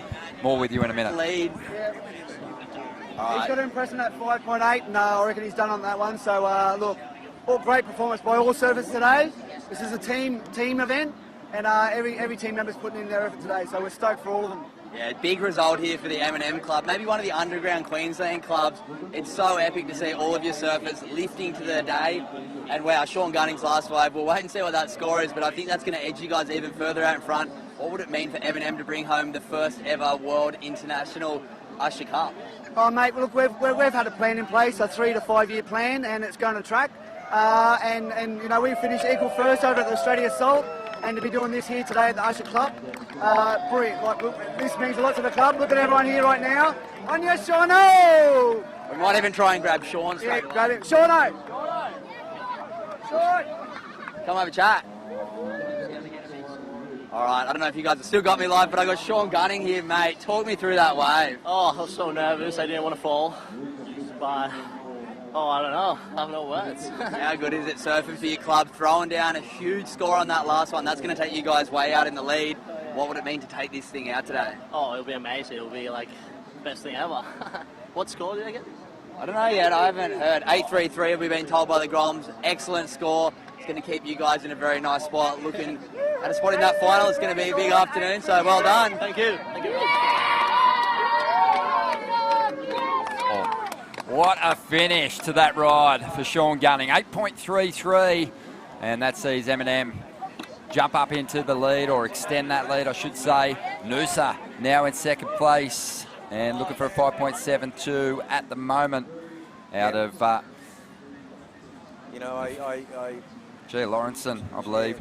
She needs to sort of make amends here, because when you make that mistake and you're on a bomb wave and you go down, but is she going to get this one? Yes. So let's see what she can do here. Oh, there's a nice swoop off the top, Bugs. Yeah, okay. Nice little combo. That's a nice little combo. And it just gives her enough time for their absolute... Well, gun. he has been their strike weapon. This kid has got 11 minutes remaining. Ben Lawrenson has BL. been a superstar in the Usher Cup. Yeah, last year came from strong. nowhere. We'd never heard of him. Ockie, never heard of the kid. It's so cool, those stories. I love them. Absolutely love them. And I saw Eggy, right? Yep. Eggy from Noosa. Yeah, Eggy from LA. Love Eggy from Noosa. We love Eggy, you know, Diatonics, you know. The yeah, band. he's a really good musician. And he said, oh yeah, this kid is like a, you know. Real deal. Oh yeah? He said, watch this kid. Okay. Yeah, we sure are watching him, I mean, the whole event. Let's see where Gia Lawrenson goes with that last ride. It's a 5.33, so smart that she stayed out there, improved her situation, bettered the 3-point ride by almost 2.5 points, and that means that Benny Lawrenson's going to have plenty of time on the clock here, just on 10 minutes to lock in an excellent score and give Noosa a shot at maybe getting ahead of M&M, but more importantly, just shoring up a top 2 finish here. But look at, yeah, this is a nice little ride. As you said, the 1-2 combo, great cutback there, and just bang, bang, and it's over, and she claims it, and it's a full release. Good timing. She didn't put the pressure on Ben Lawrenson because you've got hovering there. Look at Torquay. Look at those 2 scores they've got. Here goes Benny. They're good scores from Torquay. He won't keep this. He no, won't keep he's this heading one. back out. I think he'll stay out until the last 2 minutes before he really starts to get a little anxious, even if he drops a really big score. We've seen surfers take off with a minute to go, finish their ride and make it to the beach in time to get that 3 points already in the semi-finals. So, you know, you can use up all that time on the clock. You'd be thinking he's going, I've got about 8 minutes to improve on that. He might have a paddle battle with Jade Wheatley here, but it looks like Jade's... Yeah, she's going to win that battle by the looks of well, things. it's on though. He's with the afterburners on, little Ben. So waiting on Torquay, waiting on scores to come through.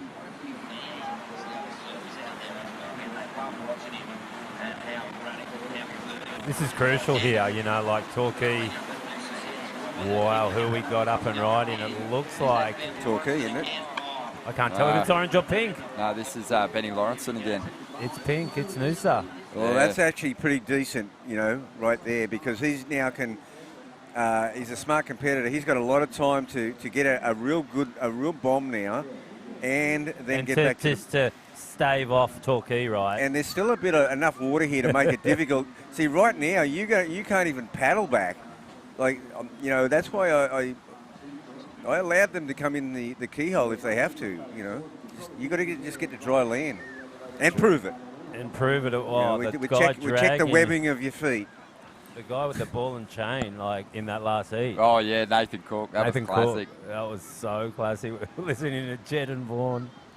Oh yeah, all time. That was gold. The ball and chain. He hung on though, and got the D-Bar Club through. So let's take a moment now to check in with Cooper Chapman. He's found Troy Brooks down there on the beach, who's got the Torquay team out there in the water with work to do. I'm down here on the rocks with Troy Brooks, the team captain for Torquay, mate. It's been a little bit of a slow morning for Torquay. You and Willis lost in the individuals, but you're still cracking on in the teams event.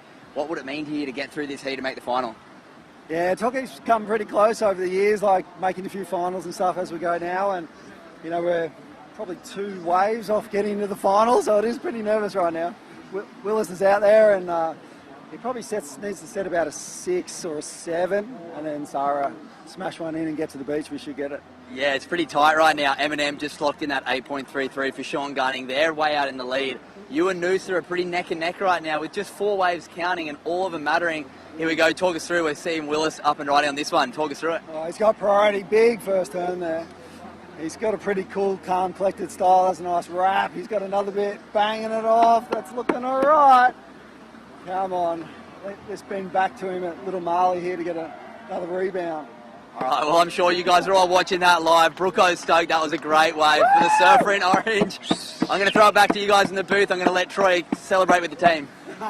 Good on you, Cooper, and what a wave for Will Droomer. He's been on fire in the Usher Cup this year, and he's really performing well against some very established clubs, representing the Torquay club beautifully. That's going to be the number that they need. They needed to get back on track and maintain pace on the outside. Benny Lawrenson, who already had a decent number on that last ride, 5.7, goes looking for more. Bit wobbly there off the top, but he's collected himself, and he's back on the attack here. And he might need a bit more than what he had, you know. He might. I think he will, because M&M have got that huge score, and they've backed it up. Oh, they haven't got that fourth surfer locked in yet.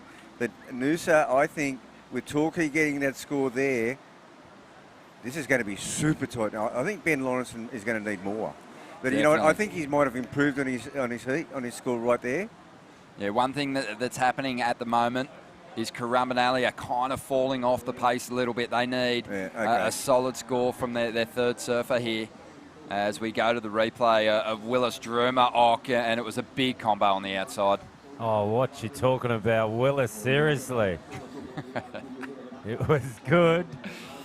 Love it. He's got that lengthy style, and he's got a really good score there, and I know Rab's really intent on looking at this, because if Torquay can flip this heat around, it's big. Well, you know, it's Noosa that, you know, because I believe M&M are in a really good position here to get through this. Yeah, I think we're more concentrated on Noosa for the win. I know Noosa's in the lead at the moment, but it could flip. Whoa. See, I don't know about this one for Benny. You know, it's a small wave, surfed it incredibly well, but is it, you know, he's going to need a bit. I think he'll need more. Torquay do need. Is that score come in? And it has. It's another mid-range 6. So they're solid. Torquay, they're solid. With one more good score. Yep. You know, are really going to around 6.6 stake a claim in this semi-final. You thought maybe more? Yeah, I thought a little bit more. Here they go. That's sorry. Jay Wheatley for Currumbin. Just trying to improve things here as we see Sarah Hickson now. Sarah's up and out. She's going to head back out there. So they don't need a whole lot. 4.4. The bonus points are going to be crucial, obviously. She got a couple turns in on that wave out the back, though, guys. Let's see what Ben Lawrence can do. There, he really wants to add the extras here. Oh, dynamic first turn. Gets that bit of release in the tail. Is there any more to this wave? Yeah, he's looking for that connection, isn't he? Staying low, keeping that board moving. Just there is a bit more here. Little increments down the line. He's found his flow, got that rhythm. Like a windscreen wiper in a rainstorm. Now, if he improves his thing there with 3.5 minutes remaining, he's got to be careful here. He's got to be careful. If he paddled back out again, it'd take him enough time to get himself in a situation. But you know what? I think he's declared his innings. Yeah, well, he's looking to better a 5.7. I think he did that. And now he's obviously after those bonus points. On the outside, we have hammering down the line in the yellow for Team M&M. Sick first turn. Oh, that was pretty solid, wasn't it? They are unbelievable, M&M. They are blowing my mind. This is Archer Curtis. Yeah, solid. A strong... They're all going to be in. They're all going to be in. Strong, goofy-footed class. I guess it's all up to Torquay. Yeah, it's going to be a high-pressure situation here. Keep the update going on Benny Lawrence in there, because this is going to be... Torquay might need more, you're right? I'll let you know. Here she goes, actually. Here she goes. Sarah She's Hickson. taking a smaller wave on the inside. It's got a little bit of shape to it. Oh, it looks pretty good. Couple of turns. Doesn't need a whole lot, but the requirement will probably grow. She starts to make her way in. 2 minutes and 20 seconds to go here. Were they big enough turns? Nah, Rocky? that was a mistake, Rab. Like, she's got 2 minutes left, and she had the line up to herself. She should have been more selective, I feel. Well, she's got plenty of time. They might be yelling at her to go jump off. Nah. Don't think so, Ronnie. Well, she's running. She wouldn't be running with 2 minutes. Yeah, she wouldn't be running, Rab. Yeah, no, I think they might have. Okay, let's get a wager on this one. A wager, you know. I'm calling she's coming in. I'm in, yeah. That's just too risky. You know, it's too risky. You're right, Rab. She's taking I'm the lead. glad I didn't take a bet on that one. I wish you did. Hey, we're sitting with the architect of the Dream Tour. He knows his stuff. All right? But let's see if it's enough, because we have the feeling that the requirement's going to grow a little bit for the Torquay club here, because it was pretty impressive stuff from Benny Lawrenson at the end of the heat. We're yet to see that score come in. Semi-final 2. We're on the lookout for our last finalists here. On the outside, it's an empty lineup. Of a set outside right now. I haven't had an opportunity to mind surf a wave all day. Seriously, biggest set of the morning so far. Empty lineup. She should have waited empty lineup. Oh, man. Well, we don't know. That's rare. We don't know. Yeah, don't look out there.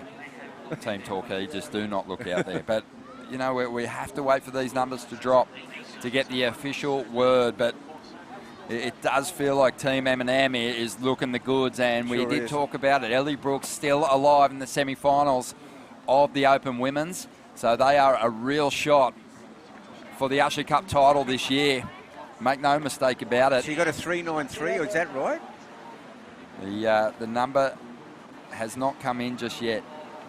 Okay, because I can see a 3.93 on this. That would have been a previous ride. No, it couldn't be. That number hasn't dropped. Oh yeah, that was her first ride. That could have been a stronger ride. Yeah, maybe. So hold up. I think a moment. First ride. Okay, have a look at the numbers here. M&M getting past that magic number, 30 points plus. What a performance. Team Noosa, they did well in the final stages, and it was Ben Lawrenson just adding some slight extras. He got a 5.73, and he got those bonus points. And Sarah Hickson had a 6.6, but it wasn't enough in the end. And the Torquay club was left wanting. Currumbinally also bowing out of the World Club Challenge. But it's in the bag. We're going to see M&M and Noosa in that final. How good. And they've both got surfers alive in the Benny Lawrenson and Ellie Brooks. That's right, mate. This is very good. Oh, Bugs is rubbing his hands together. Great to call some heats with you, lads. We're going to take a quick break. We've got the Open Women's semi-finals around the corner. We're going to bring in Smithy and Borno for the call. Oh.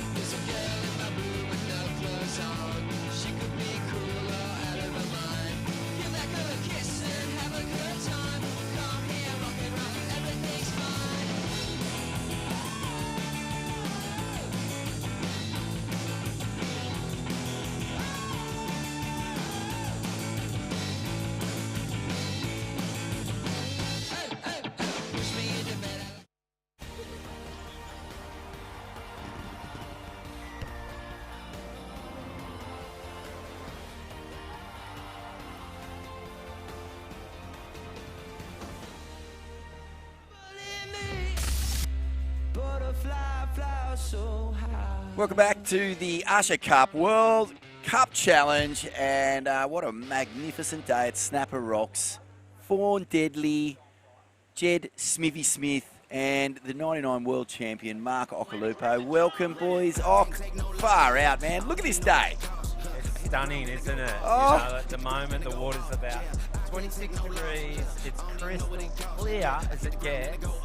And like all you got to do to make your surf these days is just duck dive a wave and look up to the whitewash and it's crystal. It'll make your wave just get lost. Make your day just duck diving waves. I love that. Yeah. Just the simple pleasures, you know, letting the visceral experience of being in the ocean wash over you very literally, and don't get too caught up in the ripping and tearing and jostling for waves, which can really detract from the sheer privilege of being in the water on days like this. I remember Parko saying that when all the wave pools started coming out. He's going, yeah, it's all right, but it's not surfing. Surfing's paddling, it's duck diving, it's onshores and blue bottles. It's dodging sharks big enough to park your rental car. Big waves, small waves. Raya Campbell going third alert. Nice little hack there. Oh, no transitional pumps, so she's in flow, she's in rhythm. Wow. She's been holding, you know, like the Padma team are strong, right? Like, but this is individual. She's still going, and she's taken Padma team quite deep in this event. And we were talking about that before when Padma was surfing in that semi-final. But she is Winnie's goddaughter, which is pretty amazing. But, mate, we were asking Dingo, what was your first trip to Indo like? Must have been a different world compared to the Shire. It so was. I went with one of my best mates, Beaver. God bless him, he passed away a fair while ago, but or about 5 years ago. But we went in the early 80s, we were only about 16. First trip. Oh, no, we were younger. Yeah, well, I don't even know how they let us, but our parents let us. We went on our own. It was the 80s. We stayed at Legian, and we rented a motorbike. Didn't even have a license, no. Yeah, rented a motorbike. We had a stack coming down the hill from Ulu back down to town. One of the many rites of passage. And we had Indos all over us, like pulling us up, but it wasn't a bad accident. But yeah, had to walk out to Ulu. Got the little Balinese. You'd pay them to carry your board. And I walked out there, quite a long walk. Fond memories. Little tube surfers. Ellie Brooks really just fond memories. bashing that thing. It's changed a lot. Crack! Beautiful surfing. And out the back on a little washy one. Plenty of action here. This is Open Women's semi-final number 1. So points up for grabs for some of the clubs still in the running across the teams events. Plenty of big names been knocked out though, Och. And beautiful. Look at this. This is Raya Campbell again. Yeah, Raya again. Big prize money for these girls too and boys. You know, all these girls want to get on the QS Regional Series, take that trip down the coast, follow all the events, and hopefully end up in the Challenger Series. So it's good prize money for them. Ellie Brooks, she's come back from an injury so good. I do surf out here a lot, and she's always out there, and she's come on strong after that injury, and I think she's good enough to make the Challenger Series. It's going to be as well as Raya. There's such a big generation shift about to really just influx that Challenger Series this year, especially. Seen it coming from a long, long way away, and all these young women are just starting to really make a statement. Seems like the old guard have had their way for quite a long time. Your Stephs, your Carissas, your Tylers. It's weird to call them the old guard. I mean, they're still in their prime, but you know what I mean. Like we've seen these like 8-year-olds and 6-year-olds in some places really start to mix it up. Like Sierra Kerr's probably the best example of someone you saw coming from a long way away. She's 17 and landing airs that have never been done before. It's incredible. You know, it's true. They start so young that, you know, they're veterans at quite a young age. But I mean, Kelly Slater started when he was young, and he's still going. Katie Simmons going the TB route and knocking back her first opportunity to compete at the elite level, but she's on tour this year, accepted the invite, and I mean, wow, the world's at her feet, isn't it? She's another one of those stars in that same bracket as Sierra Kerr, who's got world titles written all over her. As we see Raya waves. In and out of that one. Starting to really stand up on this bank outside here, Rock. It really is, yeah. It's just nearly half tide, but at low tide, it really cups out. It's been doing it the last few days. The wind's a bit cleaner today. I just saw a trawler go out, and that means there's light winds usually for a couple of days, most of the time, unless they're desperate. But it's a bit east of the wind today, so we probably won't see barrels, and it is a little small for barrels anyway. But with this east wind that's going to come in, and hopefully it doesn't go around, you know, any to the north component, but it's going to give a little coping and stuff to hit for these guys and girls, and we could see some airs. I love that little bit of insider knowledge, seeing the trawlers go out. Yeah, what other little superstitions or little secrets have you got there, Rocco? No, that's no superstition. That's the truth. I mean, well, Richard Marsh and Jason Marsh's dad was a prawn fisherman here for a long time back in the day, and even the kids used to work on the boat. I never actually went out there, but yeah, so I knew, you know, like the rhythm and when they'd go out and come in. You know, we get a lot of really strong trade winds here that they don't go out in big swell, but they're out there at the moment. So Ellie it'll be Brooks. fresh prawns in a couple of days. Bang! Fresh prawns and light winds. Yeah, You're going to make a song out of that, aren't you? It sounds, yeah. It sounds like, why don't we do it together? You love a song here and there, don't you? I love a sing. I remember an old video of you singing Black Magic Woman in France. Black Magic maybe Woman Morris in Cole on France. guitar. How's that for a little duo? Supergroup. With Are you Rob, kidding me? the guitarist that was unbelievable musician. Hey, I was Mate, like, that's sick. where is that guy? Anyway, here we go. Crack. Plenty of action here. Open Women's semi-final number 1. And a big float into the trench as Jali Stokes, Kiwana board riders. What do you make of the emergence of some of these new clubs? I mean, they've been around for a while, Och, but what I'm loving is the fact that, you know, the heavyweight clubs that have just dominated for ages have really got it, you know, coming up to them now. They have from all directions now. You know, all over the world, and in Australia, you know, I'm sure the clubs are looking at this going, how do we get in this thing? I mean, there's going to have to be trials for to get in this and make it fair for, you know, Sydney clubs, Victorian clubs, Western Australian clubs and international clubs, because this thing's got legs, boys. Like, seriously, I was at home yesterday just watching on the webcast thinking, how big could this contest get? Like, How good seriously. was it? One of the best competitions I've ever seen yesterday. That was just one of the best days of competition I've ever seen. It was so exciting. The team's format, the way it's been dialed in. I think it screams Olympics. I think the Olympics has got to look at this as a format. Yeah, no, the tag team format, for sure, the Olympics could definitely look at that. I mean, when I was on tour, I remember one kind of grey morning at Trestles, I think back in the ASP did an international one, and I don't know if it's done that well, maybe just kind of wrong place, wrong time, but now it's begging for it. Yeah. You could see it going down, you know, at Chopes. I think we're crossing to an interview, are we? We're going to cross down the beach with Cooper Chapman. All right, good day, guys. I'm here with Benny Lawrenson, one of the standout competitors of this whole event. Last year you made the final, didn't have an amazing final. What's it going to take this year to step it up and take this thing out? Just stick to the plan, two best ways, and just have fun. I think having a good, fun approach and just enjoying the waves. You guys get snappy with no one out, so just have fun to the goal. Mate, and you guys in the final for the teams event, Noosa, one of the underdogs maybe clubs. You guys got a really strong team, Cooper Davies, Connor Lyon, and your female surf. I always forget your girl's name. What's the girl's name? Gia Lawrenson. Gia Lawrenson. Oh, your sister. Yeah. There you go. Wow. Mate, you know her probably better than anyone, but I'm pretty excited to watch you guys in the final. You guys are going to have a pretty good look at taking this thing out with you in the semis still going in the men's, team in the final. Mate, what would it mean to take home that trophy to Noosa after the weekend this afternoon? Just trying to make Noosa proud. Everyone's ripping, so it means everything. Yeah. Maybe not the best interviewer, but tell you what, he's one of the best surfers in this event. Love your work, Benny. Good luck in the final, mate.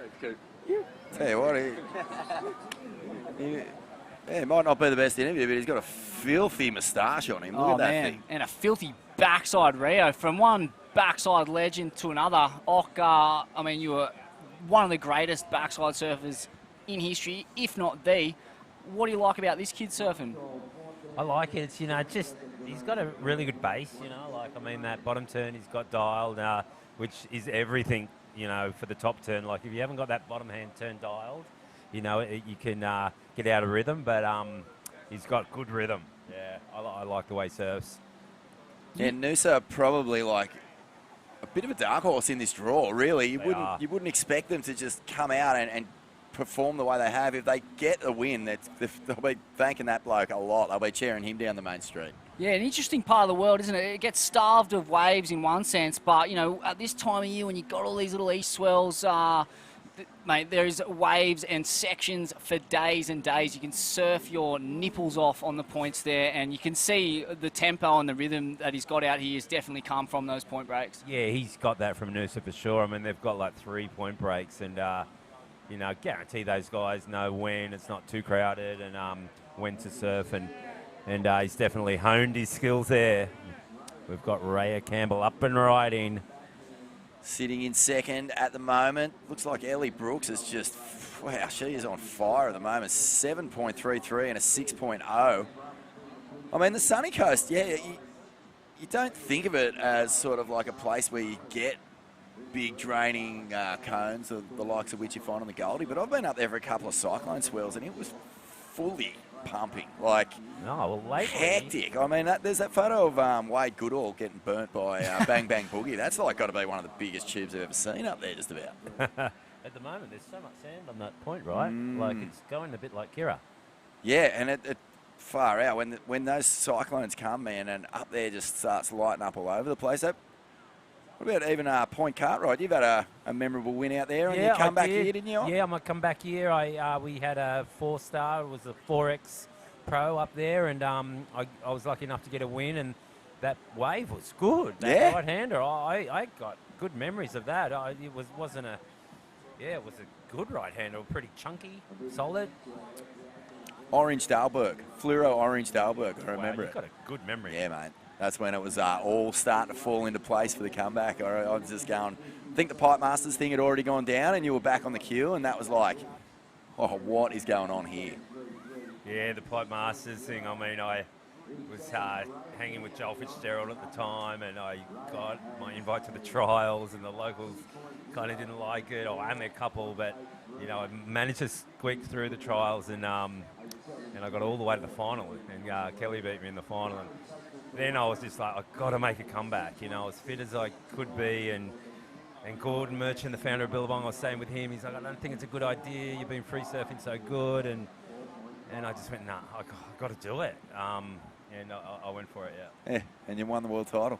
Well, a couple of years later, yeah. I mean, the second year I came back, the first year back, the hardest thing was qualifying, but the first year back, I think I got second to Kelly. And then the next year it happened for me, but yeah, I mean, it was the best idea I made, like wholly and solely, because a lot of times usually I'm doing it for the brand maybe, or, but this time it was my decision, and the decision over made.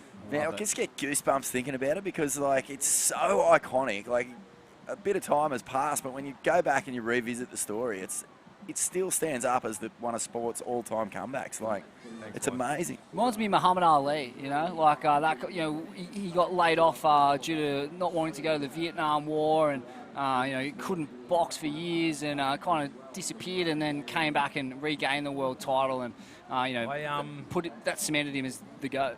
The start of that comeback, just before the comeback, I think I tried the suit I got married in, and I knew I was overweight, and when I put that suit on, and it just did not fit around my tummy in any way, shape or form, like far from it. You only got one leg in the pants, I was sneaking into like Best and Less to get size 40 board shorts, and I didn't want to get it from Billabong, and that's when I was like, oh my goodness, there's no way I'm coming back from here. It wasn't even actually on my mind at the time, but I just wanted to kind of get out of the house and don't be so anxious and that, and and that part, I have to, say Gordon Merchant did get me out of that that rut. He's like, we can't pay you anymore like this. They were so good. They paid me for years. I didn't surf much, and that's when I knuckled down, went to West Oz, hung with Jack McCoy and the Simpsons, and lost the main weight, came back and competed in a contest at Kira, a QSN, and it was the start of it all. Ray Campbell slicing through, a pretty nice ride from the inside here, sitting in second, and looking to get some more points here for Padma. How did you shed the weight? Did that all go down in the desert? Not the desert, down south at Margie's. Okay. Yeah, Quindalup, I was staying out there with this, George and Tracy Simpson, and I was running in a tracksuit, a little bit like Muhammad Ali. Yeah. In a tracksuit, sweating it out. Yeah, like running. Yeah, mate, that takes grit. That's a long hill to climb. Like kangaroos. Yeah. And that's how you do it. Black boys. Yeah. That's why they send the boxers, to these remote outposts where you're just in nature. There's no phones, TV, celebrity. It's just you and the bitumen and the trees and the sky.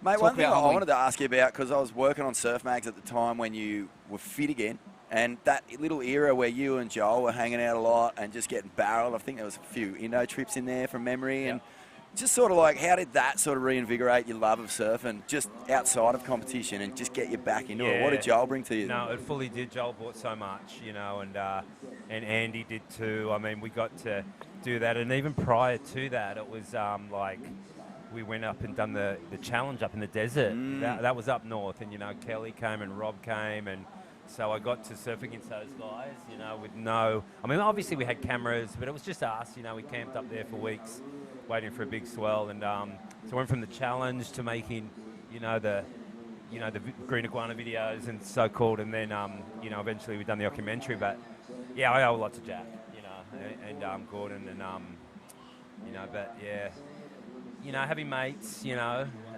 surf with is priceless. I remember Andy Irons hated surfing by himself. He'd always want someone to come out. I'm not really like that. I do like my soul surfing, and I'll you'll catch me out there at Tweed Bar all by myself surfing. Oh, you are. But terrific surfing out there by yourself, mate. I love it. Ooh, look at this line. Beautiful off the bottom. How was that read? Are you serious? Oh, there's nothing better than just hanging till it stands up and just dootsing it. Foot right on the tail pad and just got so vert and creased that thing. Wow. Beautiful. Ellie Brooks. Beautiful surfing. Yeah, interesting, man. And Gordon Merchant, I mean, give us a bit of insight into this character. Obviously founded Billabong, invented the tucked rail, one of the tucked great under edge. So board design advancements. It was the hugest thing apart from the thruster, really. Yeah. You know, he told me about it, and the boards went slow before the tucked under edge. And then tucked under edge, everyone started ripping. I mean, not to mention the leg rope. He invented a leg rope too, so... No He's way. done so much. Are you He serious? started Billabong in his back garage, sewing by himself and his wife, Rena. Flogging boardies out the back of his panel van. And turned it into a multi-million-dollar company. I mean, they floated when the shares went from like $1.50 to $18. He sold out and I think he was the richest man on the Gold Coast at the time, $685 million it was at the time. Wow. You know, it's a story. Oh, and here we go. Someone using priority right there, I believe. Yarley Stokes down in fourth and needed to use it, but this Didn't wave she? is just getting away from her, just a little bit off with the timing. Nora Liotta opened up a can of whoop-ass on that first section, but got snuffed out by a savvy use of priority there. Yeah, wow, that's a crazy story, man. I mean, it's so good to know that a really core guy who was there at the beginning and come up with some of the most crucial inventions in surf history benefited from the boom in surfing, because it often doesn't go that way, as we know, with Simon Anderson and many others. Yeah, Simon Anderson and the dollar for every thruster. I mean, there's the richest man in surfing right. There's the richest man in surfing right there. If he got it, I mean, could you patent a thruster? I mean, you probably could have, right? For sure. no I idea. think, yeah. Oh, you must have been able to. You must have been able to, but it was back in the day when patents kind of would just kind of, I don't know. I'm not a businessman, but that's a tough one. Well, that's a scientific sort of engineering design that is proven to work, surely. Yeah. Well, did they paint the winged keel or any of these other kind of contraptions, fin configurations? Ben Lexon, wasn't it, that done that for the Australia when they won the cup in sailing, and then even Shane Haram was riding that design, and even I rode a keel fin for a while. They were weird on a surfboard, but on a yacht. I mean, now in the World Cup, it's all hydrofoils, and that came from that fin, right? Yeah, right. Interesting. Yeah, it's interesting. Here we go. Looks like Ellie Brooks with another sick and stylish tight manoeuvre in the pocket. Wow, she's got so much speed and flow. Really fluent, lucid backside surfing. So sick. 4 minutes remaining here. Ellie J. Brooks is just far out in such a good rhythm in this heat.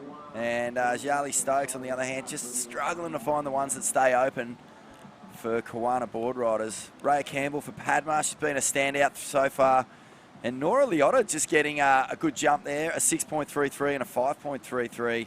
Just under 3.5 minutes to go. Awesome to be sitting here with Ock again. Feels like this is the other day we were sitting at the we single were fin. sitting together the other day, and actually, we were just on a thread. Remember, Smithy, when we were chatting a bit to Ock about surf? Hold the phone, goodness. Nora Liotta, the gal from Maui just put up. kidding me? Oh, my Lord. No What way. is this? Another one. She has just exploded. No. That's got to be a 10-point ride for turns. Seriously. Oh, my God. My goodness. You can't go more ham bone than that. Oh, my goodness. And there goes Raya. That was the best wave of the heat. We have more. Yarley Stokes, finally unloading here and gets a third turn in. Oh, man, the switch has been flicked. Holy smokes, that one was right at the top of the bank, had the perfect line on it, nice and steep, and Nora just went ballistic. That's one of the best waves I've seen surf today. Well, that impressed me, because I've been commentating the whole event, and for the women, I think that's the best I've seen. I mean, I don't know if I'm getting too excited, but this wave right here, let's have a look. Oh, yes. Like the deep Butts. bottom turn and the snap. Oh, Lordy. My goodness. Perfect timing. Are you to serious? fit that in there and still throw that spray and hold your speed, this girl, where's she come from? I know she comes from Maui, but I haven't seen her before, and I am so impressed. Maui wowie. Settle down. Oh, and Ellie Brooks, there's so much speed and looseness in her surfing. So beautiful to watch. What are we expecting? This is a clash of the heavyweights. This is massive. Is that a 10? I think it's a 10. Right I mean, up there. The judges, they judge really high guys the last few days, and I even think it was like maybe 2 points high, and I was kind of thinking that's a bit too much, even though I think they had to talk to the head judge, and there it's it a is. 977. Massive. Yeah. Oh, someone went the stinge. Someone went the stinge, and they said they were going to pull back the scale today because it's been finals day, so maybe that's why it's not a 10. One of those judges is sitting in the box with clenched butt cheeks, I'm telling you. Talking about clenched butt cheeks and rip-offs, talk to me about Dimity Stoyle's 867 yesterday. I thought that come in so low. I could not believe that wasn't a 10. I was sitting there watching on the broadcast just screaming, these judges' eyes painted on? What is going on out there? After watching Brent Doyle, I think it was all in the same heat, wasn't it? It was Dozza got his 10, Mitch got his 10. Where was Dimo's 10? That was a borderline glitch cone in the CJ Hobgood realm. 45 seconds, Charlie. Oh, well, look, she got a 6.2, so she fought her way back into this thing. But that wave kind of a bit more in rhythm with the rest of the heat. But, yeah, Nora Liotta, incredible. 9.77. Getting Oki very excited from Maui. Geez, Maui has some core talent, doesn't it? No song and dance, no flag waving, just gets it done in some of the most treacherous, scary surf you can possibly imagine. Just giving it the lot, aren't they, Vaughn? Liotta just giving it the lot, eh? Big swell heading to Hawaii right now, right? Another one, mate. It's how is the back end of the Hawaiian season? January, Feb, just skits alert 24/7. These are interesting to sit with a couple of these groms from out the other night at the President's Dinner, and these kids, 14, 16, paddling jaws, just the next level mana over there in the islands. It boggles my mind to be out there in conditions like that at that age.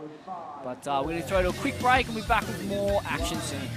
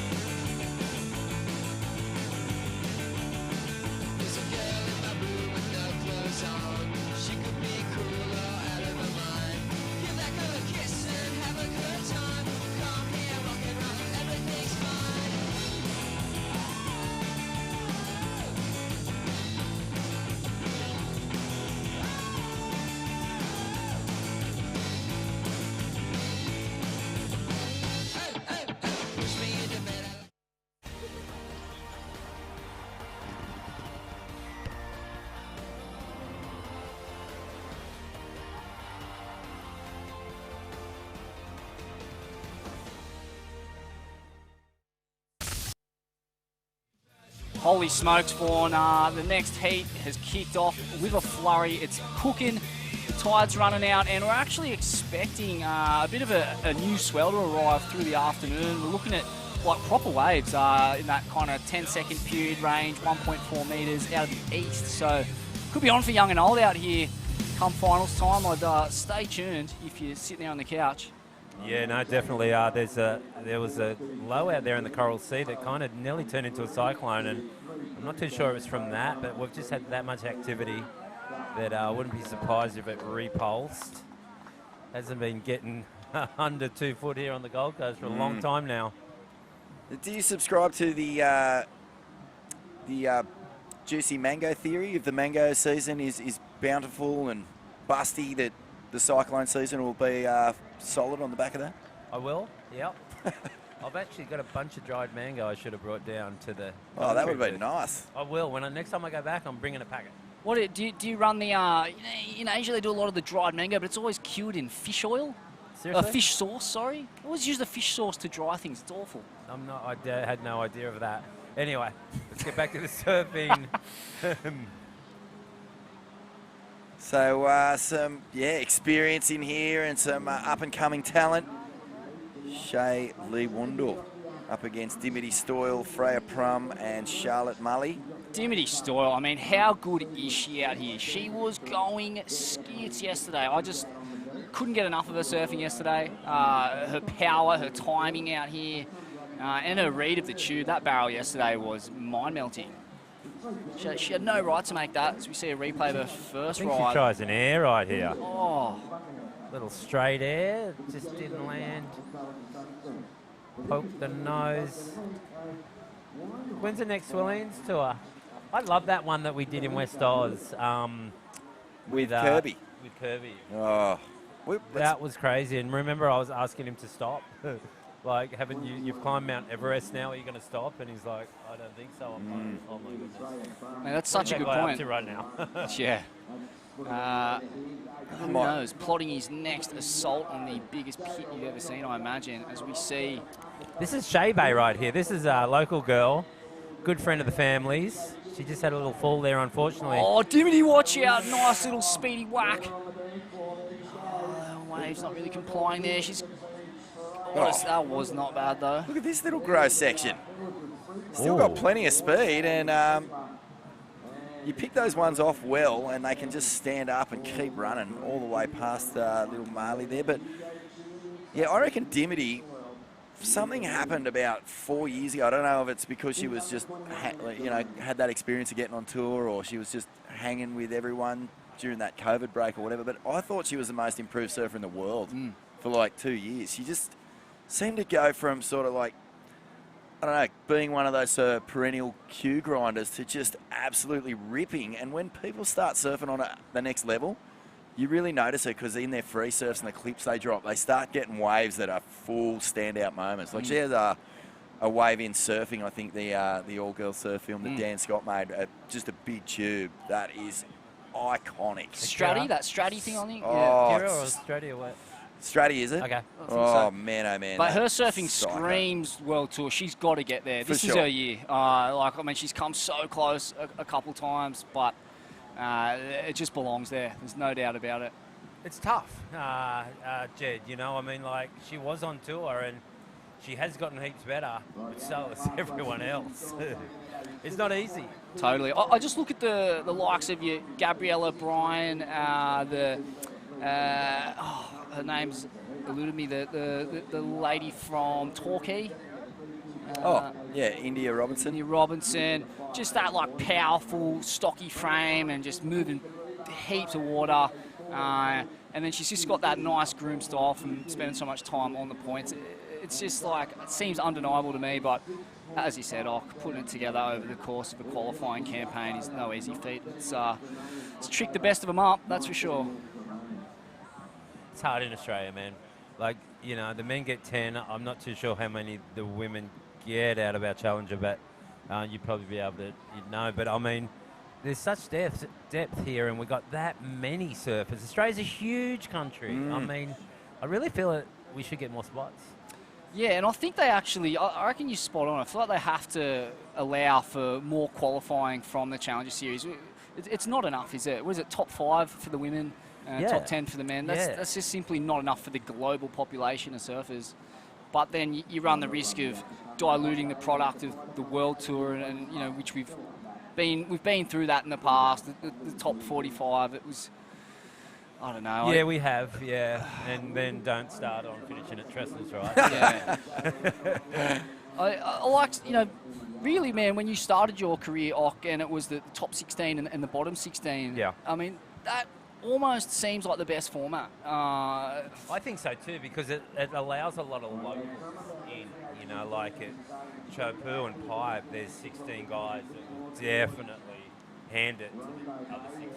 And they're even matchups. The wild cards are always dangerous. There's only a couple, but if you start it back at the back 16, and then you get trials and 16 come out of that. That's the way it used to be. They meet that back 16, and then there's the top 16. So when you win that heat from those guys who got through the trials against the back 16, and then they meet the front 16, and that's when the main draw starts. It was great. It was a real good format. When you're world champion and, you're kicking off the following year, it's looking to, back up that incredible result, you come up against pretty much all these wild cards. And so everything is at a bit of an unknown, and you're just thrown into this sort of crapshoot of someone who has the opportunity to take down a legend, someone they've always looked up to.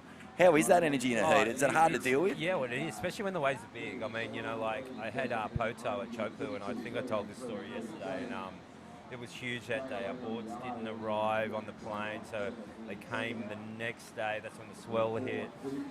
One truck by one truck. There was lots of boards, and because all the Aussies didn't get their boards, and the swell built all day. I was a late heat. I had Poto, and he was wearing a vest, with buoyancy padding vest, and it was 12 feet, as big as you could paddle into Chopu, and I was kind of not feeling it. I'm like, this is just extreme. And I had to deal with it. I got a couple mid-range, I got a couple sevens, but not on big waves. I mean, well, they were big. 6-8 foot, but when the big one came at the end, and I think, I had priority, and I kind of, wussed out a bit to, and Poto got it. He couldn't believe I went without priority, and he spun late, got spat out of it. I remember Mike Parsons going, "Oh, you had that. You're in the spot," and I didn't feel great. But yeah, I mean, the point of the story being that you turn up and you're up against the local some bombs on the way here.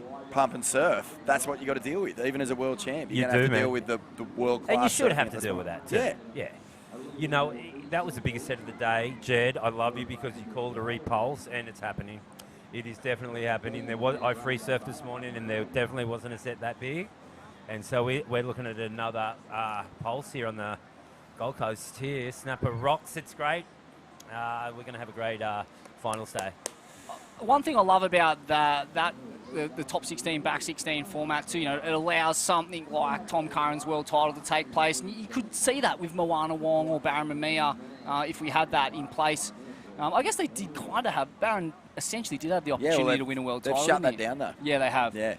But no points for wildcards. No points for wildcards. So there's no more Wilco stories.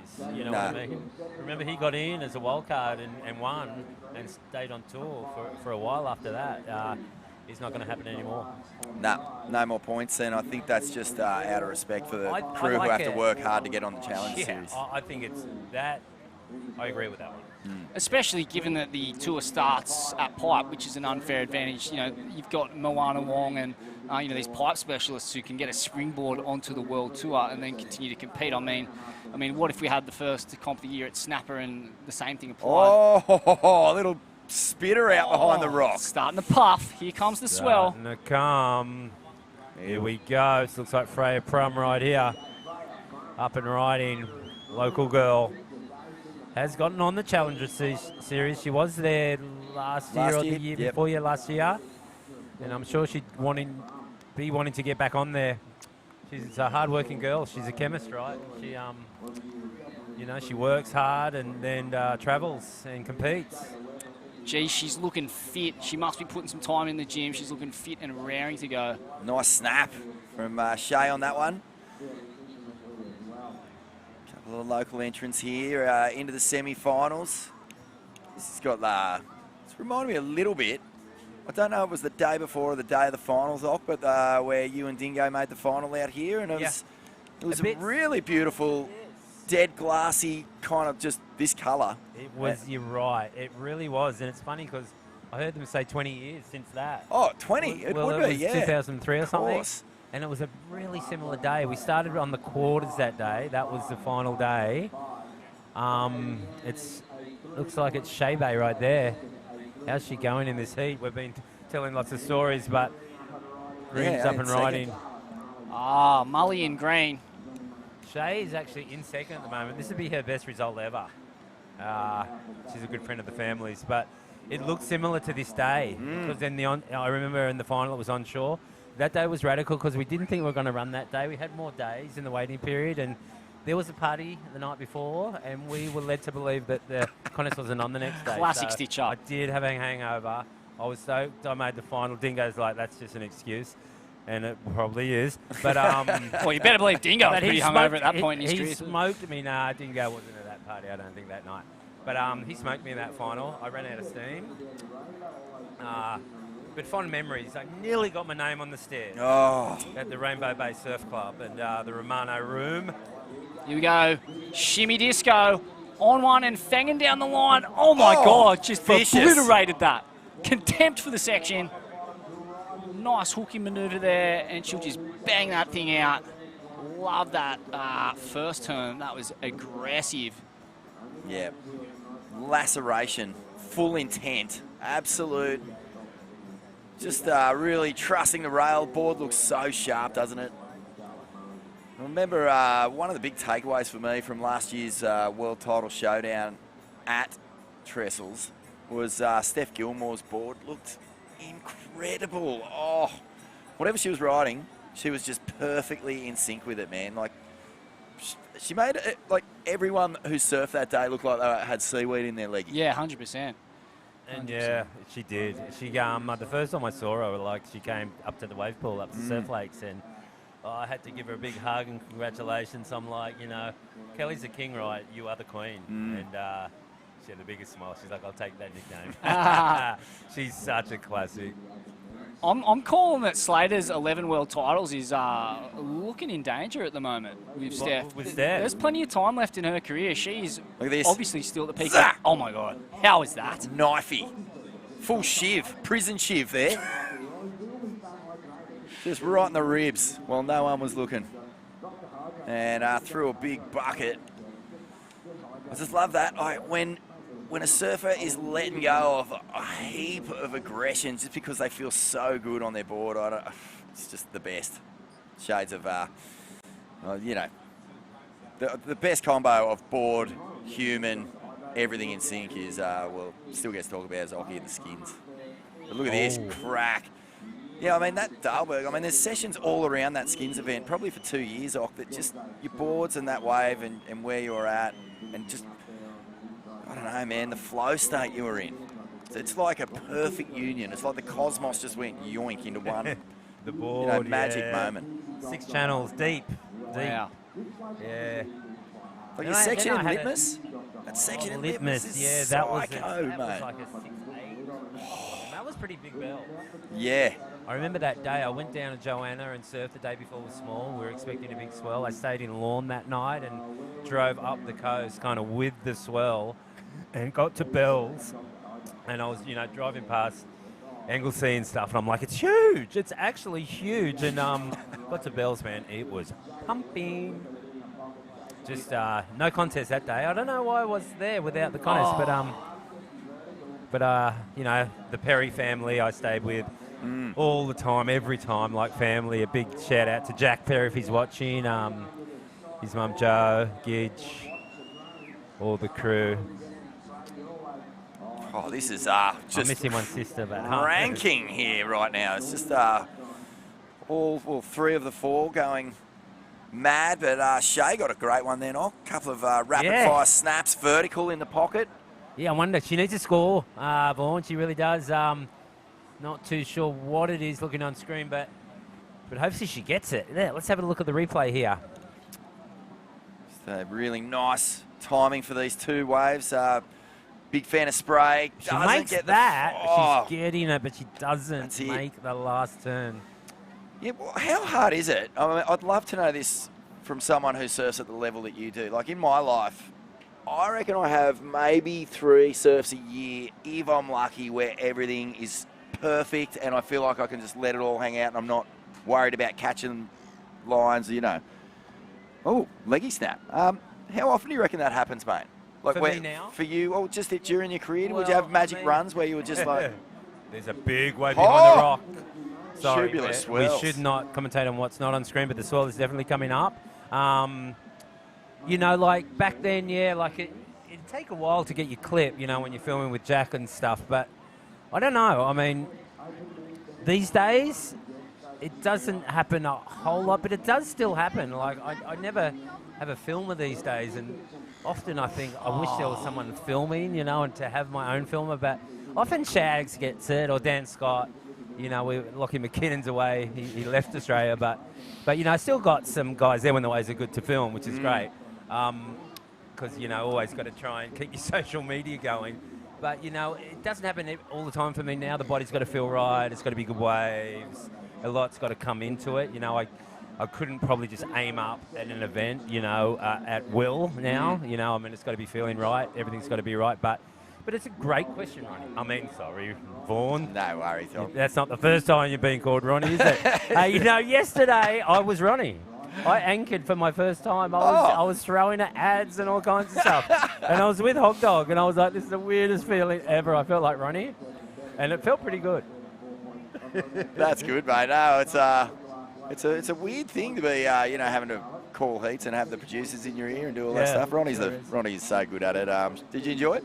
I loved it, yeah. Perfect. It was my highlight, I think, of my commentary career. Dimity Stoyle pockets an 8.33. Smithy, far out. Looking almost impossible to beat at this stage. She's still got a fair bit of work to do. It was only semi number 2, but Freya Prum has moved up for D-Bar into second. Shay, she's looking really good out there. Really good timing. Nice snaps in the pockets. 6.25 minutes to go. Charlotte Mully also. Couple of scores there. Really important for D-Bar right here. Freya makes the final because they're in this final for the teams challenge, and they might have a golden run here. And with a new club that hasn't been around for a long time, I do have a soft spot though for D-Bar. I've got a lot of good friends in there. Nearly left Snapper, and I was like, it was never going to happen. Bruce Lee would absolutely kill me. Been up here for 30 years more. I've got kids in the club. I'm so entrenched in the club that it was never going to be a good move. I did think about it, but briefly. Do you ever get the call? Most controversial defection since Edward Snowden, mate. Cronulla's always going to be my heart, and if they, were in a big board riders battle and asked me to be a master, I probably would do it and without feeling weird. But Snapper's my club. It's hard, isn't it, to leave your original club? I'm just kind of deciding whether to join Lee-Bar at the moment. It just kind of feels wrong. It's like, I don't know, there's just something about it. I know, but home is where the heart the is. Big Bash people are swapping around everywhere. Well, that's right. I've been in 4 clubs. I surfer. My first club and still, my heart club is New Brighton Board Riders. The club president was Jeremy Biles when I first started there. Matt Smith was the deputy president, and but then I joined Lee-Bar for a year, and then I went down and joined LRSA, Long Reef Board Riders, for a year. That was fun, and then I was actually even in the Nambucca Heads Christian Surfers for a year when I was about 13 or 14. Sage Josky, Heath Josky, and all that crew. Paul Josky was down there as well, shaping those Valor surfboards. And, man, every single club made you feel like you were a part of something awesome. Like, every single one of those clubs had fantastic culture, and it's just an awesome thing to be a part of, regardless of who you're surfing for. Freya winding up. Wow, this has been a nice one. Rios. She finishes it too. Freya's so consistent. She's always putting scores on the board and always getting through heats. It seems like this is a local spot. But state of origin too, right? I was like, that is so, you have to be born in that state. But now I'm led to believe, because my partner Jess has got a son and he's only 15, he's already signed up with the Titans Junior Development, and he's going great guns. But did he have a game in Coffs Harbour yesterday? Yeah, he was in Coffs Harbour yesterday. I went past him, saw him. Yes, he played for the Titans at Coffs Harbour yesterday. And classic. But I think it's where you play your first game of footy, because he was born in Sydney. Like, the mum came from DY. They're from DY, the family, Jess. But I believe it's the first club you play for, right? Unless you're Greg Inglis, but yeah. Right, yeah, let's move away from that. And mate, still a burr in my fur. Oh, what a disgrace. Bowraville's finest. Playing for Queensland. Jeez, he played his first game for the Maxville Seagulls, I'm positive. Rough. Yeah. That was a bitter pill to swallow for Blues fans. Origin it's a touchy subject on these border towns, mate. That's right. The footy season's coming back soon, boys. Can't come soon enough. Slash. Here we go, Charlotte Mully.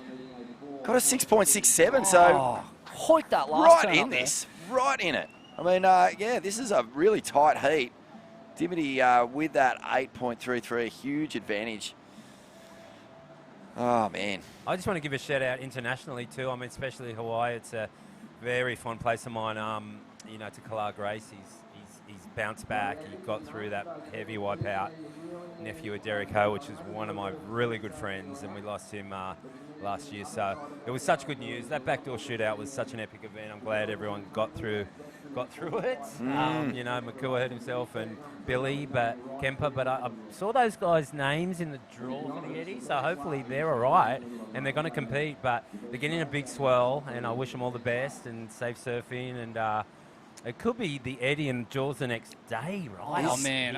Just imagine that, boys, because that's really good because I'm not like, I mean, I surf Waimea a bit, but never Jaws. But, I mean, you can practice your takeoffs, which is what Waimea is, a full takeoff, no barrel. But you get your takeoffs down that day, and then you go to Jaws, you get your takeoff, then you get your barrel. How's your adrenaline? It's good. It worked good that way, I reckon. Yeah, 100%. I just wonder about the kind of fatigue and the safety concerns of pushing yourself that hard, coming off an injury like Billy's, you know, which was serious. I heard broken jaw, concussion, and potentially a kind of re-injuring the hip. Really? And he's going to surf in the Eddie with that? Well, I'll be surprised if he surfs. But wow. I also, you know, that was the initial diagnosis. Whether he did have a fracture in the jaw, I'm not actually sure. I haven't heard anything more on that front. But, mate, just like back-to-back swells of the kind that Hawaii's just had, being a part of every single one of them, mate, the body has got to be feeling it, doesn't it? Holy smokes. Mate, your adrenaline glands are going to go from, like,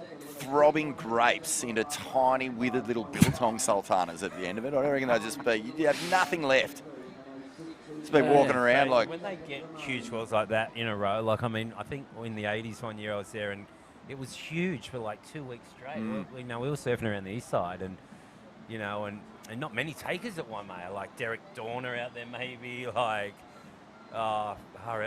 you know, it's just if you want it, you know what I mean? Like, you want to surf big waves when it's over 20 feet and do it all the time, you're a man. Yeah, and that's what I wonder about, you know, especially for the Hawaiian guys, like the amount of pressure just to represent Hawaii in those events, whether it be the backdoor shootout, whether it be the Eddie, you got to be careful. If you're not feeling it, then you probably shouldn't paddle out regardless of who wants you to paddle out or what's at stake culturally. You know, there's a lot of cultural pride there. That could be an external pressure to compete when you're not up for it. I felt like I was watching that play out in the backdoor shootout as that heat wraps up and Shimmy Disco Stoyle takes it, and Freya Palm is going to make it through to the final. A great result for the D-Bar board riders. They're on one here. We're going to go to a break and be back with more shortly.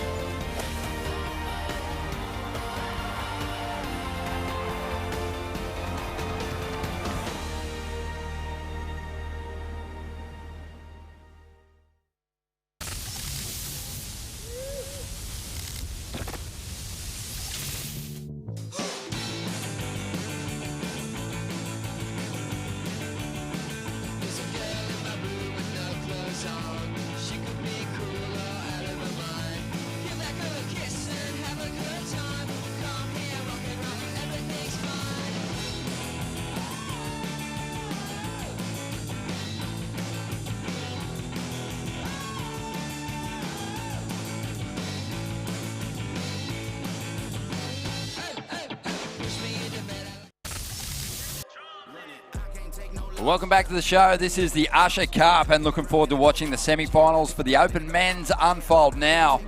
And we're going to see local hero Sheldon Simkus, who's obviously got a fantastic shot at taking out this stage component of the Usher Cup. He's just so strong here. He's had some big results. He won the contest last year, and he's got it all. So progressive, great rail surfing, pinpoint timing. He is a big threat for the Usher Cup title in the Open Men's division. He'll be up against Matty Job, Zeb Stokes and Morgan Siblick. Just a world-class field, and big bucks up for grabs. As we know, the waves are firing. Just took in the entire lineup on my break and stood up there on the hill and looked out. It was awesome. The women's final is now set.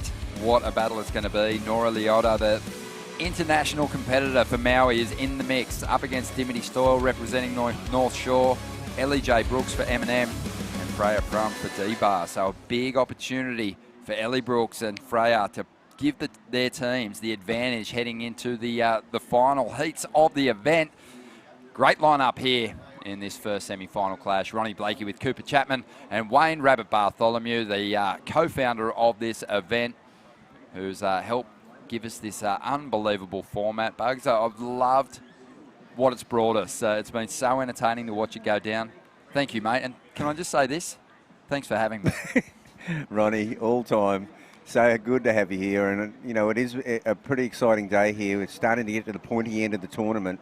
You know, one thing we do have, though, is this shift in swell direction. It is actually... It's starting to break up a bit because we've got a little bit of east-northeast swell and that reverse rips come back again. But the boys are behind the rock. They sure are, and action out of the gate. Sheldon launches into a reverse. Man, looking at this lineup, Cooper Chapman, I got to get your thoughts. This feels like it could be like a Challenger Series semi-final heat. Have a look at the names.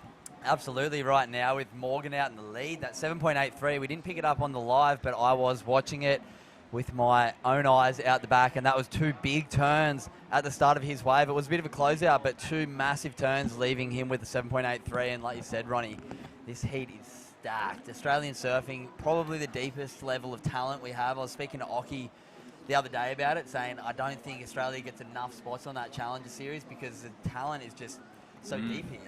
Yeah, Matty Job, he's someone that in the course of this event, you know, I've kind of put the highlighter over the top of as someone that could be a real threat moving through those qualifying series events to kick the year off. Here's the replay of Sheldon. Just it's so easy for him, Bugs, just flipping that board into that spin. It is. But, you know, Cooper made a great point before. Yeah. Here's the replay. Morgan during the break, starting so strong once again, 7.83 there. Showing his class, but, you know, Cooper, you know, I've given it a bit of thought. I mean, my thinking on it is that the WSL needs to do a 3-year review on the qualifying teams from each region. Now, if the same ones just keep qualifying year after year after year after year, it shows a lack of depth. And, you know, Australia, you'll see a lot of movement. The depth in Australia is ridiculous. We have to share it with another nation called New Zealand, completely share it. I mean, I just think it's kind of unbelievable how small the quota is for the depth. New Zealand, too, has got some great representatives at the qualifying series level, too, that have been, you know, really knocking on the door of breaking through for some Challenger Series opportunities. But what do you think about that? I mean, a review, and if it's static if you see the same ones, you know, qualifying every single year. I think right now what we're going to see this year is a bit of a shake-up because by choice or not, the WSL have thrown in these couple of events in, I think it was like June, July last year, as we see up and riding Morgan Siblick. Nice first turn, straight up through the league, blistering speed, and third one. Bang. They lost early in the teams event in Merriweather, which was a huge upset, but Morgan Siblick is showing that he wants to be here at the pointy end of the event, but I forgot what I was saying. Oh, well, the shake-up. Yeah, the shake-up. So what we're going to see this year is a little bit different because we had those two events in Indo. We got promised by the WSL you're going to be able to spend a lot more time in Australia. It's going to be real localised. We're going to be able to save money. And then they throw in two events overseas in Indonesia right before the Challenger Series event in Ballito, which made surfers like Mikey McDonough, it made surfers like Kalani Ball have to make a choice. Do I want to go and do the 5,000s to qualify for next year's Challenger, or do I want to put my focus onto this year's Challenger? So I personally think it was done really wrong last year. I don't surf for the WSL anymore, so I can kind of say this. Yeah, well, I probably won't get asked to commentate anymore, yeah. but I mean, I think it's good to have people's opinions to maybe challenge what's going on because there has been some changes, which I really agree with, but there's been some that I think might not really make that much sense, but that's what happens when we change things, and I think growth is always a good thing. Okay, but the other side of that, though, is that, okay, I agree with the timing, but the other side of it, I think it's excellent that to have qualifying events in super good quality waves, and Indonesia is jam-packed with them. I'm not complaining about it being Indonesia. I'm just complaining that the timing didn't allow the surfers to get there, which is unfortunate. But right now, Zeb Stokes, he has found a beautiful looking wave here at Snapper. Quick first 2 turns, and that's all she wrote. Yeah, Zeb's going to have his hands full in this heat. He's the up-and-comer. Matty Job, pretty established. Obviously, he's been dropping scores in the 9-point range right up until this point, the semi-finals.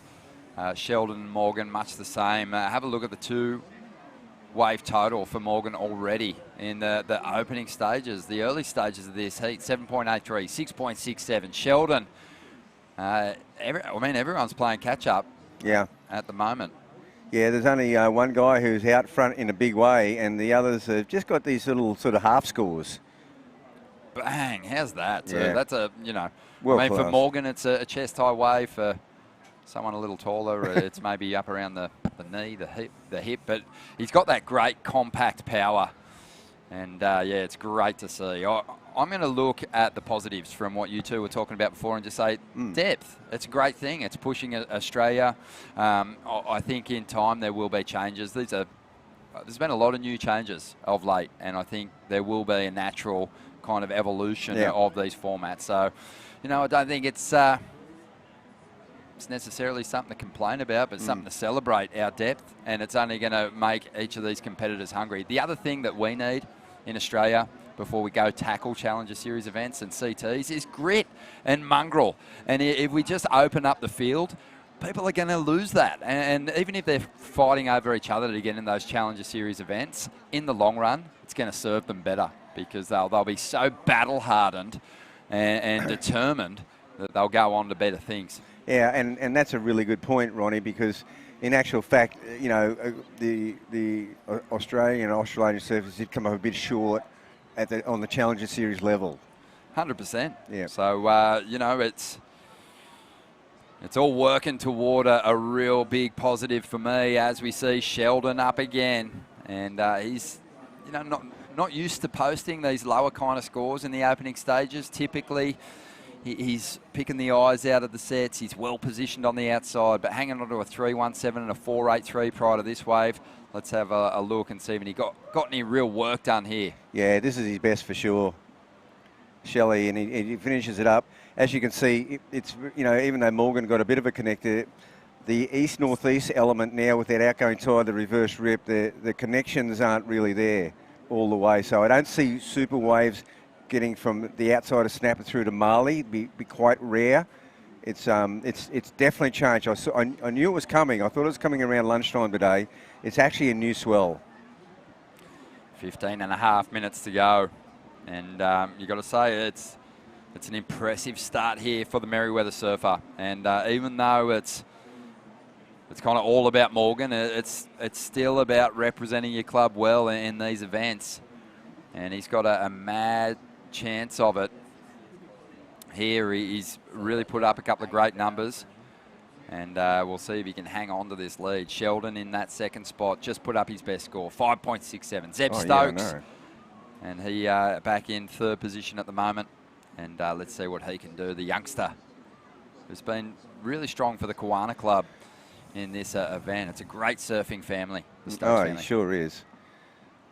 Yeah, Kawana's a club on the rise. It's a family affair. But I've been kind of seeing, look, we got a bit of Zeb vision here. And we're going to see some of his highlights throughout his run through the contest so far. He's got that. Looks like maybe Usher Cup 2021 right there. Yeah, it does. And man, he's kept that same form into 2023. He's added a bit more size and bulk to his frame, and his surfing's getting bigger, it seems like, with every heat.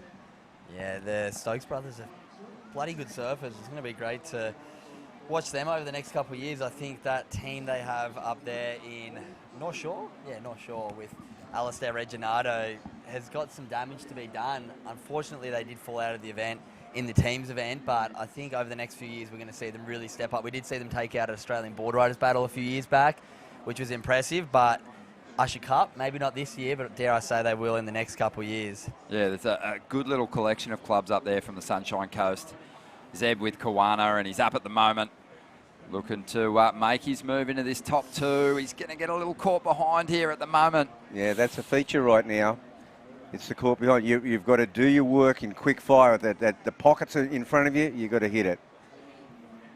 Matty Job still maintaining his position out the back there, Coops. I was going to say another fun fact. 3 of our last 8 men's competitors were in the final last year. We've got Sheldon Simkus, last year's winner. Coming up in the next heat, we've got Nathan the Hog Hedge, Ben Lawrence, and both in the final last year as well. So maybe a couple of the event favourites last year carrying a bunch of form across this year. It'd be crazy if we saw 3 people from last year's final back in this year's final. Yeah, that would be huge. Here's the replay of Zeb on that last ride, Bugs. Yeah, he got that first turn in, second one. That was a bit of a check turn set up, and he was looking, he had one eye down the line for sure. Now, the vocals were, it seems, Coop, kind of rested for this finals day for the clubs still really chasing that Usher Cup title. You've been down there marching around the beach. They've turned up in force today. There's been some great club spirit on show. Yeah, I mean, you got to love club surfing. It's one of the most special things ever, and for the first time ever, Bugsy and the team over at Usher, Theo and the crew have brought over the international teams, and it's pretty special to just be a part of this weekend. I mean, we've obviously had incredible surf. Everyone's been surfing out of their skin, and it's right down to the pointy end right now. And like you said, that club spirit is really coming through. The team that I've been really impressed with is the M&M team. I was down there watching all their groms frothing for their team, and it's just really cool to see these surfers showing up, inspiring the younger generations. And yeah, that's what club surfing's all about. Have a look at this replay. So 8 minutes Matty Jobs waited for his opportunity. And he's been so solid, Bugs, in keeping his composure. And when he takes off on these waves, he's been really patient in each of his heats. But on this time, he doesn't convert. He's going to fall to the bottom of the order of priority here, and he's not going to have a score to speak of. So he's going to be up against it. Yeah, I mean, he's been really relying on that deep barrel behind the rock. It certainly, was there on the... It's still there, but I mean, as the tide goes out, but it's certainly there on the... when there's just that little bit of more east-southeast, it just comes from behind the rock, and it peaks up and spits out.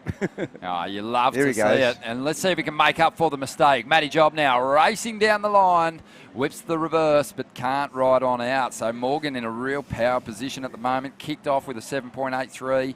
He's backed that up with a 6.67, and he's got the 2 best scores of this heat so far. Almost looking untouchable, but you want to get into the excellent range to put yourself well out in front of your rivals in this situation. Sheldon's a danger man. He needs an 8.83 to get into the lead. Zeb's like within reach, chasing just a 6.1 to climb up into second. Matty Job, though, has a lot of work to do now, and not a whole lot of time to do it. He's surfing a 10-minute heat. Yeah, well, he'll have to go probably a bit wider now, as he has, and on that sitting wider there with that reverse rip, the other guys have been, as soon as you stop paddling, you're going to around froggies. So you sort of end up getting sucked over into the deep position. Sometimes that wide one can be there, so Matty could, really pull something out of the fire here, but he needs one of those bombing wide sets that we saw earlier today, Coops. Yeah, absolutely. And I was just speaking to Nathan the Hog Hedge before he paddled out for his heat, and he said to me, he's been paddling around from froggies, which is around the back of the rock, so he could get the inside. But he said, and if he says this, it's bloody pulling around strong. He said, it was really hard to paddle around from froggies. So yeah. He said, I'm not going to paddle around from the back this time. That reverse sweep's doing all the work for me. So yeah, a couple change of tactics for the surfers as we see this swell direction change. The conditions are changing quite quickly right now, so it's going to be who can adjust under the time restraints as we see Matty Job really pushing down wide so we can try and get something going in this heat. Yeah, this is really changed up in the last half hour. It's kind of broken up. I did suspect this could happen today, but there'll still be some nugs. I'd say I like where Matty's is sitting actually. Oh, yellow Sheldon there, just getting those fins free. Always gets that tail nice and high, but unable to ride out of that one. Yeah. Zeb Stokes is still a bit of a danger in this heat, because if he connects with a good one, and outside we see Morgan just dominating. man. Oh, my God, look at that turn. So much punch in those pocket hits for the absolute wonder kid who represents Merriweather but spends a lot of time up here on the coast. He's found his place in this lineup. He knows what he wants, and he's out there just taking it. Well, he sat deep and hung in there and used that priority so well. Matty was sort of forced to, well, he went for the barrel, right? And it would have paid off huge dividends if he'd come out.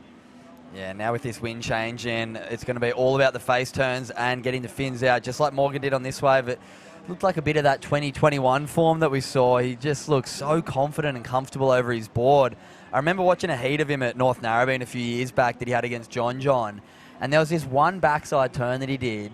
That was maybe one of the cleanest, best backside turns I've ever seen, as we see that beautiful angle from the rocks looking down the line. So critical, vertical, throwing the fins, and you know what it's like, Bugs. It's generally quite hard to go vert on your forehand because you need to keep that down the line speed, but surfers like Morgan make it look very easy.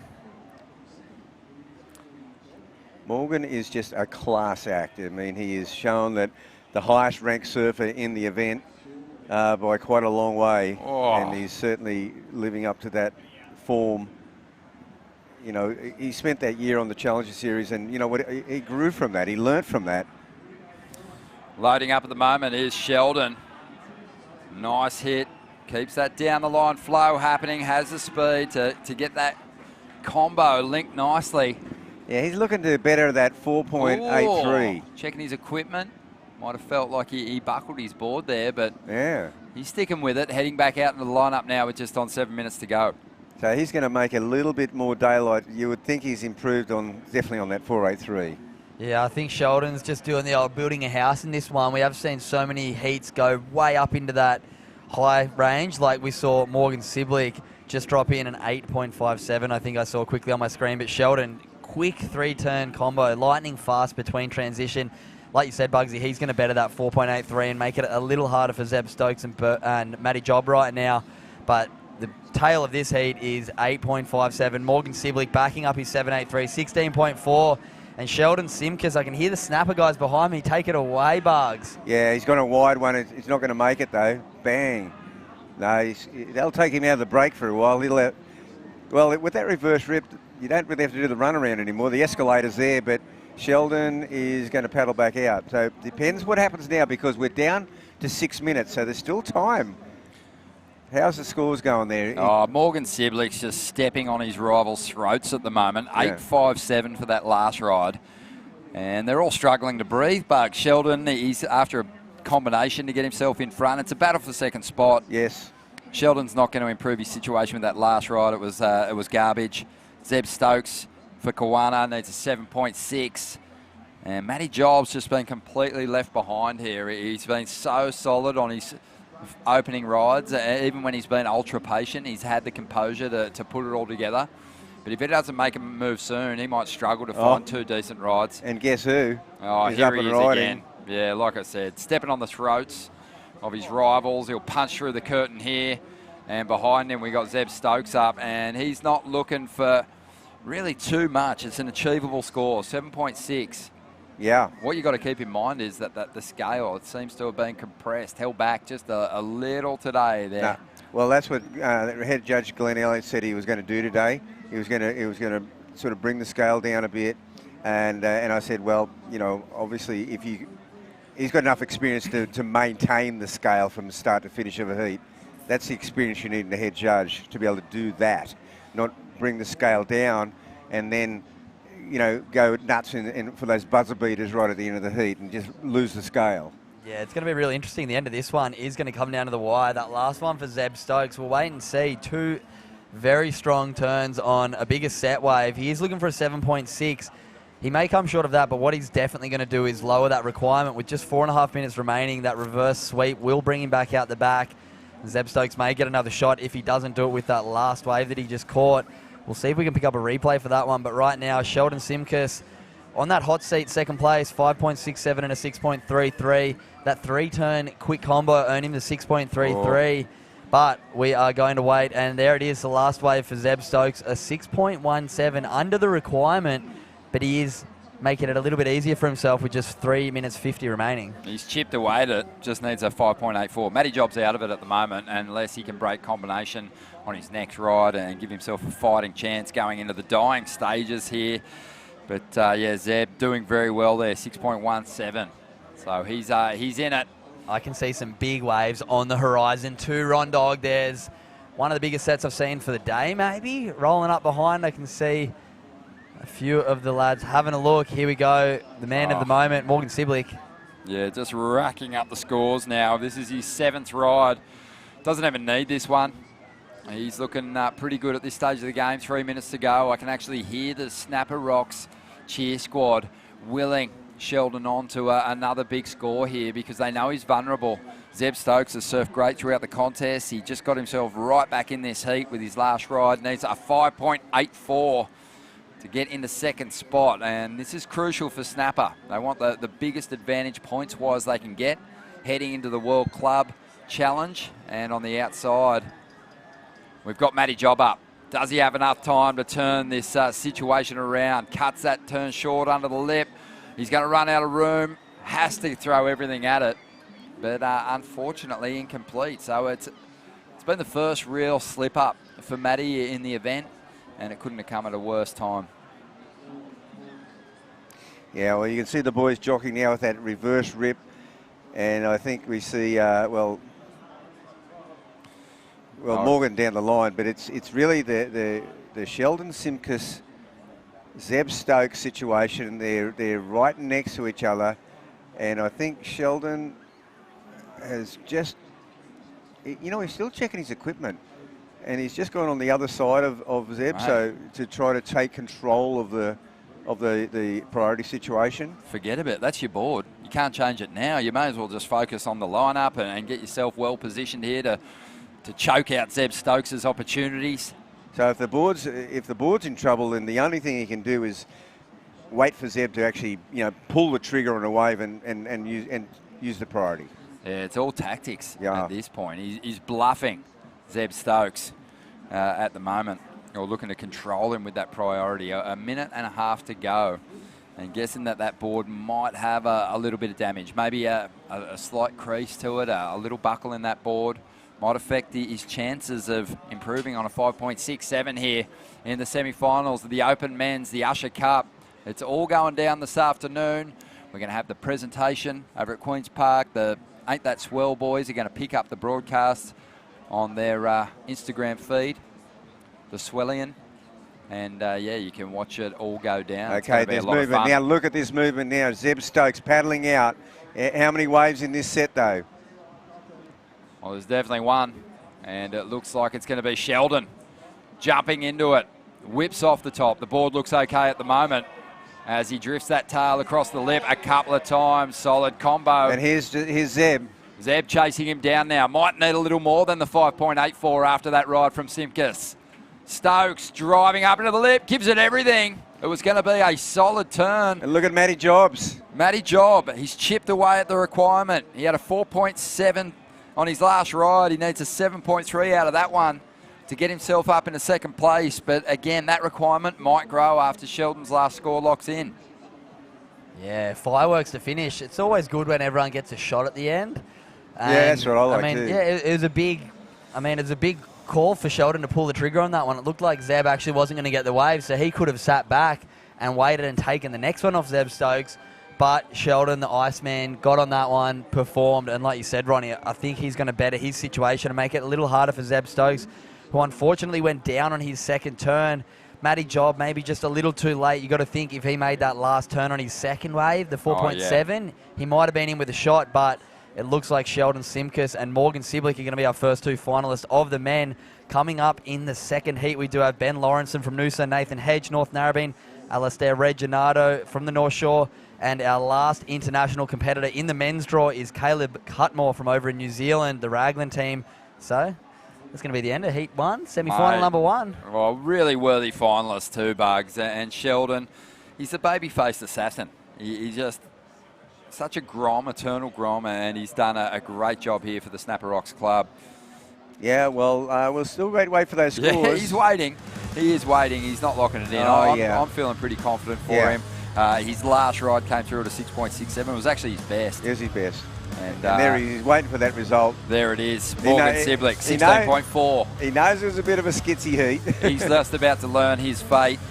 And he finished up with a heat score total of 13.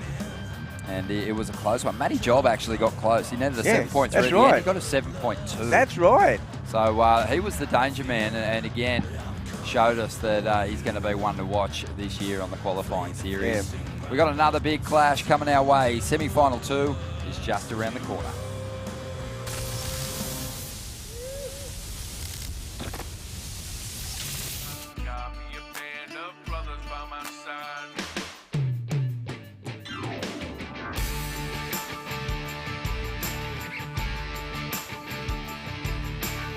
I'm right here, I ain't going nowhere.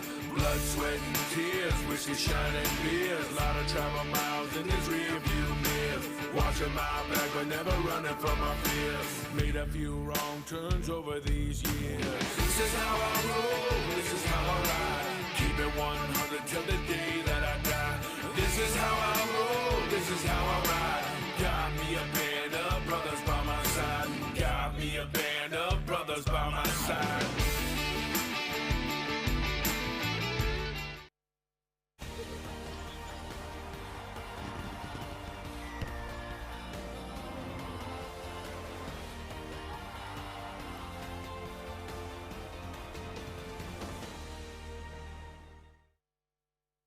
Welcome back to Finals Day here at the Usher Cup World Club Challenge.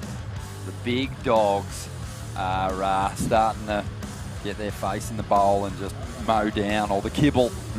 Morgan Siblick and Sheldon Sinkus, two real performers on the Challenger Series for the Australians last year, just missing out on getting onto the CT. They're right there in the mix. They're going to be contesting the final, and it's time to find out who they'll be up against out there in the lineup. We've got Caleb Cutmore. He's the last international left in the field here in the Open Men's. For point board riders, he's been doing so well, but he's got his hands full with this guy, Nathan the Hog Hedge. He's been on throughout the contest, and he has blitzed this first section. Oh, yeah. Mate, he's like a French bulldog on heat. Look at him just rutting around out there. A French bulldog on heat, or a French bulldog chasing down the heat. Well, that's a fantastic start. Also in the lineup, Ben Lawrenson for Noosa. He's been dropping excellent scores throughout the comp, the goofy footer. He's been looking so sharp, and Alistair Reginato for the North Shore. But Parko's with us. Parko, your old mate Hoggy, he's out there. He's still giving it a nudge. Mate, the chrome dome of Nathan Hedge still out there going hard. Doing it for the domes. That was amazing. He's looking so sharp still. I mean, we know what he did at Chopu last year, but to come here and do it with Snapper with some really talented servers is amazing to see him doing it. Yeah, he's asking the big question of the next generation of Australian competitive surfers, and I love that he's there pushing them, because even he says it, you know, I'm just trying to instill a bit of mongrel in these kids, get them prepped for what is going to be a monumental task, overcoming these incredible international surfers. But Ben Lawrenson's up again. He is on fire. I mean, Noosa's been backing this kid the whole way, and he's delivered in a big way here. Oh, wow. Alistair Reginato, he's been a standout for me too. I think he's been amazing. Oh, wow. Yeah, that's huge. That could be the wave of the day. I think that could probably go the highest wave score of the day. I just had a chat with Mitchie Cruz and Stace and his brother, Mitch's brother. Alex is shaping beautiful boards, but I just had a chat to them. They said, who do you think's going to win this? And their picks were Morgan Siblick, Sheldon Simpkins, and I said, watch out for Alistair Reginato. He's looked so sharp, and I swear to God, he hasn't even had a good wave out here yet. He's been getting the big numbers on knee high, just nothing. This thing stood up though. Yeah, it did. And then he got to show us what he can do. That carve. That was beautiful. It was Fanning-esque, that one. That was. And finished it strong with a nice fin throw there. Look, that was amazing surfing.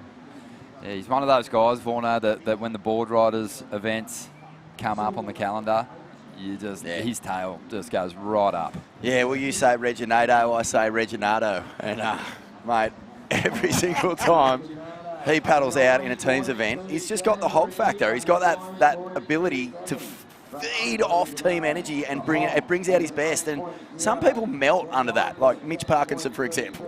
Shocking.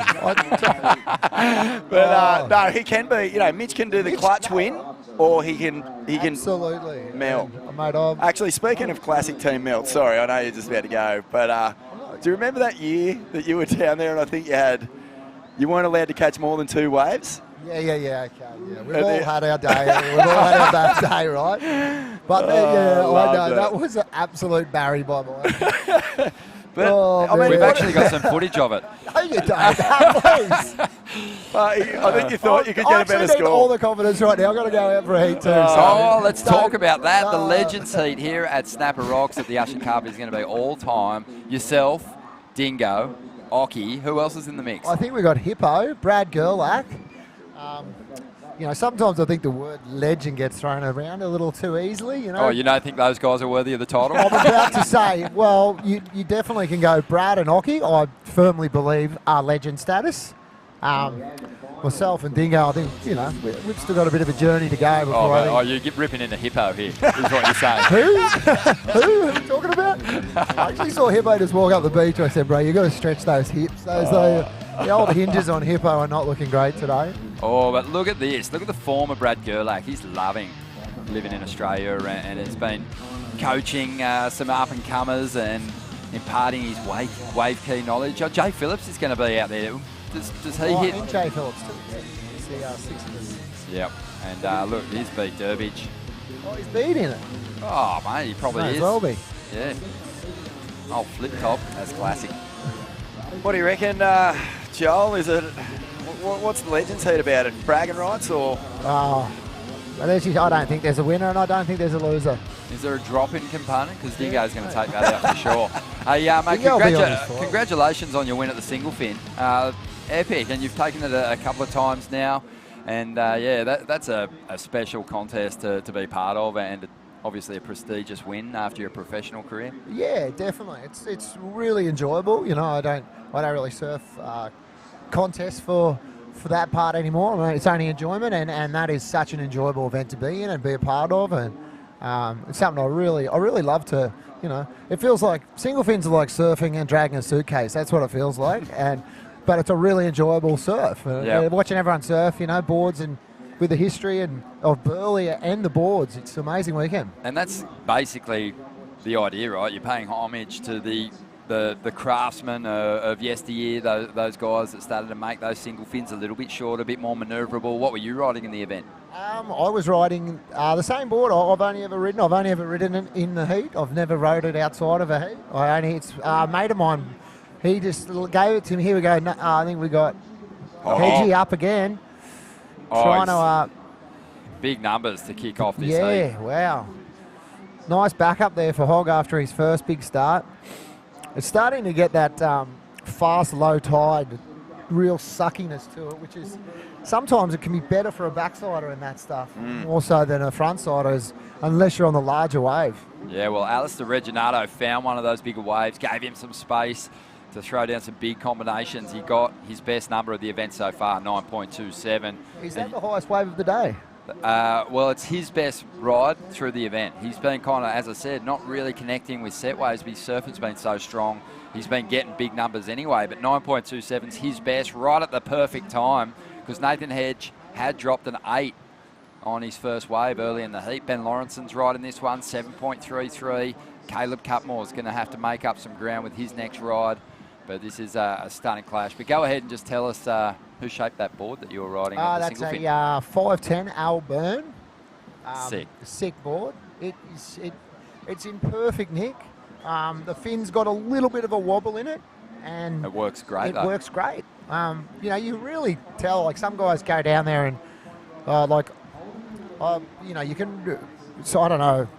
It's hard to say. Like you see some boards and you go, that does not work, that board. And back in that day, you can imagine they must have taken them 3 days to build and get the whole board ready, and they go out and go, well, that didn't work. And then they go, oh, well, that one did. It must have been so much experimental going on back in that time. Oh, Rabbit was saying they'd shape a board or they'd rip one down, sort of cut another couple of inches off the nose, glass it that night in with a super hot mix, surf it, and if it went doggers, they'd bring it back in, cut it all, and do it all again that night. And when you say hot mix, you're talking about the resin, right? Maybe. I don't know. It was the Peterson brothers, so. But, There we go. 15 minutes to go here. Alistair Reginato, he's looking to back up the 9.27, just hops across the lip, finds the green wall, and goes to town. Oh, wow. That was one of those really cupped out end sections too, Joel. He did well to stick it. Yeah.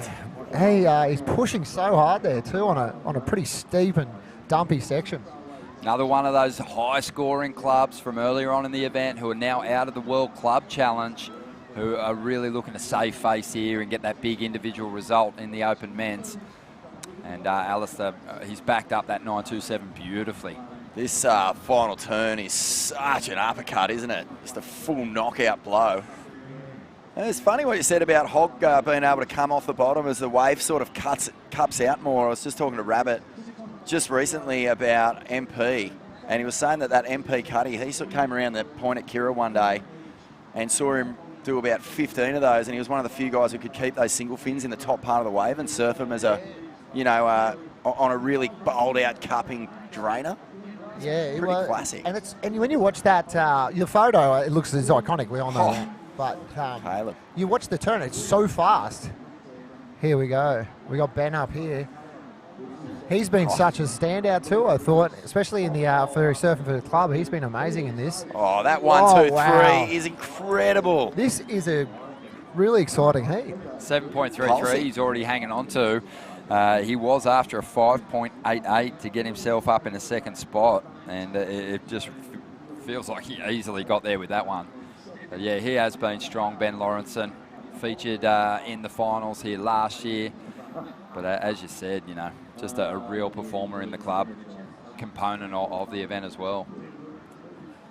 Yeah, the tag of the best club in the world is it's a big carrot for a lot of clubs here, and in particularly mine. I think it's something I really would, to hold the first trophy up of that World Club Challenge would be amazing, and I can really see this event just gaining legs, and we'll have clubs, doing what they can to be a part of this event in a few years. I was talking to Oki about that, maybe on the opening day of competition, and I was just saying, when Tahiti came on the schedule as a CT, you won pretty early on, and you added yourself to the top end of the honour roll, the winners list of that contest, and now you look back on it, and the legacy of that event is just so incredible with some of the best barrel riders in the world, and you're right there at the beginning. And that's what we're going to have with the Usher Cup this year. This is the beginning of, a very prestigious title, it feels like. It definitely. And to get it at snapper with no one out like this. Here we go, another wave, Alistair. 6.5 on his last, though, has put him in a great position. Ben Lawrenson's not losing touch with him, though. 8.13 for his last ride. And these two are moving ahead of the pack here. Nathan Hedge has work to do. He's after a 7.47. Caleb Cumpmore, the Kiwi from Point Board Riders at Raglan, he needs a combination of scores, a two-wave total of 15.47 at the moment. Caleb's been impressive. I think quite often you get to these right-hand point breaks and you think, they're just tailor-made for a point break specialist, even if you are a goofy like Benny Lawrenson. But Caleb generally is going left at Raglan, so his backhand is the only practice he gets is on roundhouse cutties, and it looks like he does a pretty mean one. He definitely. It's probably like it's the opposite. We live here on the Gold Coast. It's absolutely only rights. Trying to sniff a left out around here is not. It's not possible. Yeah. Like I said to Og, I get any left I want out here. It's unreal. Yeah. Couple little lefts at real pookie, boys. Couple little lefts, eh? Yeah, look, Caleb's got work to do. It feels like he's got to chip away at the requirement, not sort of just break combination here, because there's still enough time on the clock for Alistair Reginato, Ben Lawrenson and Nathan Hedge to really add to their heat score tally. So I think he's got to go excellent. Alistair is on another one here. Oh, just clean, isn't he? We've got it together. It's such a low tide, this one today. It's really, I don't know how, I haven't seen this much sand at the point here for a while on such a low tide. I don't know if it's going to be a good thing or a bad thing. It might get pretty tricky on the dead low. The best part would probably be after the low. If I was going to go for a serve, I would pick after the low and that incoming. But could be really fun all afternoon though. I'll take the really low after the extremely high any day. It was pretty slow out there this morning, and even when it's like that cupped out tricky wall, you still got that extra push down the line. It does kind of slingshot you down there, and if you're capable in those tight pockets, you can still rattle off the turns. Oh, here we go. The replay of Alistair. Is he going to up the ante here, Vorno? Hard to say. He's sitting on some pretty solid scores. 9.27, 6.5. Looks like we've got a couple out the back here too, guys, and we might have some action. Oh, gosh, that's such a good feeling, seeing it all just pipe out behind the rock there. Just your froth glands start to lactate. Here we go. And it's Alistair somehow wrestling waves away from his opponents again. That was a dynamic combo on the outside. And he is in a glorious position of being able to force it a little bit and take some more risks at the moment.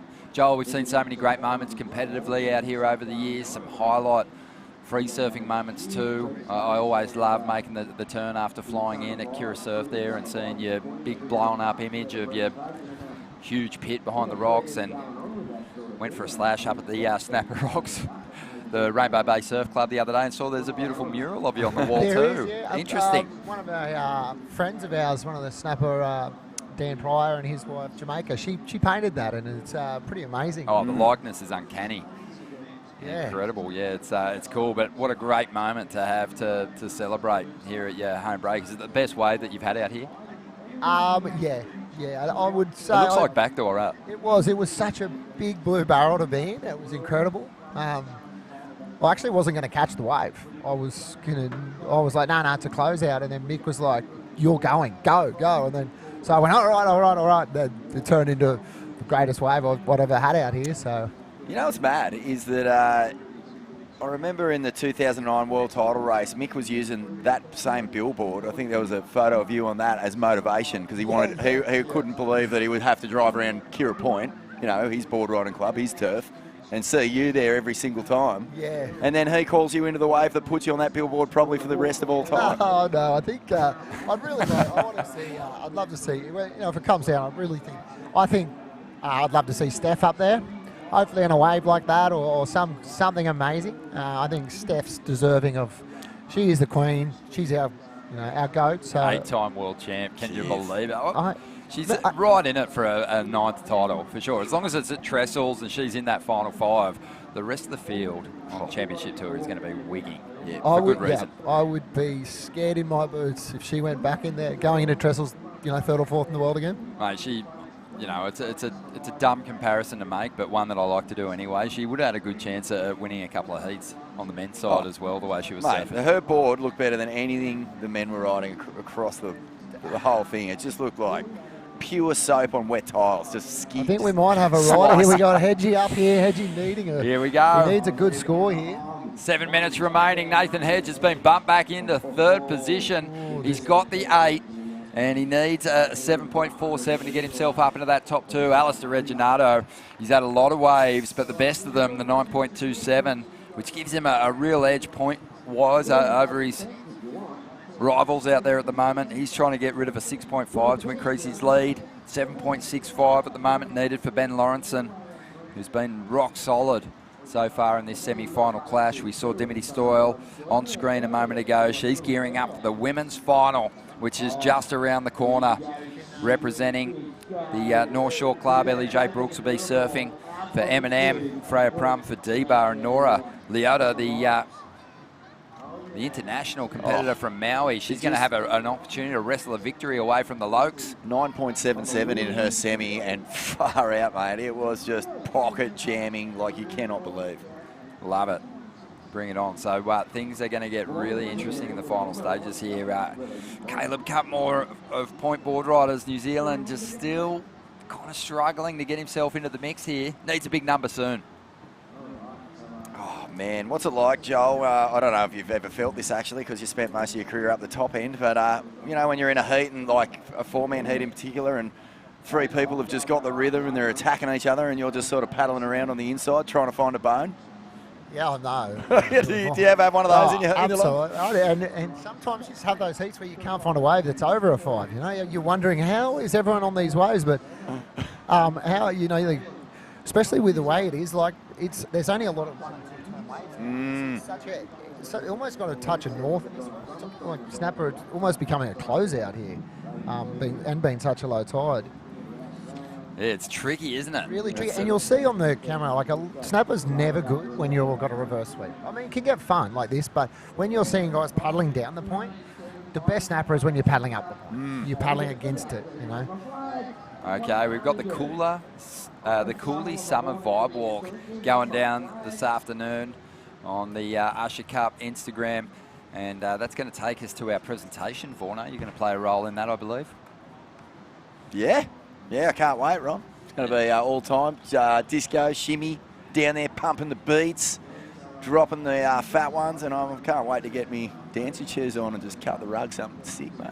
Oh, it's going to be great fun. It's been a fantastic 4 days of surfing. There's still obviously the big finals to come, but the presentation is going to be great, and the afternoon is going to wind on into the evening. Hey, boys, this is basically surf viewer heaven. You've got Nathan Hogg needing a score, clock counting down. You know that if he gets anything that gives him the opportunity, Vane will be at full throb. Oh, absolutely.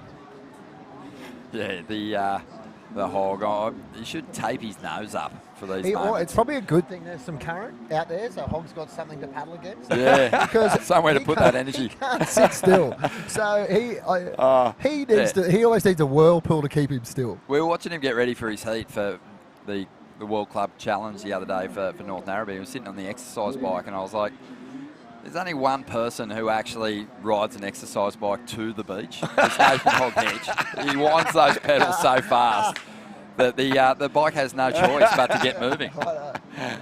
But yeah, he's definitely got to ramp things up here at the moment. You know, you've got to give props to Ben Lawrenson. I think it'd be pretty daunting to find yourself in a semi-final clash with someone as intense as Nathan Hedge and really maintain the composure to put together the kind of surfing that you can be proud of and that warrants big scores. He's only had 2 waves, Ben Lawrenson, and he's really made them stick.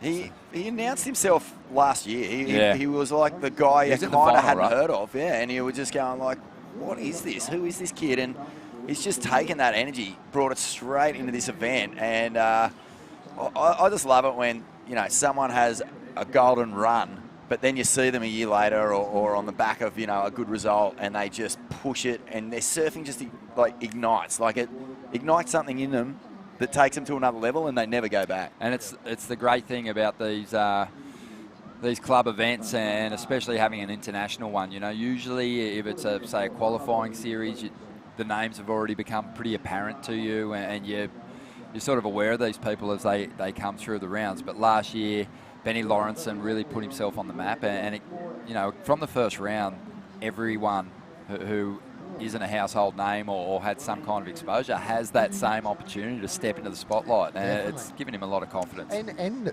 in saying the conditions are really going to be suited to him after this. Like, it's going to be, like, he's been on fire in this, so it's going to be a tough final, especially if Reginaldo and Ben go through. It will be, you know, against Morgan and Shelley. It's going to be a tough final, but the backsiders it'll be really suited to his surfing.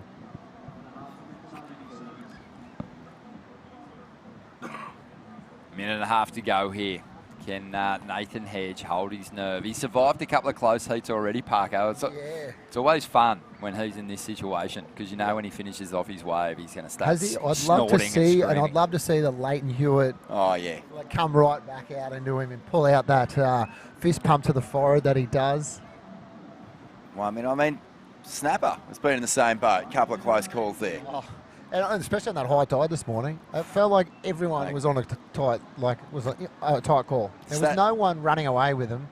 Everyone was. Today you could dead set run away with it, but now on the low tide, I mean. You know what's really interesting when you look at who's made it through to the women's final and who's out in the water at the moment is it's really, really close when you consider who's got surfers in the Opens finals of the women's division. Ellie Brooks, Freya Prum, they're in there in the there's movement women's here, final. dog. 30 seconds to go. Look at this. drone footage. You can see the paddle battle going on here between Benny Lawrenson trying to keep up with the hog. I hope he's got outboard motor on those arms. Hog is paddling to Burley here. 20 seconds. Is there anything around? Well, let's ask Joel. He can spot him from a mile away. There is one wave, but I don't know if it'll be a great wave, but there's going to be 10 seconds. They're going to get one little one here, but... We can't even see it, Borno. Yeah, you can. Look, here it is, boys. Lawrenson got priority. 4 seconds. He's done it. Wow. But I think the wave right after the bell here is probably the wave that Hedgie could have had, and... oh dear, this could be hard just to watch. Just a few seconds too late there for Nathan Hedge. He's going to remind himself, though, of what he's capable of. And, yeah, frustrating for Nathan Hedge, but Ben Lawrenson, you've got to give him props. What I was going to say is Ben Lawrenson, to give Noosa the best chance in taking out the Usher Cup, really did have to make it through to the final because Sheldon Simkus was already there for Snapper Rocks. And the cool thing is, on the women's side, for D-Bar, they've got Freya Prum and Ellie Brooks is representing M&M. So each of the clubs in the World Club Challenge now have a surfer in the final of the Opens. Oh, my goodness. So it's going to be a really close battle for the title this year. Yeah, that'll be the individuals. It'll be a huge pressure on those guys now. Bring it on, Joel. Always an absolute pleasure, mate. Yeah, for you too, boys. Thank you. Vorno, you're going to stay in the booth for a bit. I'm going to check out and watch these next couple of heats unfold. You're watching the Usher Cup. It is finals day. The action's coming to you, and so are the waves. So don't go anywhere.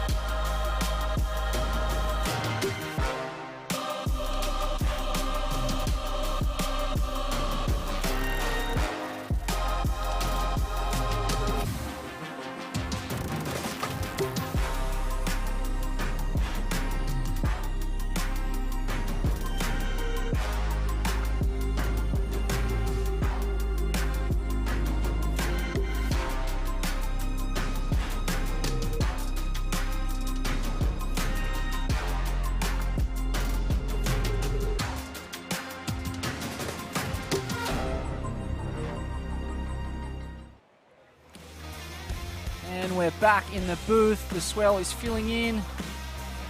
And this is the women's final. Oh, mate, how good.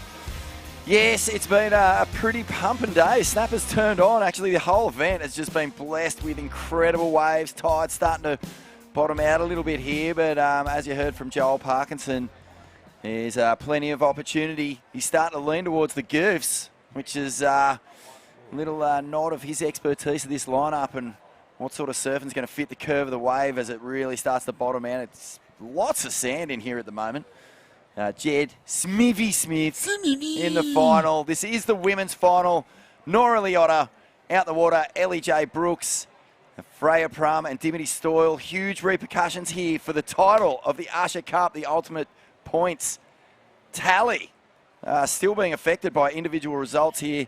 And joining us also, and perfect timing as we look to Hawaii and the Eddie Aikau about the run tomorrow.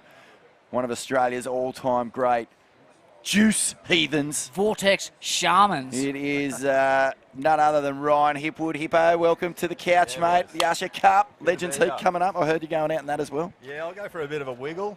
Like Joel said, I might have to loosen my hips up a bit. Yeah. But no, I'm looking forward to it. It's going to be good. And like you guys said, the Eddie tomorrow, I'll be setting the alarm nice and early for that because, yeah, I think it's going to be a bit of a spectacle. Mate, just before we get into this women's final, Smithy asked the question to Dingo before, you know, like what's it like to sit on the bubble on a maxing day? You know, I think they said, what is it? There's a bit of west or north. What's the just direction where it's going to be coming straight west. onto it? Yeah. West. So it's quite west. Yes. How scary is it to be sitting there and hold your nerve and you know, what do you do?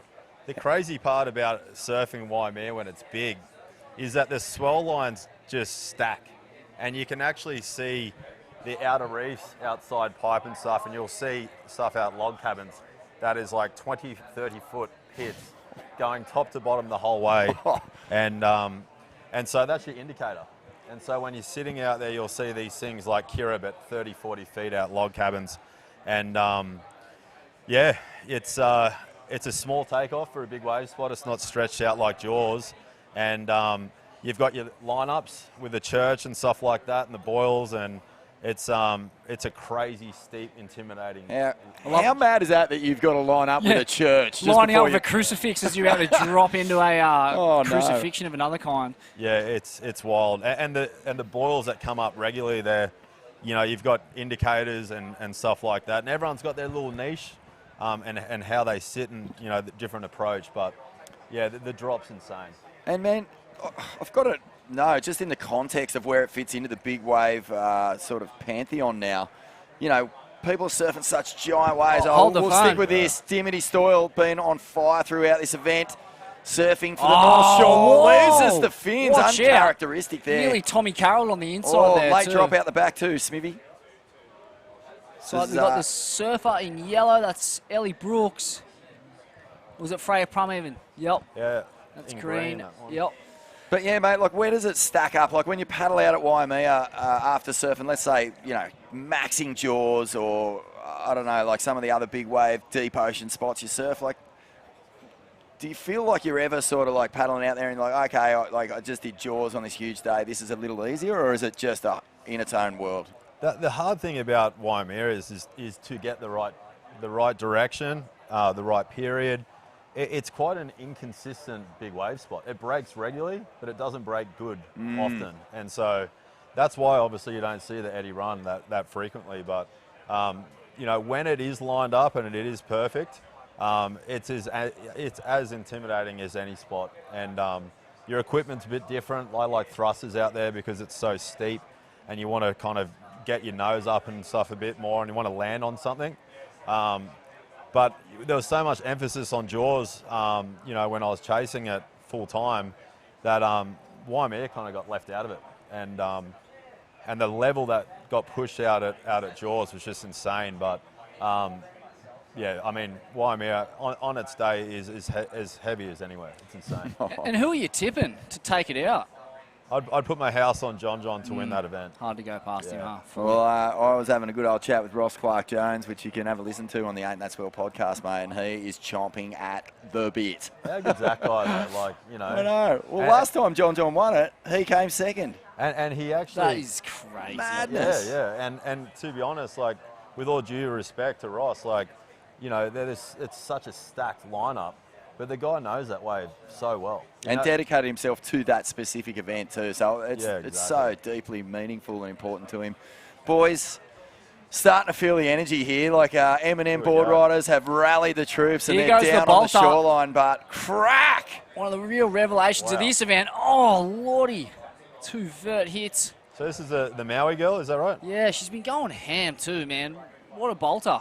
I know the Robinson brothers brought the girl over, and I'm not sure if she's got a sponsor, but obviously making a bit of a mark here, which is cool to see. This is so cool, man. I mean, Maui making the journey to be one of the first international clubs to compete here.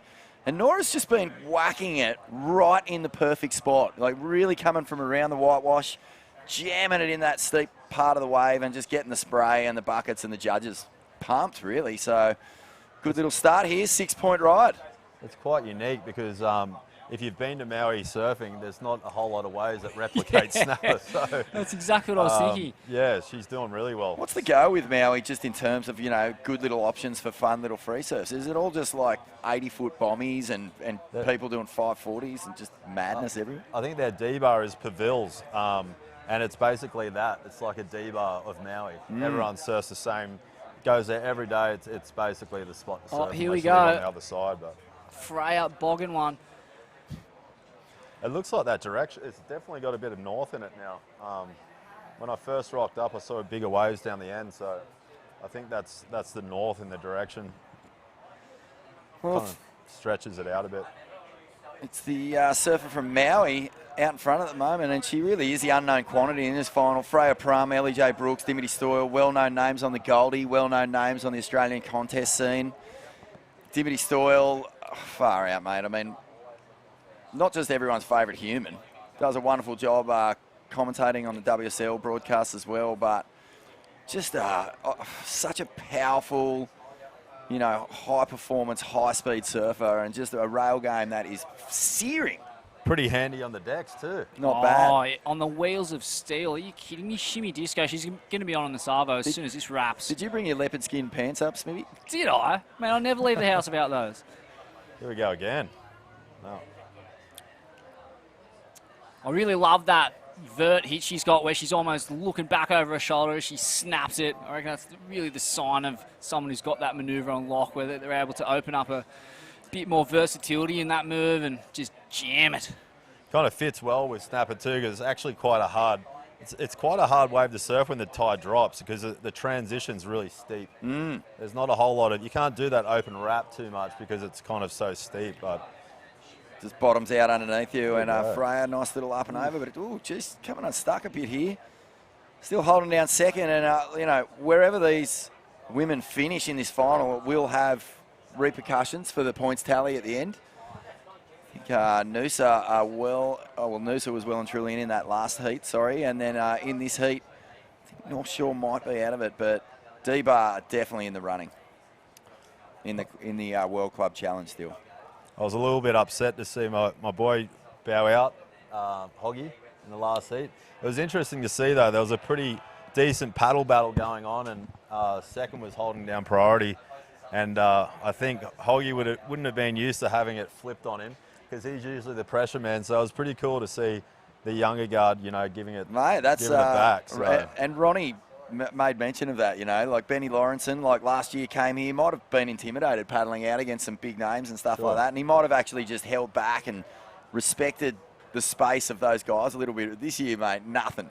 No, he was sitting on him for the last at least 5 minutes, and you know, just obviously respected Hoggy enough. He was sitting in third, but he definitely was sticking to him like glue. He wasn't going to let him go, that's for sure. Well, it kind of sucks, but I mean, it is the ultimate sign of respect, isn't it? When you just don't want to give him even the slightest little sniff at something. It's yeah, exactly. He wasn't focused on his own game. He knew that Hoggy could close it out in the last couple of minutes, so he was sticking to him like glue for sure. Here we go, something coming. Through on a little bit of a wide one, and Freya has just put the wobbly boot on here. And it's just not really happening. Seems to be a little bit of opportunity on this wide part of the bank, Hippo. Here we go. Yeah, that, like I said before, it's just that direction is clocked a little bit north. Ellie J. And she's found one here. It's a nice grower. If this thing hits some green water, it just gets away from her a little bit. But so often you see those ones, they don't look like a whole lot when you paddle into them. And then, I mean, Dingo is the ultimate. Yeah. He could paddle into a 1-inch frothy-looking burger, and all of a sudden it's a dead glassy 3 to 4 foot face and just tee off. You won't even know he's out there. No. He's just hiding down the line. He'll get 100 waves. You'll know he's out there because you're looking at the back of his head as he just flies off down the line. If you're lucky to get past the rock. It's not too bad here from Ellie, really. Like she's probably hoping this thing would clean up, but a couple of little snaps. And has a good read. And just looking to get straight back out there, find something with a bit more option. Usher Cup Women's Open Final. Ellie J. Brooks, she's got the full cheer squad down there in full voice, Smithy. Yeah, nothing better, is there? Love having the team down there. So good. Love the energy that Mermaid are bringing. It's funny, big flag. Hippo was saying before he'd rather surf Jaws than paddle out and represent his club, you know, in a pressure situation. There'd be nothing worse, like having your whole club just sitting there just going, you need X, you know, and I mean, I definitely wasn't known for my 2 foot grovelling, so. Actually, one question we didn't ask you the other night, because we got the opportunity to sit with you at the President's Dinner, was did you get a 10-point ride at pipe in a pipe event? I got a 12 actually in the Dahui shootout, my first ever pipe event. No way. We're sitting alongside a 12er? Are you kidding me? Well, actually, Eddie changed it because Koa got a good one, and it went from a 12 back to 11. And then Koa got a 12, and then he goes, actually, no, we'll make that a 12 again. So we had a few score changes throughout it, but no, it was a pretty amazing experience. What was that wave like, mate? I mean, we were all pretty much still closing our eyes and seeing pipeline orbs just spinning off from the last week of surfing that happened over there. Yeah, what's it like to score one of those, a wave where the Hawaiians are looking at you going, yeah, okay, that's a 12? Well, it was pretty interesting. I was over there with my family, and I didn't really put my hand up to surf it. It's quite expensive to get in that event unless your sponsors are obviously supporting the team. But Eddie, obviously, I saw Eddie. He's like, I want you on the Dahui Wax team, and how good's like, that? Wow, an Aussie getting whipped into the Dahui Wax? Are you kidding well, me? it was a really cool experience. That's and so wild. when I rocked up, it was maxing pipe, and I'd obviously been going there ever since I was 14. I've never seen it holding that big on the first ledge. Here we go. Here. Uh-oh. Again. Zip. Far out. I'm so impressed. Nora Liotta just coming over here. Still Surfing from Maui. You can see the nose of the board there, pretty blank, and just serving up. Oh, that was nice. But So, the pressure was on when I rocked up that morning because it was as big as pipe gets, and it was actually my first surf in a contested pipe, and that was actually my first wave. No way. Are you serious? Yeah. You got a 12 on your first wave? Competing at that, in the pipe event. That's mind-melting. So I just didn't want to disappoint. So there was a bit of pressure there for sure, but I just obviously wanted to make my mark, and that was it. And so when you're deciding whether to commit and knife one out there, is that kind of in your mind? Is that like, I've got to go this thing, I've got to put on a show here? Yeah, you make your mind up before, for sure. When you see the second reefers coming, a few, like you paddle over one or two, and then you're like, okay, the next one, it's game time. That's crazy, man. And it's just at that point, I mean, you might not want to go, but you have to go because you've been given this opportunity. And once you're doing the elevator drop, I guess it's all raw ability and raw talent from that point, isn't it? Yeah, for sure. It goes pretty slow, but I mean, it's just more so, to actually catch one of the second reefers that back off on the first ledge, you have to commit so early that, there's definitely no pulling back. So it caps on second, and then at that point, you're just scratching, you're trying to get as far in as you can to get under it. Yeah, and I knew it was going to back off last second before it just give me an inch to get in. Wow.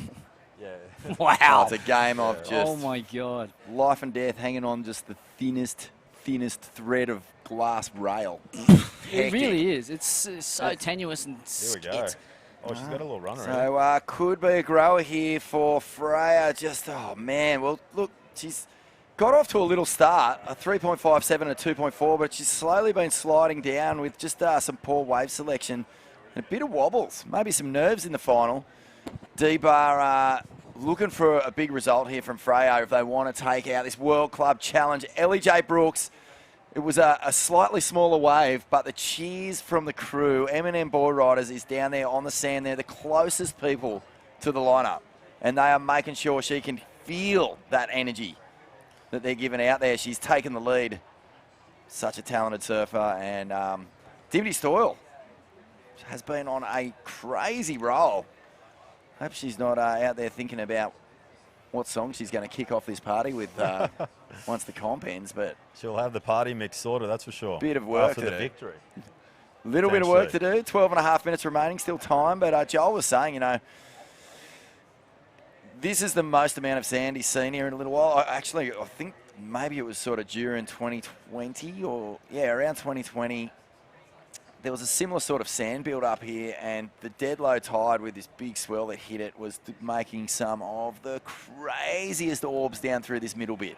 Yeah, it's interesting. When they pump, it's really good to time it when it's south swell because it funnels it perfectly and grooms the whole bank, especially if there's not too many big swells. If you get that long period and not too big, that's when you just see it perfection, You don't get any holes in the bank. In that pump house, so is there just some weird old Gandalf with a huge grey beard, just easing back and forth the lever, just with each little burst of swell, trying to get it perfect, just get the sand. I mean, how does it work? Does the guy surf who pumps the sand? I Who believe makes that, those decisions? I believe they all surf, yeah. And I'm pretty sure Rabs might have him on speed dial. And, Of course. And so, yeah, I think a few levers were pulled and a few calls were made. But, yeah, essentially I think there's about 4 or 5 guys that operate at full time. They monitor the sand and then obviously it sucks it out. Here we go. Dimity. She's pulled the pin finally, but it's she's looking got- like a this thing's got one-hitter legs. closeout. Oh, that's not what she was after. Yeah, interesting. It reminds me of the World Heritage listed Subak agricultural system there in Bali. All the farmers come together and have a communal meeting about when the irrigation, should be trickled down. It's kind of the same thing here. You've got this communal setup. They consult the Bhagwan rabbit. Yes. And decide to pull the lever. Yeah, it's interesting Right. because this was never a surf break, right? It was, rock pools and dolphin pools and stuff like that. So, Isn't that mad? That But is way crazy. back in the day, yeah, there's photos in Rabbit's biography busting down the door of the pools, and it's almost like a carnival, like a like a full-blown Luna Park down here, Smithy. Yeah, it was a different role. I learned how to surf out here, and you could paddle out at any point around the rocks and not get your hair wet. Even if there was a bit of swell, it'd literally run straight past and go down to Kira. And I believe that Kira used to break when it was a lot smaller too, right? It didn't need as much of a swell because it wasn't getting grabbed up here. But yeah, it's really interesting to see how much of a change the Gold Coast has gone through. Well, Ronnie and I Here we used to go. come up here Dimity on the pre-Superbank, and let's stick with the action. Oh, get around that thing. This is Dimity. Can she find a little bit of open face and let go of one of these searing turns that we love? Gets the first turn, second turn, and this might be one she's looking for, but she just overcooks it. It looks tough out there. Definitely doesn't look easy to surf. Oh, you could sense desperation there. She wanted to get something on the board and just a little too desperate to get that finishing turn in. It's hard, isn't it? It's hard to find that middle ground where time's ticking away and, 9.5 minutes out here, there's not a whole lot of sweep. In fact, if anything, it's dragging you back out to the point. So you can do it, but it starts getting in your blood, doesn't it? The fizz, the adrenaline. The difficult part is when you surf here regularly, you've got a game plan because of the crowd. And a lot of the times the locals and stuff like that will want to sit deep because there's no one on your inside. So it's a clear run.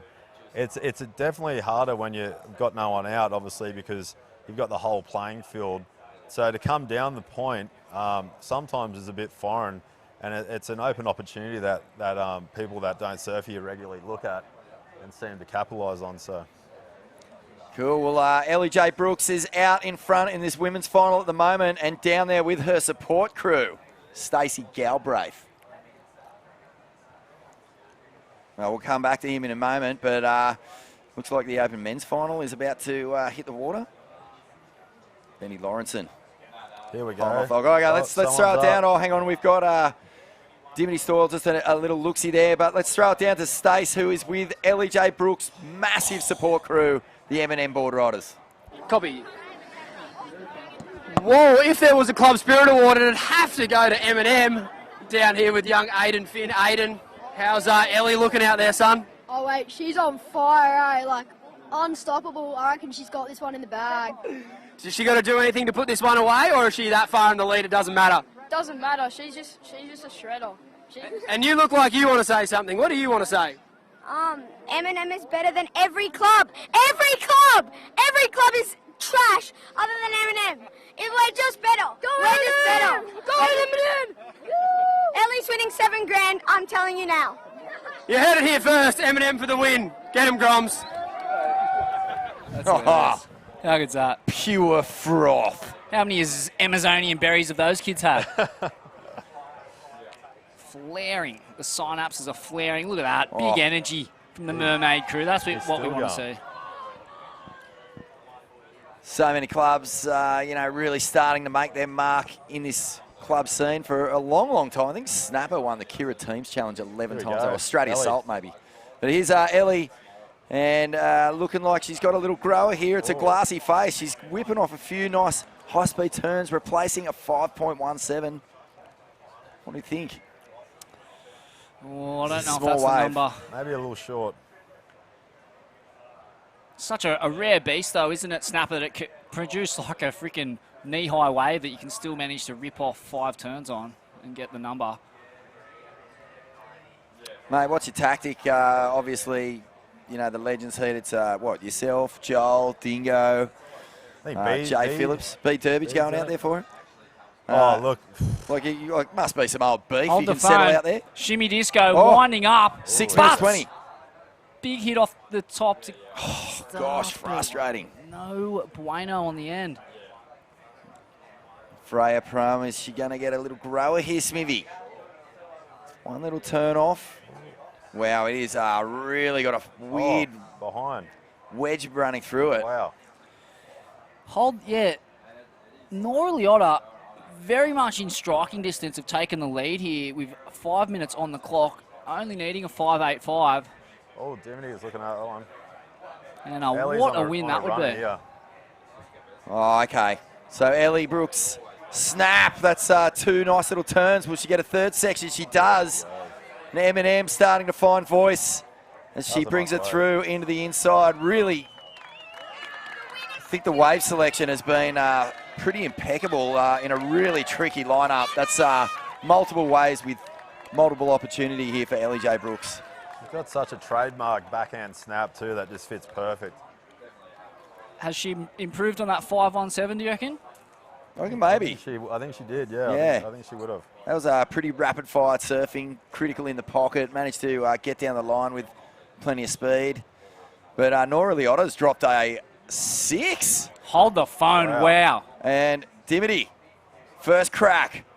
Come on. Nice second shiv and throws up a third, but just a little out of sorts at the moment. Nora Liotta, the Here she goes again. Maui surfer, is in such good rhythm in this event. Imagine if Maui goes home with a trophy, an Open Women's trophy. Amazing. And perfect validation of this World Club concept. I mean, bringing these surfers from all over the planet here, and we've unearthed a superstar in the making. How good's that? Yeah, definitely a shout out to Theo. I remember initially when him and Rabs were talking about the concept, and yeah, just really proud to see him pull it together, and then obviously bringing that commercial sort of sponsorship stuff like Hutchies to the table. It's really good for surfing, and obviously the support of the charities and stuff as well is really cool to see. Mate, just as we wind down in the last 3.5 minutes and we got a little break, who are you looking forward to smashing and pulling down a few rungs in this Legends heat? Jeez, I mean, I was feeling a little bit more confident yesterday when I saw the waves, but look, I'll see. Joel's already playing mind games with me, so I'll have to put that in the bank account for when we go back to Shippies. Yeah, exactly. Revenge will be a dish best served cold and 18 foot with about 9 ledges in the middle of it. Well played. 3.5 minutes remaining here, so it's all eyes on the lineup. Women's final is wrapping up. Ellie Brooks has just regained the lead too. She did get the nod on that, a 5.83, replacing the 5.17. Ooh, she might have found a gem here too. Gets one up, but this swell direction is really tricky. Dimo out the back. Open face, off the bottom hack. That was nice. Oh my goodness, here she comes. That's the one she's been waiting for. 2-turn combo. And what I loved about that was it was actually standing up and begging the question. Dimity answered with knifing, punchy Rios and a nice carve there. And that is the wave. And far out, man. How many times have you seen, in finals, especially CT level, like you see someone just getting cooked and cornered and out of rhythm, and then all of a sudden just have a 3-minute heat and just put back-to-back, excellent scores and can steal it. I think Joel Parkinson was on the tail end of one of those with CJ Hobgood in Japan years ago. It was, just a 3-minute blitzkrieg, and all of a sudden Parko had gone from one end on the trophy to watching it disappear in the back of CJ's car. Well, she needed a 7.37 there, and that's going to be right around the number I'm calling. That wave ran off the bank a bit, so it kind of gave her a bit more of an opening too, so. Nice re-entry there. That was money. That was money there. She liked it. Bigger wave, 3 critical turns.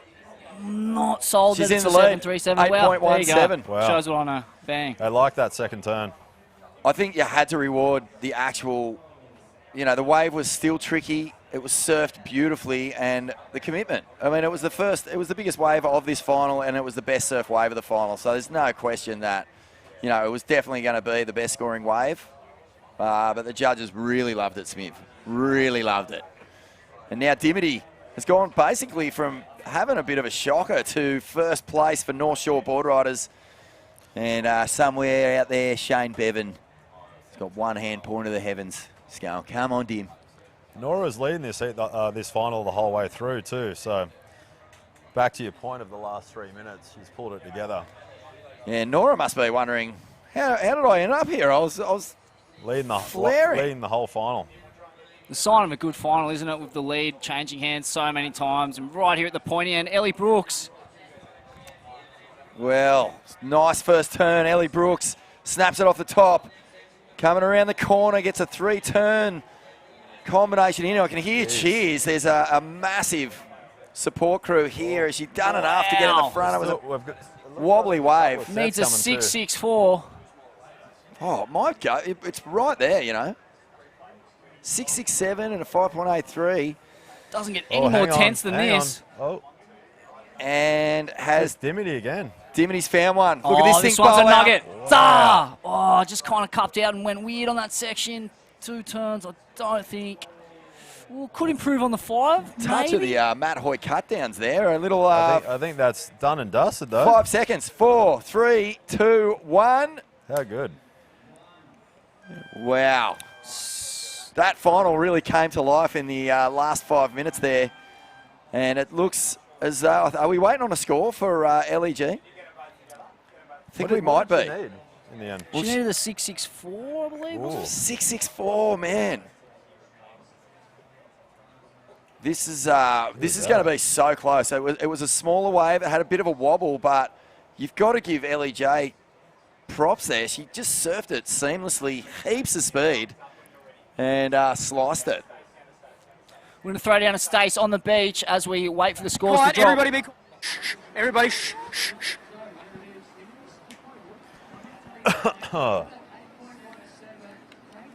Can we confirm Shimmy Disco? I'm too scared to announce it. I don't want to do a Miss Universe. No. You needed a 6-something on your last wave. Oh, I don't think so, but we'll see. Shimmy D, great fight back. Oh, I was having a shocker. I just couldn't get away. I think Dan's got But what's the score?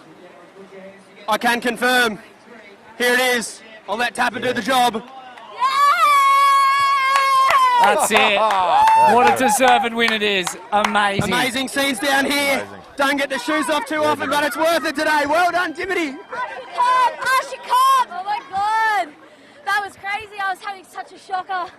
And then the snapper gods delivered. Boys aren't mucking Gave around. me that wide bomb and I just had to stay on my feet. Oh my god, I'm so happy. What a great way to start the year. Woo! 2023, let's go! Let's get a chair going. Get her up in the chair. Get her up, boys.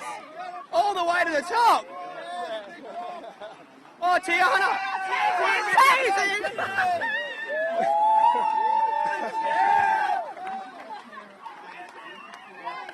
Yeah, Shimmy D. Do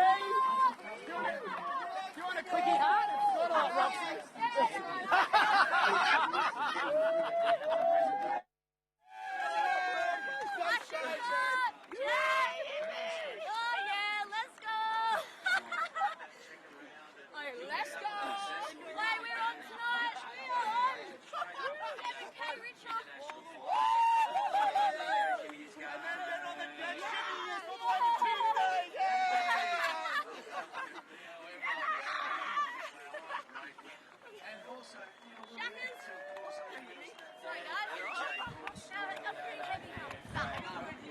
Dimity Stoyle there. She is the champion of the Usher Cup Open Women's event for 2023, and she's been seeking the big win here in the past. She didn't do too well in the Challenger Series event. She wanted to really put in a good showing here, Her club, North Shore, not making it through to the World Club Challenge, but man, oh man, she's put in a fantastic final, and it was a bit of a slow start for Dimity Ock, but she reeled it in. Shimmy Dimmy, here she comes. She's going to come join us, I think, but bring she it surfed on. great, you know, and I believe she's playing tunes tonight, so she's busy. On Fuego. And bring her in. Get in here, Dimity Stoyle. Welcome to the booth, and congratulations. Bring it in. Well done. Oh my gosh. You wanted this title so bad, because we were talking just the other day before the event kicked off. You know, you got the opportunity to surf out here so much during those pandemic years, and then the Challenger Series came to town, and you were just rubbing your hands together. Oh my gosh, I know. And now this. And now this. Finally, I got the win. Like 2 years ago, I got second. I got just pipped in the last minute of the heat. I was winning the whole heat. Got pipped, and then last year I didn't make the final. Macy took the win. We all celebrated because, it's Usher Cup, best weekend of the year. Love it. Finally got the win, and I'm so happy. Just take us back to the sort of first half of that final, though, because oh my gosh, I was sitting here watching. I was going, oh, Dimity's going to be getting really anxious at the moment. You hadn't locked in that big score to start, but you came back in a strong way. There was lucky there was no one out in the water because I wasn't too happy, and I was just like kicking myself because my wave selection was so off, and I think I wanted it so badly that I was just catching crumbs, and then just out of rhythm, and then finally the snapper gods delivered that wide bomb, and it was so smooth and nice. Like all my other waves had so much bump to it, so I kept falling off when I tried to put the rail in, and I was so stoked. Okay. Congratulations, Dimmy. Playing music tonight? Yeah, we're playing at Kira, just in the park at Queen Elizabeth Park, where the groin is. Sweet. So we're going straight to the after party after this. Wow. Well, I heard all the locals getting behind you too, even from different clubs, because locals love to see, surfers that they enjoy the lineup with breakthrough for victories here. Yeah, Dimmy is a part of the lineup here, and that helped out a lot. Yeah, Dimmy, I a bit of local knowledge, love my snapper family. Like, it's just so nice, always paddling out there, and the lineup's so crowded, but there's always like nice faces in the water, like you and all the boys who surf here every day, and just like look after each other, and I get the scraps, so I'm happy with that because the scraps is still bombs. Oh, the scraps are like a main course for you. My God, it's unbelievable. You're best wave in the world. Best scrapper ever. But, mate, congratulations. Thank you. Awesome, man. Thank and you. Obviously really crucial, not just for your club to represent and lift your standing on the ladder, but also that prize money is going to be so helpful in funding your QS campaign 100%. through the start of this leg. I know, I'm so grateful. Like $7,000 will definitely start my year off right. Got the regional QS coming up next month, so that's definitely going to help pay for my season this year. So grateful. Thank you, Usher Group, legends. Epic. Love you, Tim. Thanks, and congratulations on the victory. A very well-earned title here at the Usher Cup, and great to see, and can't wait to see you kick off the after party later on this afternoon. Go Big Al, North Shore, let's go. We've Thanks, got you guys. the Open Men's Final now. And it's looking like it's going to be one hell of a battle. Have a look at Ben Lawrenson here, finishing this one off. The modern-day BL from Noosa. On the backhand, he's been posting big scores throughout the contest so far. He's kicked this one off with a 7-point ride-off, but look at Morgan Siblick. He is fired up, 8.5, an excellent ride to kick off his campaign here. Sheldon Stimkus is in the mix, 6.17. Stacked lineup. 8s or lates in the final though, right? That's a famous old saying. Let's get a replay right here of Morgan. This must be his 8.5. Holds his speed so well. This wave had no chance of being an 8.5 for almost anyone in the world, and he came from so far behind that thing and manufactured an 8.5 out of it. And Shelley, 6.17 for this. He went floater, a huge projection turn. This one, bang. And then he falls on this roundhouse, unfortunately. Wondering what happened. It was still a 6.17. And here's Benny Lawrenson. If this was his last one, I watched this live, and wow, watch these couple turns, like you would have seen plenty like this. I like it. Oh, I really like it. He's quick. Yeah, I'll just go back to thinking about Sheldon. That was an 8, right? If he didn't fall on that roundhouse cutback, because there was more meat on the bone. It's hard to commentate, when I'm snapper, and this is important for us right here. Yeah, man. That was a big lost opportunity. Felt like he was on his way to a better number than Morgan even. He just had that flow going, and that wave was standing up on that inside. And when you talk about the tricky low tide characteristics of Snapper Rocks, Sheldon's the guy that can read it better than anyone. He can punch that board through the roof right out of those cupped out sections and do it a number of times. Yeah, and those things he does. What do you know? Yeah, out of those the lip? grab rail. They fit Club out. sandwich. They're the club sandwich, actually. Yeah, Josh Kerr was the first one to do one way back here, and yeah, they fit so well out there because there's cupped out sections everywhere. So let's see if he goes to that move. And if you rewind back 12 months, he literally did one of those club sandwiches to beat Nathan Hedge in the final in the last minute last year. So no stranger to that manoeuvre. And we see up and riding Alistair Reginato, big first turn. Yeah, he's covering some distance with that floater too. Boom! Wow, that was sick. That was very similar to Morgan Sibley's It was, 8.5. yeah, it did look similar. And I bet it's a similar score.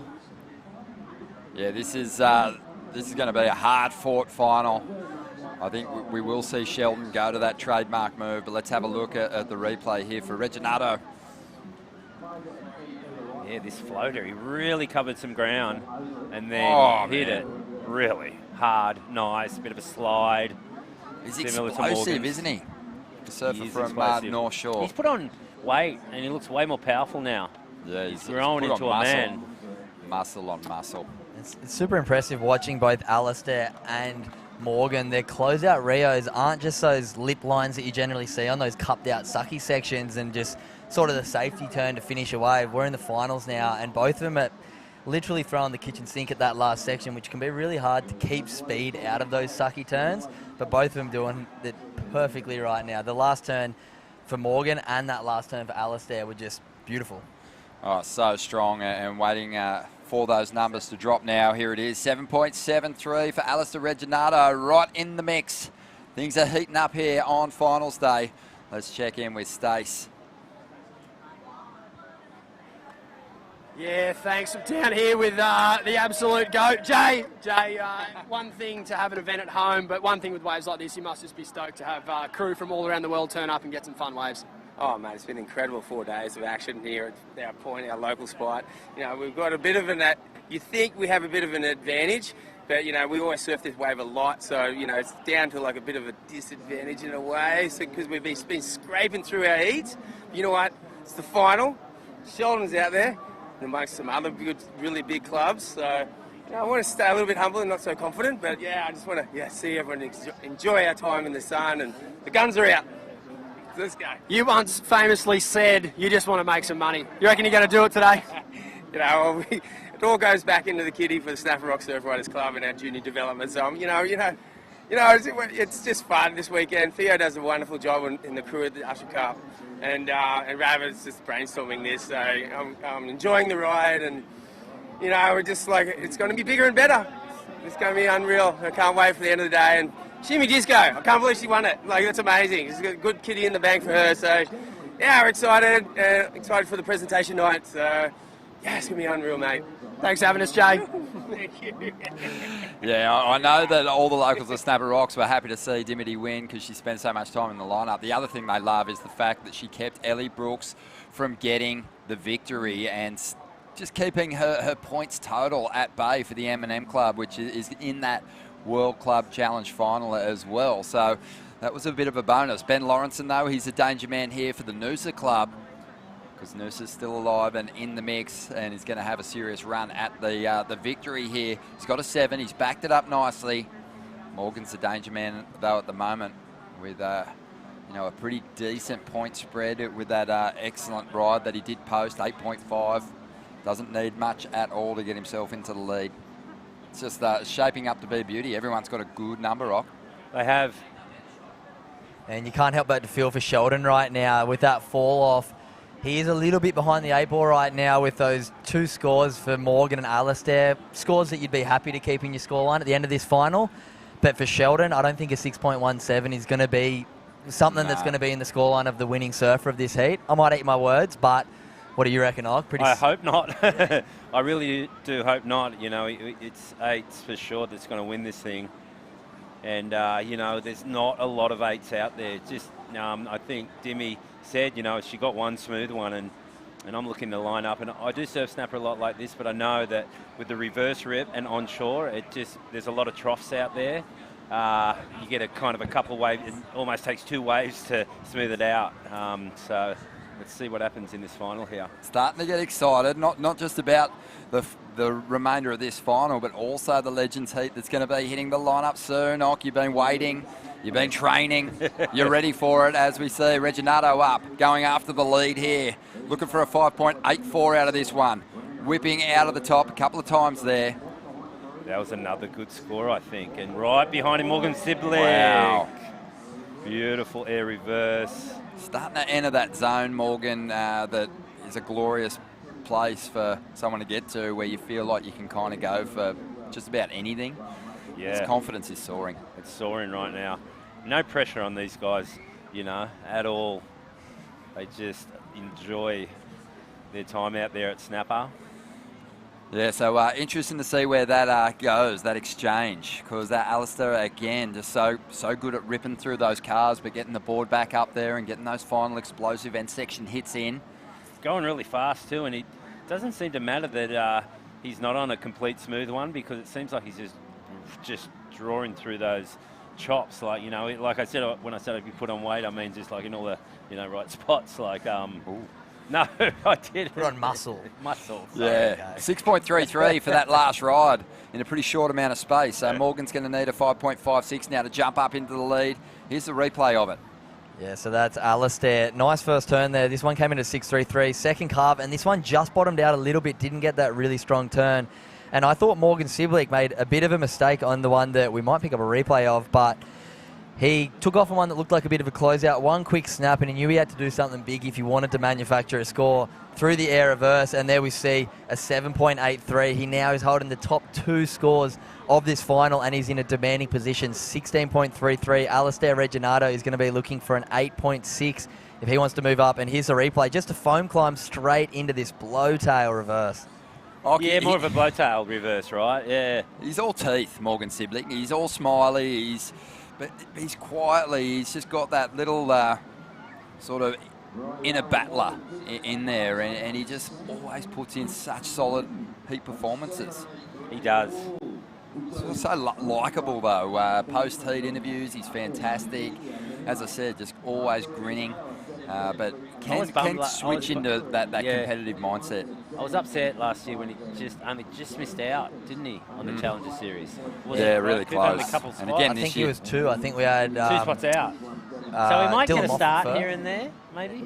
Yeah, Dylan Moffat was first out. He's gone over to Hawaii, North Narrabeen surfer. He didn't surf in his event, so he could be on the sidelines already in Hawaii. Next guy which I think the WSL gave Carlos Munoz the replacement for the year because he missed a few events because of his injury. They didn't get to give him the injury spot, so Dill, I think, goes down to second replacement. Okay. Not too sure on that one, but yeah, Morgan Siblick was the next out, and then Jacob Wilcox was one behind him, so agonisingly close for a few of the Aussies, but we did get a few on there. Yeah, I think too, that is one venue where if you're in a position, even third in line as a replacement surfer, it's probably not a bad event to turn up to because unfortunately injuries happen in free surfing sessions in Hawaii pretty frequently. They do, and I would be there, if I was Morgan. That's a good point.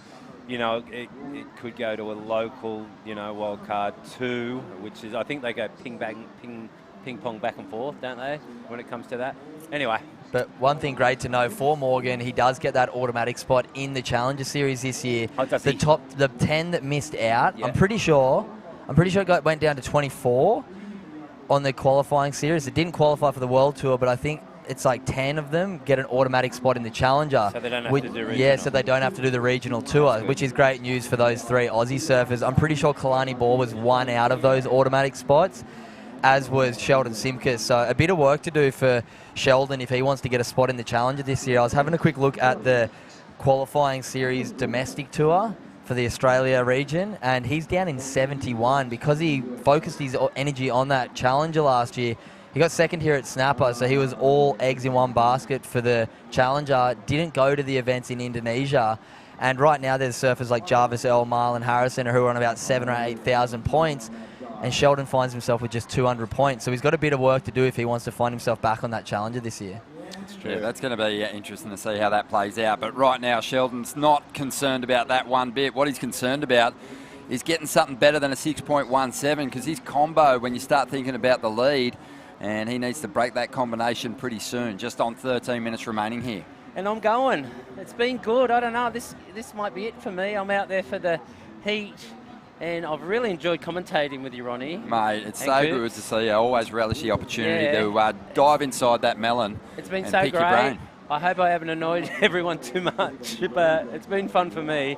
This seat has been gold, and watch the best surfing. And thanks to the Usher Group and Hutchison Builders and the Romano Room, Rainbow Bay Surf Club. Thank you.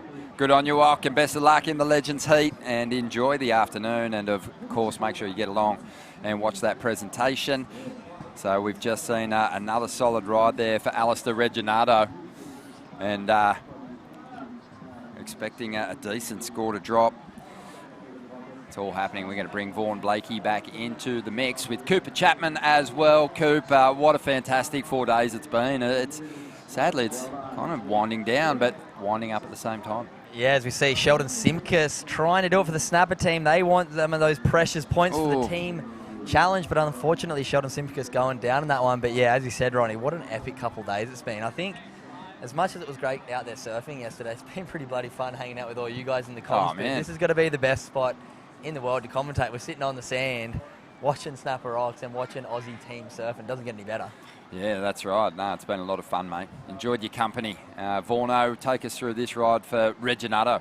Oh, how good. Just cracks it off the lip, gets a little board slide, tail release. He's just such a reliable performer. And I just reckon that, like, when you hit the final and you just see someone really attacking it, that's what you love. That's why you watch this sport. That's why you get into it. I mean, you don't come to the final to watch people half turn it.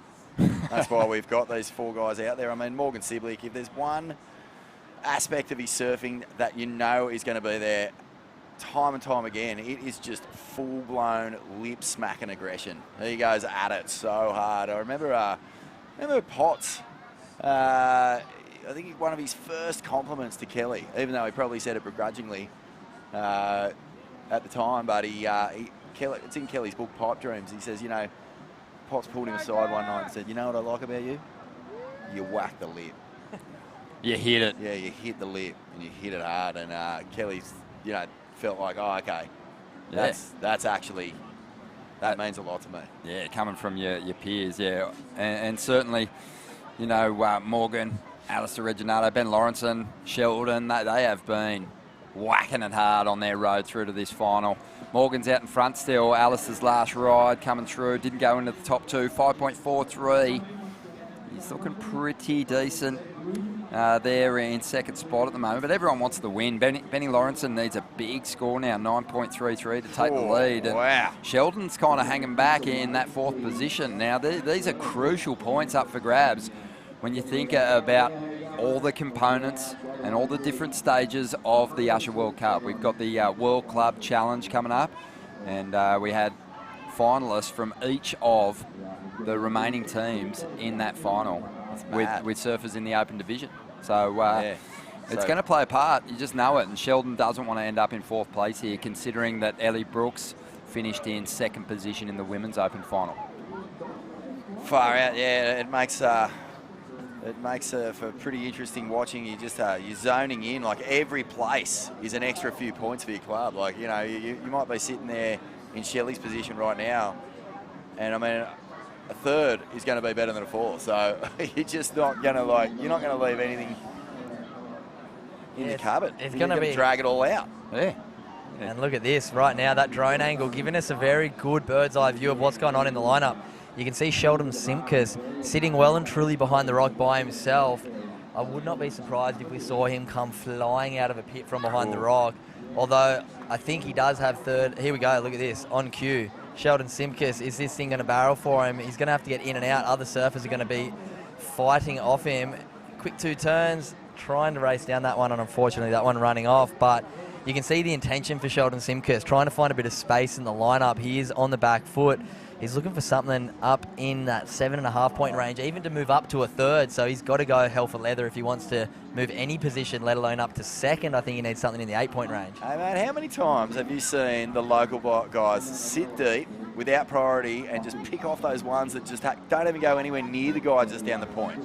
Sort of grovels past and then grows down the line. Dingo Morrison's just case in point number 1 for that. Coming up on 20 years since Dingo won here. And we've got... We're going to see a repeat of the final in the Legends Heat. Ocky's going to be out there. Unreal. So, bring it on. Have they agreed to put the winner of the Legends Heat on the stairs going up the Snapper Surf Club? I hope so. They should. We've got to put the winning club name up there for sure. I mean, have a look at this now. Just over 7.5 minutes to go. Look at the healthy heat score total for Morgan. He's by far the front runner here. It's going to take an 8.6 or better for Alistair Reginato to jump into the lead. Ben Lawrence and Sheldon Simkus still in the mix as Sheldon gets up once again. Does have those big individual manoeuvres that he can call on that can turn in those excellent scores, but finding a kind of a ramp that's not too cupped out at the moment has proven pretty difficult. There's Sheldon trying to find a bit of space in the lineup. He tried up the top, didn't work out for him. He's going to try down the bottom now. And our 2 finalists from last year, Sheldon Simkus, Ben Lawrenson, having a bit of trouble this year in the final. But Morgan Siblick, you got to say, he's the highest rated surfer in this event. Made it to world number 5 just 2 years ago. Really showing why he did that with such a huge performance. And he's kind of built every heat, Morgan. He wasn't the biggest scorer in the early rounds when the waves were kind of firing. And he's really shown up on finals day and shown why he is one of those form surfers of the Australian sort of crop of talent. I kind of get the feeling that Morg's just missing out on qualification might serve him.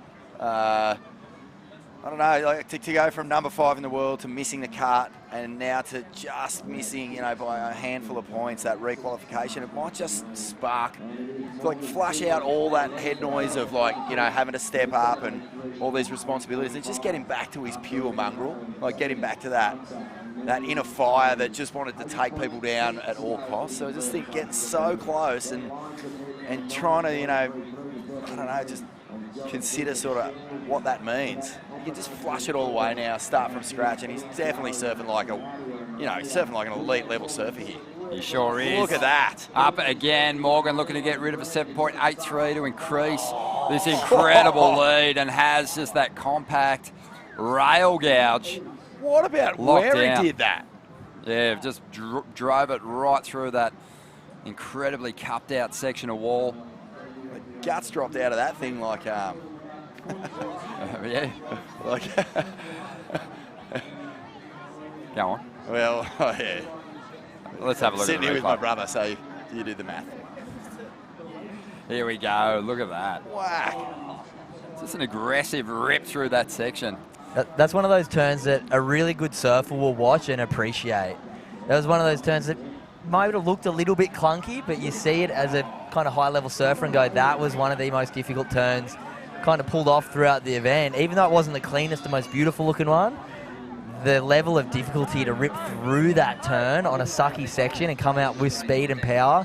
Be interesting to see if he betters that 7.87. He does have a huge scoreline, but I'm going to say that I would give that higher. That first turn was electric, second turn was nice, and that third turn was maybe one of the most high difficulty manoeuvres we've seen the whole event. And yeah, we'll wait and see what the judges think. Oh, look at the legends turning out in force now. B. Durbidge. He's down here for point lookout. Jay Phillips, snapper rocks. Joel Parkinson, snapper rocks. Mark Ocolupo, snapper rocks. Dean Morrison, snapper rocks. Beat a finalist out here?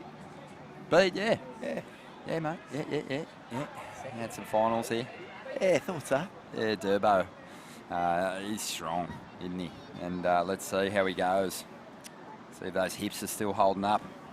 Love what you said there, Coops, about, really looking at the intricacies of that last turn of Morgie's. It was a turn that is done by a guy who has absolute belief in his craft, eh? To be able to just bury it in that little section of the wave with that much sort of, I don't know, cupped out sort of below sea level draining going on is pure faith in what you're riding. Yeah, good pick up.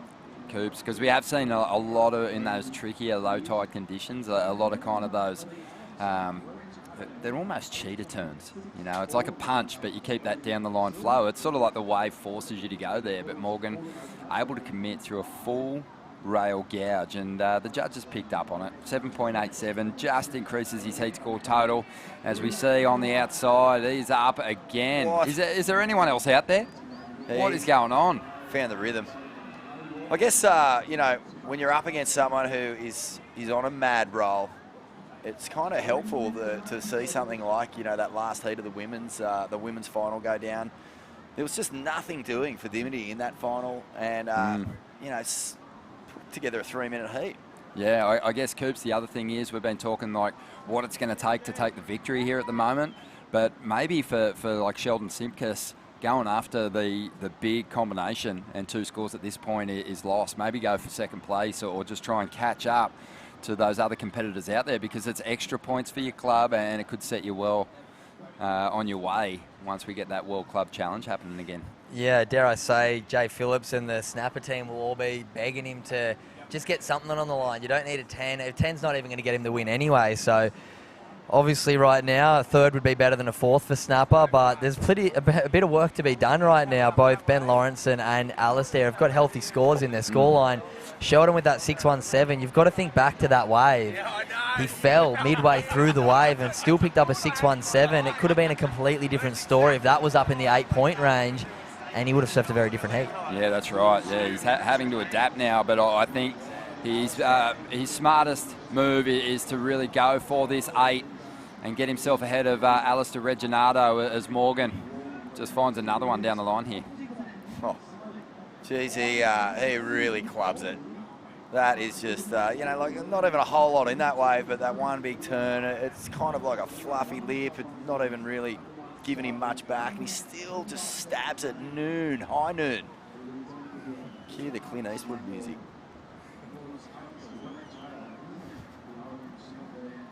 Minute and 20 seconds remaining here in the Open Men's Final. And Morg's just having his way with it. Been the busiest surfer in the lineup, got the 2 best scores. There's 1 minute left? How did that happen? I swear we were sitting here just 10 minutes ago and there was 10 minutes left. Who would have thought? That drained out so quickly. Wow, 1 minute. The illusion of time. Especially for Sheldon Simpkins. Oh, are we going to go there? The illusion of time.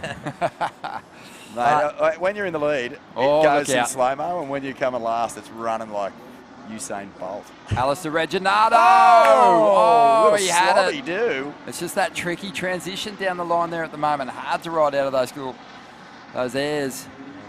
He gave it everything, but he was after a decent score, 8.64. This one's winding down. He's calling it a day, sitting in second position at the moment. That's still up for grabs, though, for Ben Lawrenson and Sheldon, who are out there in the lineup just begging for the opportunity here in the final 20 seconds. 20, though. It's not a whole lot of movement. And wow, after what has been an action-packed couple of days of open men's conditions, we've had pump and waves yesterday. Conditions have deteriorated a bit, but the scores are still massive today, and that's going to be all she wrote. Morgan Siblick, early loss for Merriweather in the teams event, but he's taken it all the way. And Merriweather, their first go ever in this Usher Cup, Morgan Siblick bringing home the trophy. That's so cool. And what does it mean for Morg's doggy? I mean, you've followed his career. Cash. Yeah, yes, yep. Cash money, cash. but prestige. But just also like momentum and belief and all those things that come off the back of smashing people. And the pride for Merriweather. I mean, they were devastated. That was a big upset result in the World Club Challenge when they fell out of the mix. They've had such strong finishes in board riders events around the country, but this was a big one. And Morg's really narrowed his focus on this Open Men's title. And he is the champion of the Usher Cup for 2023. And you know what? He's won the Open Men's Final. I think he'll win the celebration tonight too, if I know him.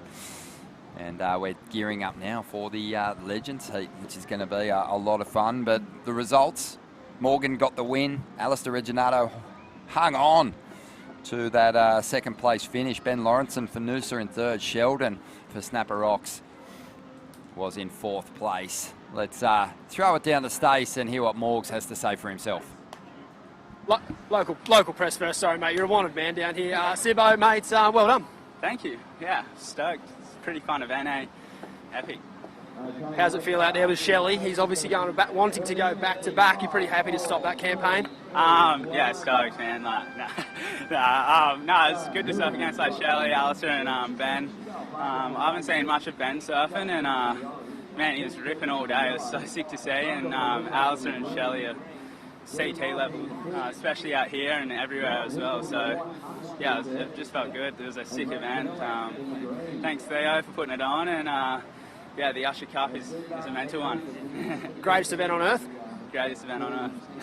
I just see down here big support from the Merriweather Club, but a couple of grommets are about 30 kilos dripping wet. Felix Burns, one of them. You're going to need about 8 of them to cheer you up, I reckon. yeah, I know. Yeah, it was like a last-minute decision. Felix's dad, Jai, found it, and yeah, we got in there late. Cheers. Get him.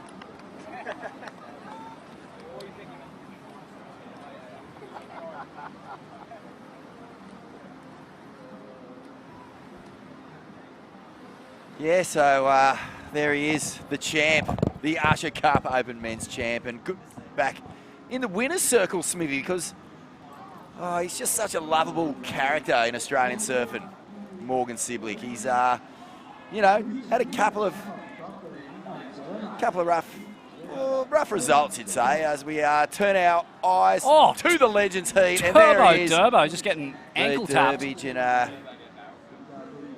He's seen the inside of behind the rock there, Smithy.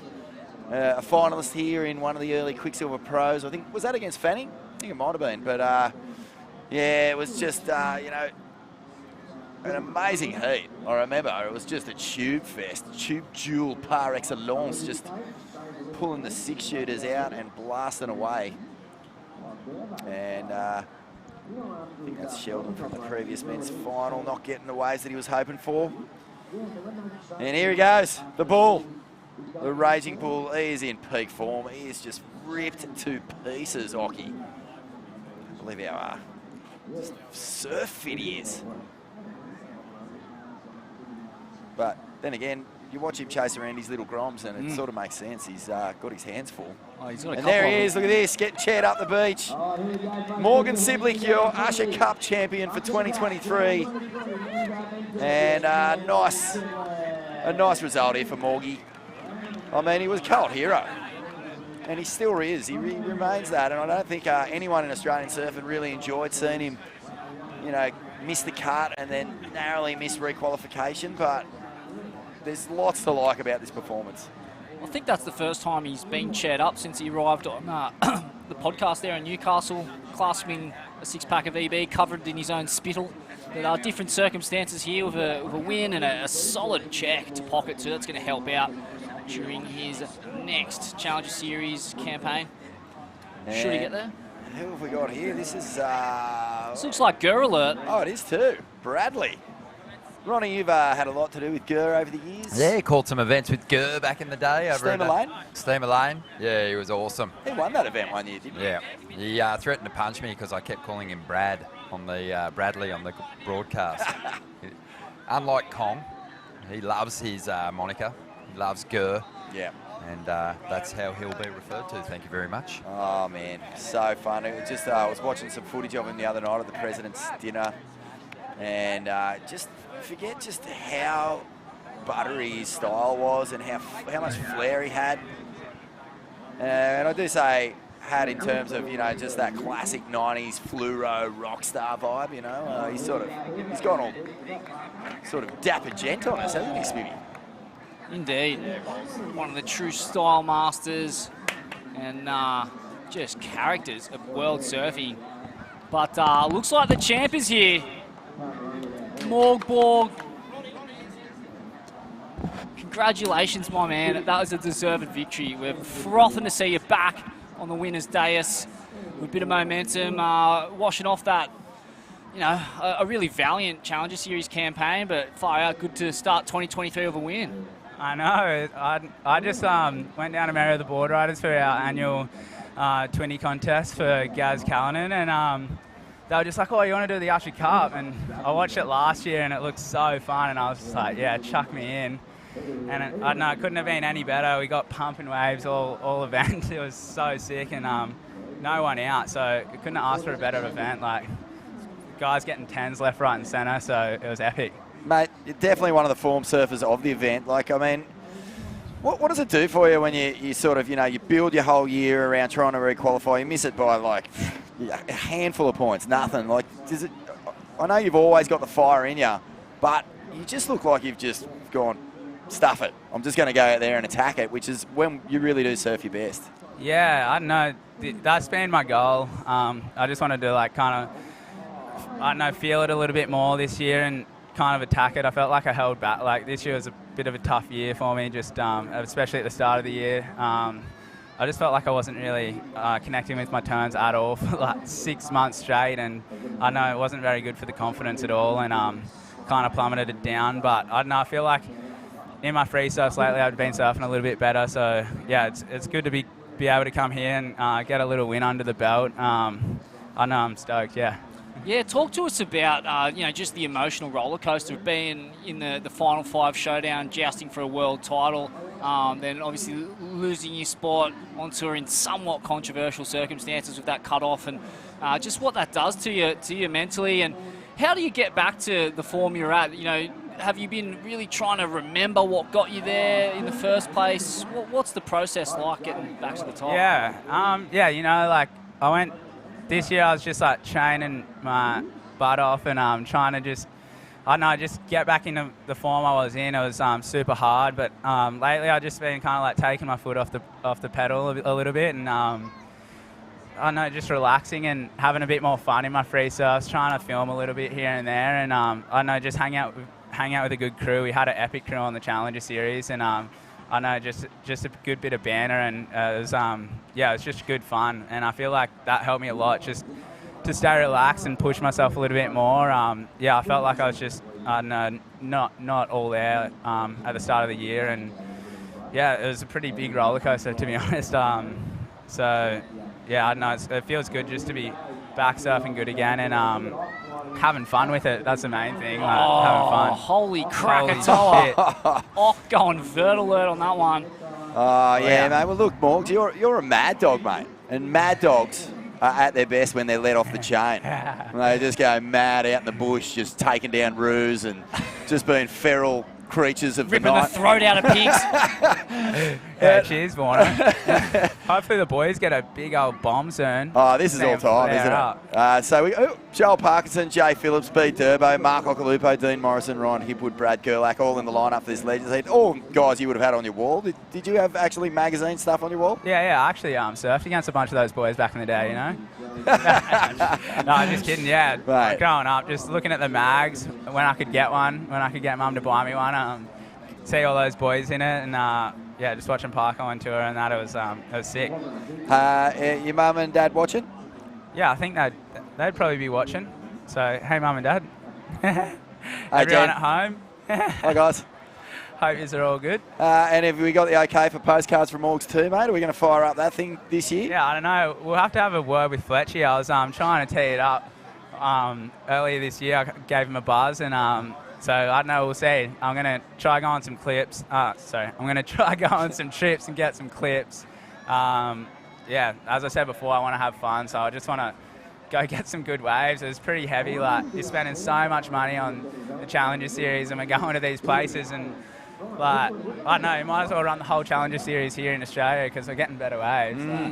I'd love to see, speaking of postcards from Morgs too, I'd love to see some kind of long-form compilation of surfing just from the crew you're travelling on the Changers with, whether it's in and around those events. It's such a stacked crew of talent. Chippo, Dill Moffat, yourself. I guess Lob's made the ascension now onto the World Tour, but man, Lob's that'd be bailed sick. on us. Here we go. J-Boy. Nearly dug a nose. So shallow out there. You can't really tell from here, but it's so steep. Wow, you're ripping this thing though. Far out. What about that? Back the clock. Epic. He's just so silky, man. When I was a Grom, he just would just marinate in Jay Phillips sections, whether it was in Pulse or the early Billabong stuff, and it's just, smooth as. Beautiful point surfer. Yeah, he used to come up to Ngari a bunch when I was younger and living there, and used to see him ripping, just repping the Hurley sticker always, and absolutely shredding. He was one of the first guys to really, Australian guys to really control tail blows. Like he just had that release down. It's this Dingo, and of course he's dropping in. Of course he is. Even in 1 foot marsh, he's got a... Have you ever seen the front of Dingo's head, either of you guys? No, I only know what he looks like from the back. It's only whitewater. That's it. And, mate, moving forward, like, this must be a great launching pad into the new year. Like, what are the goals and objectives? What's the path to getting where you want to go from here? I don't know. First things first, we got to win the ABB down there in Newey. That would be nice. And then, like I said, I'm going to go overseas a couple of times, and then I don't know, lock back down with a good Challenger crew that we're traveling with, and just rip it in. Sick. And just have a good time. Nah, good on you, mate. And I guess it's no question. You're one of the real favourites of Australian surfing. You're just such a lovable rogue. Especially when you go rogue. But man, look, it's just so great to see, like Smithy said, back in the winner's circle, getting this year off to on the front foot, because you do put in the work. That's the other thing, man. Like, a lot of people don't see it, but the amount of training and mental fitness that goes into these campaigns is so huge. And even a win here at the Usher Cup, it can just be the springboard into that whole rest of the year. Yeah, honestly, the year I qualified, we won the ABB as well, and also got the man-on-man comp, which we do at Merriweather Board Riders there, and I feel like that honestly helped me a lot. Durbo, he's pulled into a little one. Packed one as the smell of Gedangs fills the commentary booth. Oh, it's good to be back in a surf commentary. Especially on the Goldie. But it's interesting, man. Just those small wins, those small omens. So much of this game at your level is mental. The difference in skill is often negligible. So it can often be a case of just working smarter instead of harder, and just making sure you're in a positive frame of mind, because being hard on yourself never helps, does it? Nah, not at all. And one thing I managed to do with the time off is just let a bit of steam off, and just had a good time in the off season. And I don't know, I feel like now I got a fair bit of it out of my system, but see what happens tonight. But it'll be fun either way. And have you moved up this way, mate? Have you still in Newey, or? No, I'm actually living up where. This is a bomb. Oh, who is this? This is Dingo. Oh. And he's already lost 3 points for not burning one of his old mates. Oh, wow, he's toweling this thing up. Oh, wave of right there. On a twin? Is that on a 20? Looked like it. I love that signature Rio foam ride thing where he almost goes backwards. Back into the line, like such a deep bottom turn beyond the... Had a fair bit of flow in that thing. Yeah, mate. What about, how's the move up the coast served you? Because I know that you really love living in Newey, and, that's part of your family and your tribe, just as Angari is. But do you enjoy being up here and sort of in the thick of this whole lineup? Because, it's so super competitive up here. Yeah, we'll go through this one. Dingo just belted that thing. He linked all those turns so good, eh? Crazy, given how much chop is out there. It's not easy to surf. Oh, that was just throwback. He was wearing that exact colour in the 2003 Quickie Pro that he won. He was in the pink rashi. So, lucky charm. Feeling the sentimentality. But, Morgs, what do you reckon? Do you think it's serving your surfing being up here? Yeah, no, it's I know it's different. I feel like Newcastle actually just has consistently more waves, to be honest. Or it gets a lot of that south swell, especially through the winter. But I love it down there. Maybe a little too much.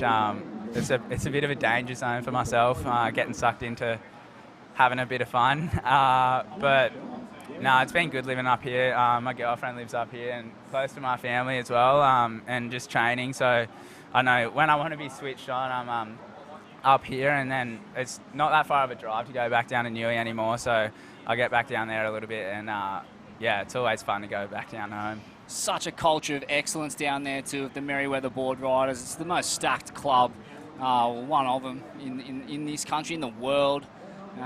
Geez, it must be good to have guys like Ryan Callanan, Craig Anderson, MR to lean on, Luke Egan, Matt Hoy, the list goes on. Yeah, it's unbelievable. I mean, like, you just go out for just... sorry, that was a huge turn. It's a huge list of names from Newey, and every surf you paddle out in, it's just... You're surfing with someone that's absolutely ripping the bag, so you're always getting pushed, and that's why I feel like there's just so many good surfers coming out of there, because other than, like, getting a lot of waves, here's a bomb. Oh, who's in the spot too? Looks like Jay Phillips is just pulling rank here.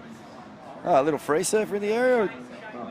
Here goes Jay down the point. That was a silky. Oh, wow, he's towered. Oh, he's getting the big cheers too. That could be a wave. Oh, Snapper boys are fired up. Listen to that. The clubhouse behind us is just lighting up like New Year's Eve. This heat's actually had a fair few waves by the look of it. In the final, it went pretty dead there for us, which is unfortunate. Jay there was sitting on an 8. Is that a combined score, or is that what he actually got for that last wave? It might actually be his... Oh, yeah. No, he's got one. Yeah, just that. That's a big score. Look at this one. This will go straight into his top 2. That's got to be in. Sorry, I'm not dropping scores. That's a big score, though.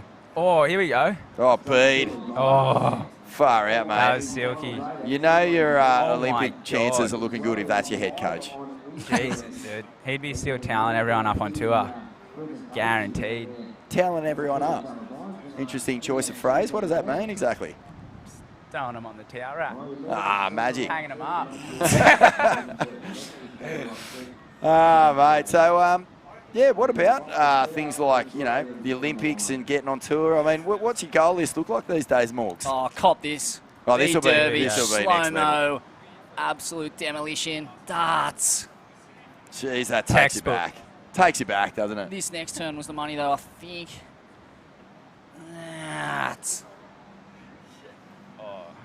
That's proper textbook. Opening the hips up. Did it much work with Bede, Bottle, all the coaches at the HPC and stuff? Yeah. Well, the year I did well, I did a bunch of stuff with Bede and Botsy. I was coming up a lot. It was kind of like before I fully came up here, and I was coming up here and doing a bunch of work with them, and Bede was jumping on the ski and stepping us off into a couple cutty sections, so it was epic. Unreal. Yeah, it's amazing, Smithy, just, like the way that surfing, the industry is sort of structured now, like all of this knowledge that typically in the past would just sort of go back to its home beach and just sort of siphon into the Groms, maybe, if you bumped into these crew at a board riders comp.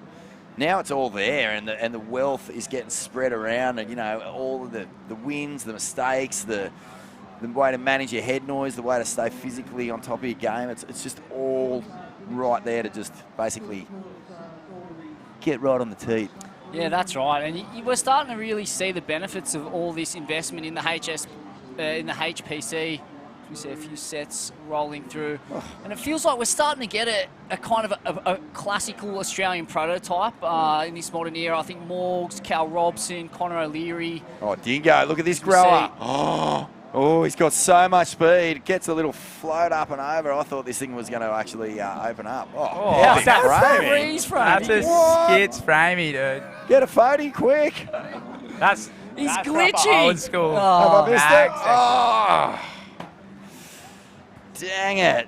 But yeah, I feel like we're starting to get a real trademark kind of style of surfing, like real starchy power, but still the ability to land those nose picks and air reverses when we need to, pull them out of the bag. And I feel like that's a real... Oh, here we go. Parko tucking in to a bit of Vishnu.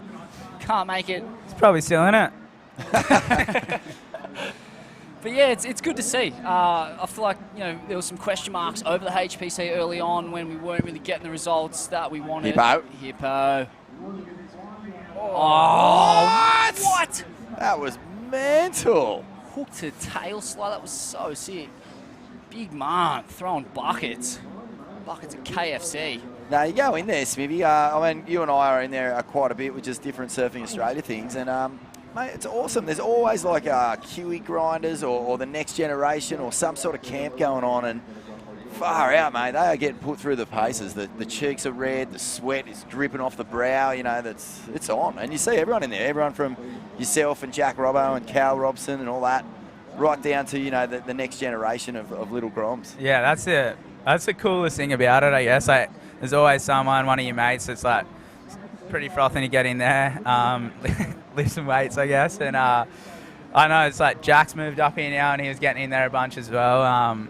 So yeah, it's like a little community, and I know it probably sucks when we paddle out for a surf, but we're all having a good time. Yeah, mate. Well, what's the plan? I want to know what you do to celebrate a win like this one. Usher Cup, you got a big chunk of cash in your back pocket. You've got the ABB coming up. Oh, hang on, eyes on Jay Phillips. Section looming.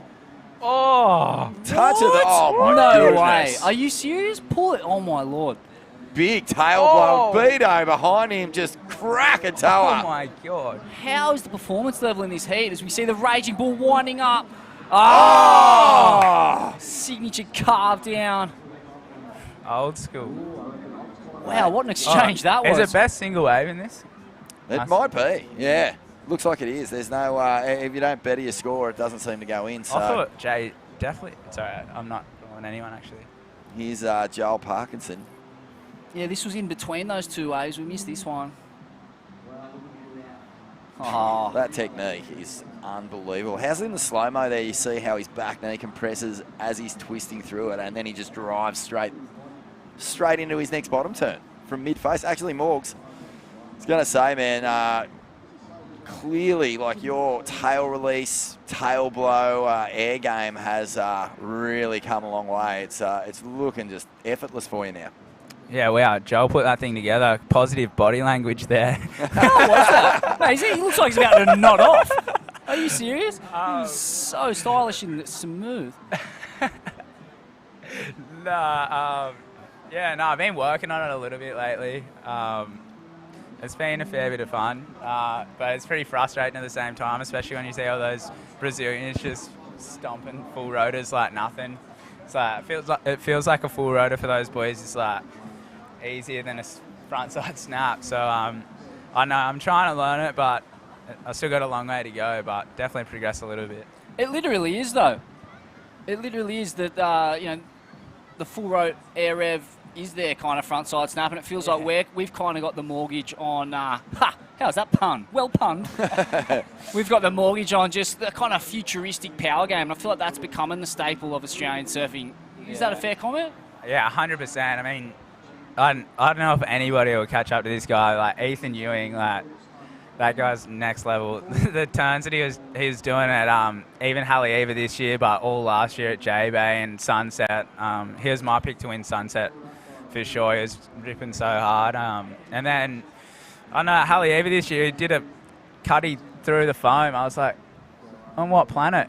Yeah, he's another level. Ethan Ewing is surely a special to win a world title at some point. But yeah, it'll be done without aerials for the most part, which is so interesting and a definite break from what the judges have been rewarding for the last few years. Yeah, I mean, Jack threw a couple out there, but I was sick to see like Ethan and Jack getting there, no airs, and kind of smashing them. I wish the waves were just a bit better for the finals. Like that's the one annoying thing about that whole setup is I know it's always going to be suited to one guy at each location around the world. So like that in my eyes, it makes it a bit unfair. And it should be based over the whole year, but I don't know, that's just my take on it. I think a lot of people agree with you, man. Well, I think Jack took a leaf out of your book, Morgs, from the year before, because it just seemed to me that the real difference in his surfing as, he's progressed is the sting.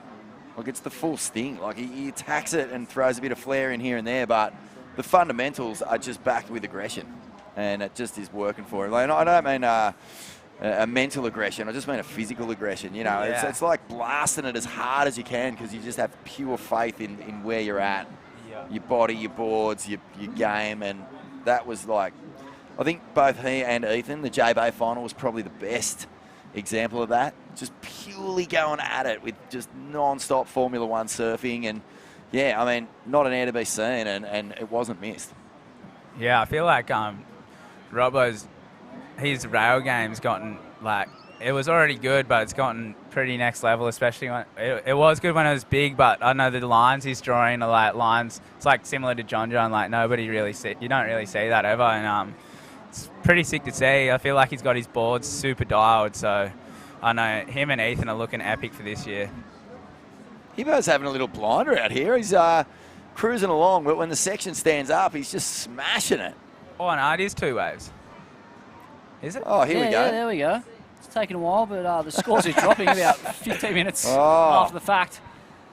And this is Oh, that's Dingo again. Oh, he's got a bee in his bonnet. He's taking a little bit of hog juice out there. Love that hand drive on the wrap.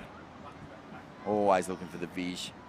Yeah, what are you going to do to celebrate? We never got to the answer of that question. It's a big win. It's a huge contest. It's the first World Club Challenge. It's never happened before. And you're taking home the trophy in the Bucks. Yeah. What else are you going to do tonight? I'll probably just go up to the Rainbow Surfy and have a few schooners on the balcony, and I know, just soak it all in. Everybody's got such a good vibe down here. Everybody's got high spirits and just stoked to be here. And I know, so I feel like it's going to be a lot of energy getting around up there for sure. Yeah, I thought you said Rainbow Serpent for a second there. I thought you were going to head on down to the skitzest doof in world history of Nicky Van Dyke and the crew and Just cover straight yourself on the in plane. glitter. Straight on the plane to the Vico. First plane out of Tugan for Vico. Oh, Be that's a worthy good. spend. Good way to blow $5,000 or $8,000 or whatever it is in a weekend. Not good for your Wow. World Tour Who's qualification hopes though. In the Hippo. whitewater. Hippo. And he's got a big section looming. Just a little speed float. Jay off the end. You can hear the boys in the background going ham. As he wraps one back. Oh, that fin was drift hot. Rio again. He's got him on dial. Jeez, he's looking fit, isn't he? Slender fit. He hasn't aged a bit. Is he coming in after that? He's still got 14 and a half minutes. Probably not. How long was this heat? I think it was like 2.5 hours. Yeah. Seems like it. Morgie, you having fun sitting in here, or do you want to go and see the crew? I'm happy to go see the crew if you want me to go see the. No, I'm You just food saying. me out, We mate. we love having you. I don't want you to go anywhere. I'm just seeing if you want to start celebrating. Are we saying we got to stay on the Rashies? I think the Prezzo is on at. At the Down- Rainbow Serpent. Right. Nah, sorry. Yeah, we're leading it. There's the Cooley Summer Vibe walk from here down to Queen's Park, and we'll be leading that. I'm going to be carrying a giant crucifix through this scalding heat and leading the procession. And Lovely. You're going to be, and the Usher Cup on Instagram. Have a look at that. Yeah, it should be interesting. Bit of a procession So, through this we're doing a scalding heat. huge walk in this crazy heat and blistering sunshine all the way down to the Prezzo. In bare area. feet, Is the it's Prezzo down at I think so. Elizabeth Park. Is that what it's called? Elizabeth Park? yeah, something like that. Queen Elizabeth Park. It's in the park. Yeah. That's Picnic it, in the Queen's park. That's it. Yeah, similar to Jesus in Lent when he walks through the desert fawn. That'll be us. We'll finally get to that bar and crack the top off one and Fantastic. find salvation. I think that's how it went in the Bible. Well, that's going to be good. Of course, we've got the final still to go. I know. The World Club Challenge final. What do you think? Who are you liking in this one, Morgie? I know Merriweather devastated to be knocked out, but all eyes on ABB for you guys. What about in the World Club Challenge? I'm not sure, really. I was originally saying D-Bar. D-Bar was looking really, really, really good. I don't know, everyone was in their team was dropping like an 8, which is unheard of. So I don't know, maybe I'll stick with that and go D-Bar. It'll be a huge result for D-Bar. I mean, all the clubs along this strip are just so celebrated, so storied, so successful. D-Bar is pretty much like a washer's snapper. Yeah. Not the bastard child of the goal. They are. The washer's snapper. Well said. Well put. That's their slogan. That's their next T-shirt. We're just the washer's snapper. Exactly. Quote unquote. Established. I don't know. Question mark. Established. Well, Parker was saying he was it Parker? No, Oki was saying he was Almost almost over there, almost led the mutiny or joined the mutiny. Oh, Parker, that tail drift. Cuddy, that was so sick. Fire out. I've seen a couple of them in Taylor Steele movies over the years. Sick surfing. But yeah, mate, what a team though. Brent Dorrington. Mate, I could watch that guy if my hair was on fire. What a surfer, especially when it's coning. Dude, he's so gnarly. ultimate tube warrior. He charges so hard, it's kind of scary. Yeah, some of those clips coming out of Indo, some of the, I think maybe a couple of years ago, just dominating the slabs over there in Sumatra. Did Jay fully come in? This Jay Raptor, he's well out. He's Bede's definitely closed the gap there. Oh, did it just change from like 14 minutes to 1 minute? Game over. I don't know what's happening here, but see you soon, Morgie. Thanks, Morgs, for joining us, brother, and all the best, mate, in your campaign this year. Cannot wait to see you back on the world tour. Same, man. Swatting it, putting him to the sword. Merryweather's finest. We'll see you at the presentation. Morgan Sibley. See you at Rainbow Serpent, mate. 2023 Usher Cup Opens champion. Smithy, it brings a tear to my eye. Love the Morgie. And he really is just a little warrior, little battler king. Pocket rocket, power blasting. I think we're going to throw it down to Jay Phillips. Is someone going to... He's taken it out. The Snapper Rocks president of 10 years, the Vladimir Putin of club surfing, the autocrat of the club board riders scene. Just strangling that presidency to death, but geez, he's earned it today with the win. Hey, don't put your name up. Don't nominate yourself to go against him. Oh, the last bloke that did that ended up at the bottom of a prawn trawler. Oh, he's still there. 20 Ks out to sea. That's right, mate. Your shoe washed in at Froggies. Okay, so it looks like maybe the club presidente took out the Legends heat. We'll come back with that result in just a moment, and also the Usher Cup World Club Challenge Final is almost upon us. Ronnie Blakey joining the commentary box. Are you kidding me?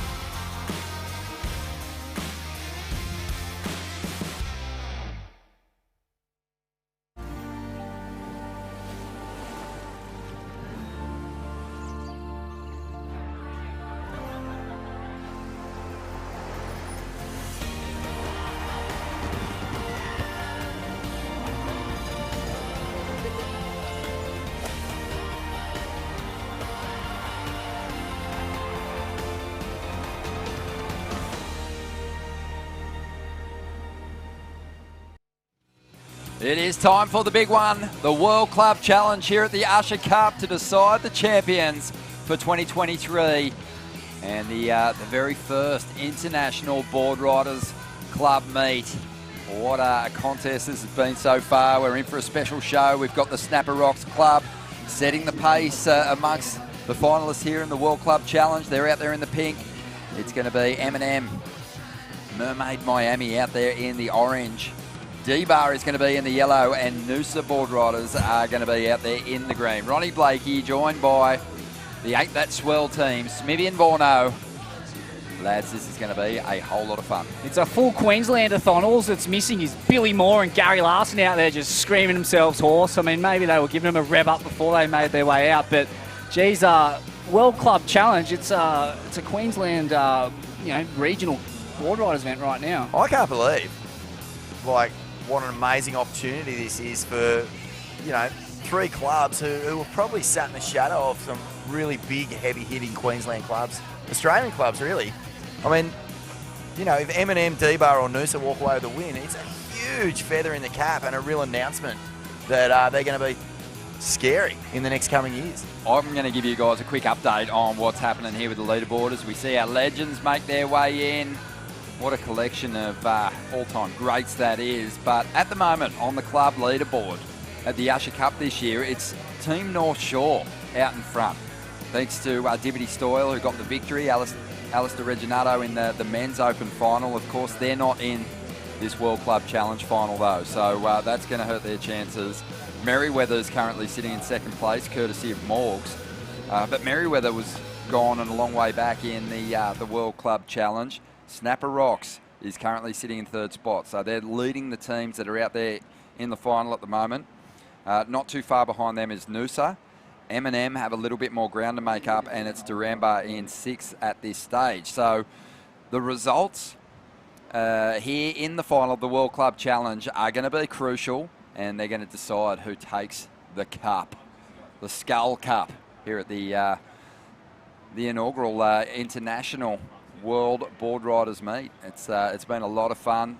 I think the vibe's been certainly lifted by having those international competitors here, because they were so buzzing to get the call up from Wayne Rabbit Bartholomew and get flown and put up out here for this first event. What a bonus. What could be better than getting the call up from Rabs, the Bagwan, the shaman of professional surfing as we know it? You struggle to think of a more influential person in the history of surfing. I mean, the guy's been there since the start of the shortboard revolution and high performance surfing. You've seen it all come and go. He invented the Dream Tour and competitive surfing as we know it. And to have him, I mean, of course he's going to come up with the goods. His vision has reached fruition again, and what an event it's been. Far out. It's been an absolute pleasure to see surfers from all over the globe, from Hawaii, Bali, Japan, California, just all those regional styles and the various strengths and weaknesses that come with growing up in all parts of the world. It's been a real treat. There's just no area of surfing that, you know, Bugs hasn't touched. It's just, it's incredible. You know, he was shaping his own boards before he got on tour alongside MP and just trying to get the edge over his competitors with, you know, design deviations or evolutions. And but yeah, as you said, birth of the tour and junior surfing, and I mean, it's just everything. In every facet, there's some sort of influence from Bugs, and it's so cool to be sitting here and watching World Club Surfing become officially, you know, a big date on the calendar. He's got the most unbelievable honour roll. Someone's going to have to update his Wikipedia profile. He's been inducted into the Sporting Hall of Fame here in Australia, the Surfing Hall of Fame. He's received the Order of Australia. He's done it all. Unbelievable. There's Has he only met the one Queen? gong. I think he might have met the Queen. Has he? And I'm sure he has. And yeah, well, Steph Gilmore. Yeah, well, exactly. That's who I thought you were talking about. But yeah, I mean, the only thing left on that honour roll really is to become the leader of this proud nation and replace our current Housing Commission product with another battler. So yeah, Rabs for PM, I say. Yeah, what we got to add to that Wikipedia profile is, of course, becoming the architect of International Board Riding Club meets. Yeah. This has been a huge event, and it's great to get it happening. It's also been fantastic to watch our legends attack the lineup here. Let's check in with Stace and the winner of that grand event. Must feel good to get one over that lot, Jay. Oh yeah, you know, it feels good to be able to, you know, rub shoulders with some of my heroes in this town, and you know, Brad Gerlach was thrown in the mix. I just kind of wish it was yesterday because the waves were incredible. You know, I kind of stuck to that Stacey Galbraith kind of strategy where he took off down from Marley's to get the little gap between, you know, me, myself and Parko. So he was up around the point and I was down a little Marley way. And the reverse sweep, you know, kind of gets here, and I got lucky. Yeah, it can even get the best of them.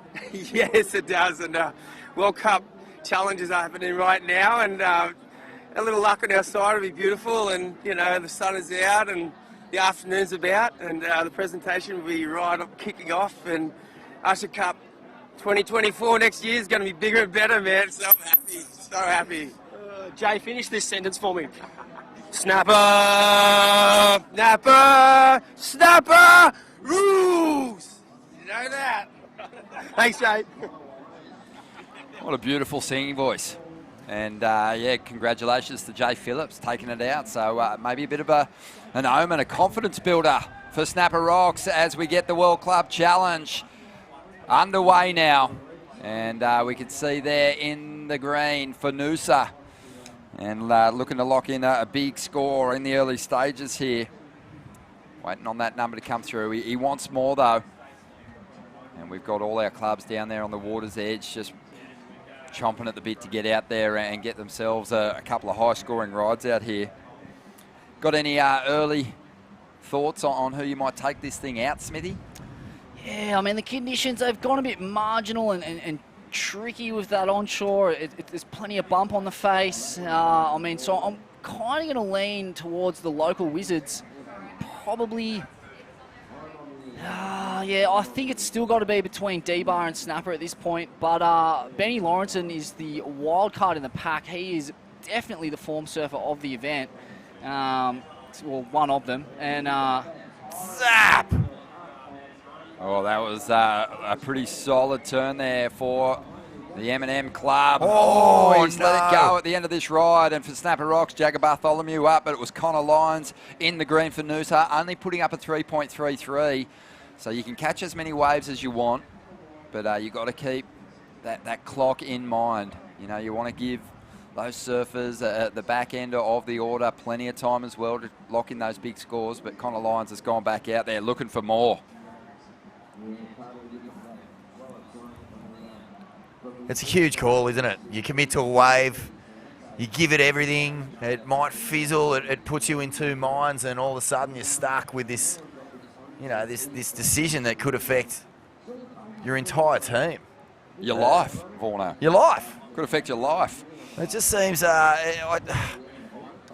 know, I guess that's what makes these team surfers really, really important in this event. Sometimes, you know, the guys who are at the top level aren't always the number one team guys, you know. That's why you see some underground call lords sneaking into these high-level team picks. Yeah, it's awesome. We know the magic of the board riding club culture. All of us having come through a couple of heats, always made it through to the repechage rounds, and yeah, it's just great to be here watching it unfold at this level. And you know, I can see next year that there being a big kind of qualification process in getting to this contest. I think just the way it's all unfolded, you know, it's probably going to create a lot of interest from the clubs that couldn't be here. And yeah, everyone's going to want a piece. It's such an amazing vibe down here. I'm just looking out towards the beach, and we've got the huge Mermaid and Miami posse, their big flag, and it's just, you know, reminiscent of the Kira Teams challenges from years gone by, and the ABB, it fits so snugly into that calendar. And, you know, club culture, club surfing culture, it's such an Australian thing. It's something that is at the foundation of a lot of our surfing community and surfing culture, and this is a real celebration of it. It's a great thing to be a part of. And there's no world champ who hasn't come through a club, right? Like, I mean, men's and women's, they've all surfed basically these grassroots little once-a-month Sunday comps to get where they get to. Absolutely, and that's the great equaliser. That's the beauty of club culture. You can be a world champ, but, you know, you still got to come down to your local board riders meets, show face, cop a ribbing from, you know, the old colonel that's been ribbing you your whole life. Like, nothing ever changes, and that's the beauty of it. It doesn't matter who you are. You can be a plumber or an eyebrow waxer, a corn waxer. It really doesn't matter. It's a great equaliser. Love my board riders club down there at Bondi. Try to get down to club meets whenever I'm in town. And yeah, it really is. Home is where the heart is. Big part of who I am. Most definitely, yeah. Oh, look, Mark Occhilupo is going to step in here and relieve Vaughan so he can get set to take you on that walk down to the presentation at Queen's Park. You can follow that journey at Usher Cup.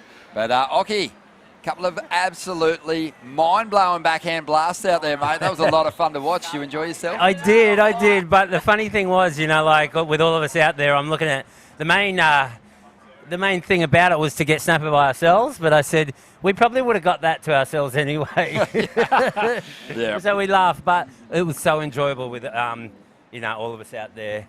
Just reminded me of old times, you know. Oh, man, fully. And, you know, Dino wearing that pink jersey, that was a full throwback. We're going to be coming up in on pink when he beat me, didn't he? The 20-year reunion of your final with Dino here back in 2003, where he took the ratings lead. You were sitting in number 2 that year. He was in pink. I was in green, I remember. That was a huge moment, and we spoke about it with him on the broadcast, but it was great to see you guys out there once again. And And both. Good to see Ding back in the water. Hey? Oh, yeah. Wow. He had a scary medical issue recently and ended up in ICU for a good week, and he's back. He's back all right. Yeah, dropping some good scores. He took a wave off Brad Gerlach. I was like, it was the old Ding, kind of done the kind of behind there. Yeah, I mean, you never lose that respect for your elders, but you do kind of come up on them a bit. But the respect is equal at one point, isn't it? It is. And for Dino, I mean, how are we his going in lineup. Sorry, Ronnie. No, go for it. Look, I'm interested. It's close. It's a low-scoring affair so far. The final here of the World Club Challenge. Connor Lyons dropped to 3.33, went back out for more. I think all the competitors, the starting surfers, have gone back out. They didn't like any of it. Well, at first hand, it is tricky. Like, it's reverse rip, and it's east-northeast wind, which is really bad conditions for snapper. I mean, I'm not trying to take the final down because it's going to be so exciting. It doesn't really matter how good the waves are in this format, Jed, because it's so exciting. And look how hard it is to surf. Mate, there's chops and bumps and like two lips when you're trying to hit it. It looks so challenging out there. Oh. Who do you think that favours, though, in the scheme of this final? Well, it should favour snapper, but, I heard Jay Phillips talking about it earlier, we're pretty spoilt here. We wouldn't, usually surf these conditions. Jagger would, and I do because I just surf way too much. But like I said, it wouldn't be very crowded today.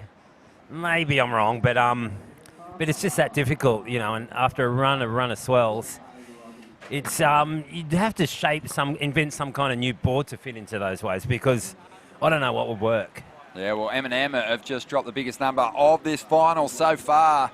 I believe that was Archie Curtis getting a couple of decent turns laid down.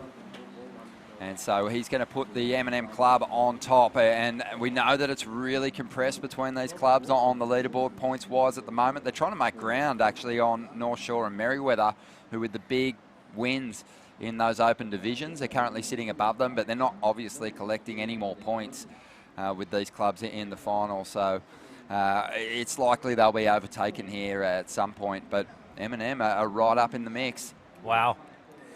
Brad said it'd be a great story. I don't know much about M&M board riders. You could tell me more. Well, I'm very much surprised to see him in the final. I've never known Mermaid or Miami to have any great waves of notice. We see the surfer. That was Jagger. In pink, that snapper he rocks didn't looks like like it. Jagger Bartholomew. He's heading back out too. 1.5 hitter. But, what a story that is. M&M leading the final of the World Club Challenge. Coming from complete obscurity, really. And here we go for Noosa. Hammering away at the lip here and looking for the finish now. Bullet. Oh. Wow, that was risky. It sure was. And I don't know if he should have went that high. He still claims that he must be coming in, but... that was a big move to go for there in the scheme of things, when the waves aren't that good and he had two good turns. Three turns would have been the highest score of the heat so far, and he went for the air reverse, Jed. Yeah, that's a good point, Ock. Maybe conservative approach would have favoured him there. Geez, he come close to pulling that thing. It was such an ambitious manoeuvre given the conditions. I like his throwing the kitchen sink at it. But that was Connor Lyons. And look, he's looking to improve only on a mid-range 3. So we'll see if he's able to do it. 3.83. It was he just nudged it up a little bit. So he went from a 3.33 to a 3.83. So having to make some ground on the M&M club from the opening exchange here is Jagger Bartholomew, who's got the big turns.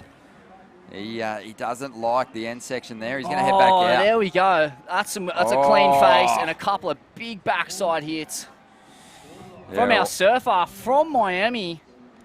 Yeah, strong effort there, and that was Sean Gunning.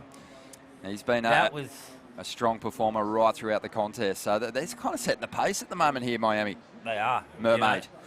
Yeah, M&M. Movement down the line, Jagger Bartholomew. And the crowd goes wild. Well, that was kind of pretty smart too. He was already soaking up quite a bit of time on the clock.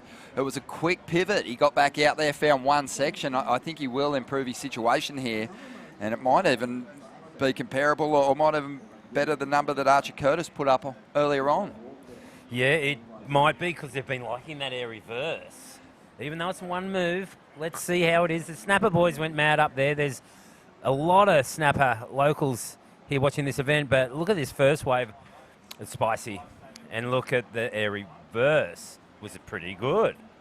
Interesting. I really thought Jagger was going to be the key that unlocked the prize for Snapper, just given what you said. He does surf these conditions a lot. He's able to really get on the long ones, really his wave selection that sets him apart from the rest of the field. So, I don't know, he's dropped a 5 for that air rev, so I guess that's a good result in this game of things. Job done, because he kept on pace with M&M, and he had, as I said, soaked up a bit of time on the clock. So they're going to look to rebound quickly here, and Sheldon Sinkus is going to pick one off down the line, doing his best to find some open face. He's going to drive up over that whitewater and get back out there.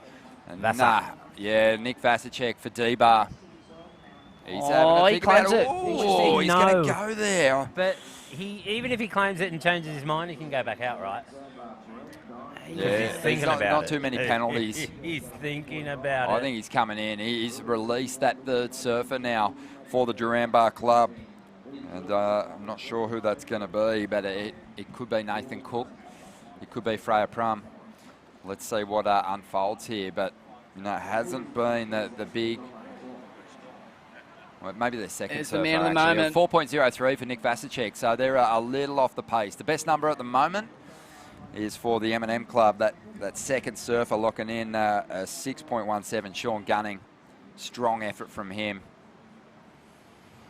But, this is building quite nicely. Sure building is. quite nicely. All the Snapper boys, Daryl Parkinson, I saw him up there. Josh Glennon, Robbie Cohen, long-time member of Snapper.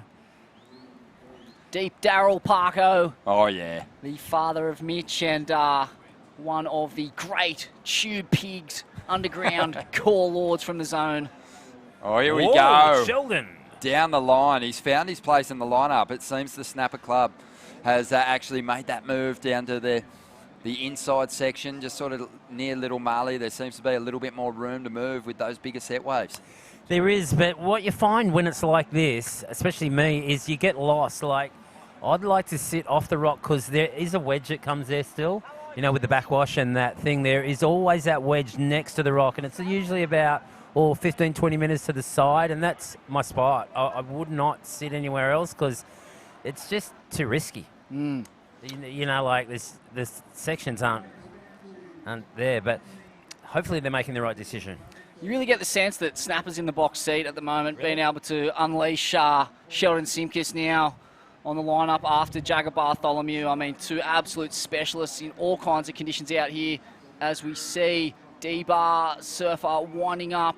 Noosa, is that green? Yeah, I think it's Cooper Davies.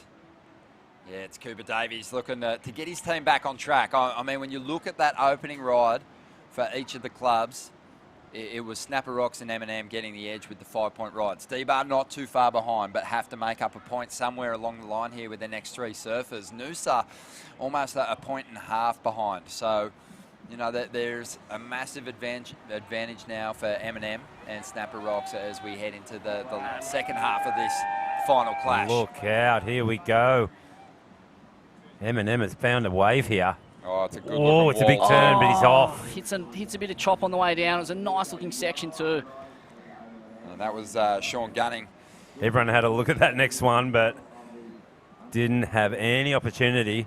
Time's going to come into this too, boys, I reckon. Sean's making his way in. He already had a 6.17, I think. That was Sean Gunning. Okay, so he's going to rest his laurels on that wave. So it's tightening up at the top end at the moment. Sheldon Sinker. So when you think about it, you've got that 35-minute window where it sort of gives each competitor around about 8 minutes, and all the first surfers soaked up more than that in the opening stages of this World Club Challenge. So that's going to mean that we're going to have riders scrambling to get their final wave, those last surfers in the order, and getting back to that beach for the 3 points. They do, and we got to I'll just mention that we're not actually running in and tagging like a normal board riders battle. What happens is when the surfer claims, right, the other guy can jump off the keyhole or off the rock, wasting no time. Great system. Yeah, it's amazing. When Snapper Rocks were kind of back against the wall earlier in the event, Mitch Parkinson and Kobe Enright. Kobe Enright had basically a 2-minute turnaround for two surfers, and they managed to get it done. From the moment Mitch released her and she could get out in the lineup, she managed to find a wave, get the points, get the bonus 3 points, which really helps get them into this position to make a run at the win. Absolutely. All right, look at this. Oh, look at Cooper's this. up again. He's hydrofoiling through these sections. He looks like he was in the snow going through moguls right there. Jeez, he did well, though. And he claims throws it. his hands up. He made the most out of that. When you get given lemonades, make lemonade, as we see. Sheldon. Shelley. Oh, sick nose beautiful kick. one That was turn mental. right there. But look out, here he is. M&M. Yeah, DT, Darren Turner, old QS journeyman, back in the jersey and just dropping big numbers. Big laser into a bit of a shampoo on the There inside. goes Mitch Parkinson. All right, Mitch, I hope he got a watch because in his last couple of heats, he has just been winding the clock down and putting so much pressure on poor Kobe Enright. He has been getting big scores, but right now he wants to be very mindful not to, rob her of the opportunity to get a big score because the women have made the difference in a lot of heats. For sure. You know what? Sheldon didn't take too much time. No. But this is a classic for Snapper. It's almost theatrical because the one big move first wave and then one big move on the second wave, but the third surfer has got the ultimate big move. Is he just going to do one big air?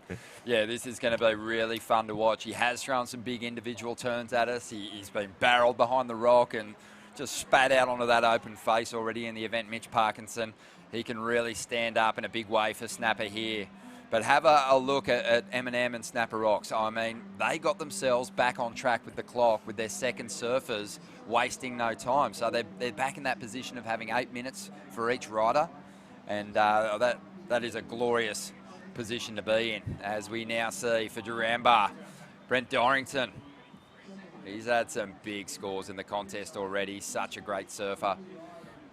And obviously a whole lot of experience, as much experience as any Snapper Rock surfer out here. Oh, he can't claim that wave, can he? Shades of the Pennsylvanian wave pool with that inside section. So for Noosa now, we are going to see Gia Lawrenson up. It was a 4-6 for Snapper there, so they didn't go super high on Sheldon's reverse right there. Did Sheldon come in? No. He Surely did, not. yeah. He came in because we saw Mitch Oh, of Parkinson course. paddling Yeah, back excuse out. So, yeah, like... That was it was a 5. A 5 for Sheldon. I believe the 5 was for Jagger. for Jagger. Yeah, The 4-6 there for Sheldon. 4-6, yeah. Thank you. But interesting, a couple of one-hitters doing the damage for Snapper at this point. They're relying on just single manoeuvres. Mitch can do one move and get a 10. We've seen it before, and I want to see it now. Yeah, this is going to be a big moment for Mitch to stand up and deliver once again for his club. And like we said, he really can't afford, I think, just the way it's panned out so far with the numbers that have dropped in for Snapper Rocks, he can't afford to not give Kobe Enright some serious time to pick off a good wave. She's going to have a great chance to match what Ellie Brooks can do out here, but you've got to keep those women in mind because they have been delivering, Ellie Brooks especially, delivering big scores right up until Here we this go. point. Mitch having a sniff at a bit of a double up here. Plenty of face on this. Oh, he gets a bit hung up on that foam ride. Oh, it's standing up though. Carving 3-0. Slater-esque. Carving 3-0. Oh, that was a sick gouge. Not finished just Wow, yet. there's a little bonus section off the end. Oh, can he hang on? Oh! No, doesn't get that finish on the inside, but he did a bit of work down the line there. There's been a little bit of a shuffle in the order. Jeez, that's a hard call. Oh, no, he's asking, what do I do? And he may as well go back out. I think so. Because I don't know, and they don't know how good Looks like he's claimed it here. It looks like Kobe Enright on the way out. Oh, wow. Pretty surprised at that decision. I thought he probably shouldn't have gone for it all on the last turn. He just had to finish the wave there. Kobe Enright has the opportunity here to really put on a big number and give Snapper Rocks the opportunity they need, and they might need a score because we've still got some real talent out there at the takeoff zone waiting to lock in rides for their club. Darren Turner's out there at the moment, so this is big. This is big. I just want to know what they're going to score that. The creativity on that way from Mitch was unique. The carving 360 off the whitewash. I want to see the replay, please, when you guys aren't so busy. I know there's a lot going on, and there's another rider having a look at that wave pulls back, but, you know, he done a carving 360 off the wash, which is a totally technical wave. It's really hard to do. I want to see a couple of angles here. We'll get to see the drone angle, but love to see a front-on angle if you can get it for us. And it's not completely... it is a carving 360, but the whitewash kind of didn't help. And then the cutback, and he falls here. So the number's not going to be big. Just tell me the bad news, Ronnie. 4.5, mate. So that has left Snapper in second spot. And they are a little behind now. They're almost 2 points behind M&M. Kobe Enright's going to have to really bring it home for Snapper Rocks. Their hopes of getting the victory here this year are in Kobe Enright's hands or on her shoulders, so we'll see how she performs. M&M still have Darren Turner out there. He's looking to improve his situation at the moment. He's at a 4.6. And Kobe's going to need a 9 or something, hey? Seal this deal. Yeah, what do you think of that call there from Mitch to call it on that wave? I feel like he had more in him than that. I don't think it was his decision. No, it was coming from up on the hill. It must have been Jay Phillips and Joel Parkinson. We got to lay the blame on someone here. Oh, the autocrat, the 10-year president. Rules of an iron fist he does. You know what's been really interesting here is that Kobe Enright hasn't even really had the time to find a great scoring ride in her last two heats in this World Club Challenge. So this might be the opportunity she's been begging for. Just leave it with me. Put me in, coach. I'm ready for this. Pretty big set coming through here, guys. First one's super lumpy, though. Okay, it's getting Is there going to be a clean one behind it? Kobe wouldn't have priority yet, would she? Or D-Bar may be making their move now. And they are down the order a little bit, trying to make some points up on the front runners. It's Brent Dorrington, who they're going to rely on. He goes to the float. He's found the flow here as he releases that tail, and he'll claim it, and that's going to get them right back into the mix. Might be one of the better scoring rides of this final so far. Here come Durambar. D-Bar are making their move. They're going to charge up the order here. And there is just on 9.5 minutes to go. And, yeah, I can tell you that the clubs are pretty much on track at this stage of the game time-wise. Okay. Vasa looks happy there. I think that's the biggest score of the final so far from Brano right there. It's a monster, 7.83. However, they've still got a couple of surfers to get out there and execute. But here's the replay from the drone angle. Talk us through it, Ock. Yeah, it's always tough with the drone angle, but I can't talk you through it. It's just such a compact style and so much power and flow moving down the line. Gia Lawrenson there, she's trying to get rid of that 2.93 to improve Noosa's chances. And she's going to claim that one. And that will set Ben Lawrenson free out there in the lineup to rack up another excellent score and potentially get Noosa the victory. But it is going to be a case of fighting from way back. So Durambar now, we'll see if it's Nathan Cook or Freya out there for the D-Bar Club. And it looks like it's going to be Freya who's up at the moment. So she's moved quickly. Nice hit there. Can't hang on for the finish, so she's got to get back out there. Here we go. With 8 minutes to go. Kobe Enright loading up. Needs a big number here, Jed. And she won't get it out of that ride, mate. No, didn't offer enough there. Far out. Look at that. The actual Snapper boys have moved from the tent and they're on the beach. That's big for Snapper right there. Isn't it? Yeah, get them out of the tent into the blaring heat. I'm feeling it here. Like my guts are twisting up. Same. With the pressure that's starting to build on these final surfers. I mean, if you look at the scores, M&M across the board have been pretty solid. And it's Darren Turner still out there, I believe. He's trying to get something better than a 4.6, which he's so capable of, and then they're going to send out Ellie Brooks to try and bring it home. So Snapper with that last ride of Kobe Enrights have jumped up into the lead. But she's still out there and she's going to chase more. It is a kind of a fake lead right now, though. Yeah, but it's not like she can't improve on it. No, it's true. She hasn't claimed it. No, she hasn't.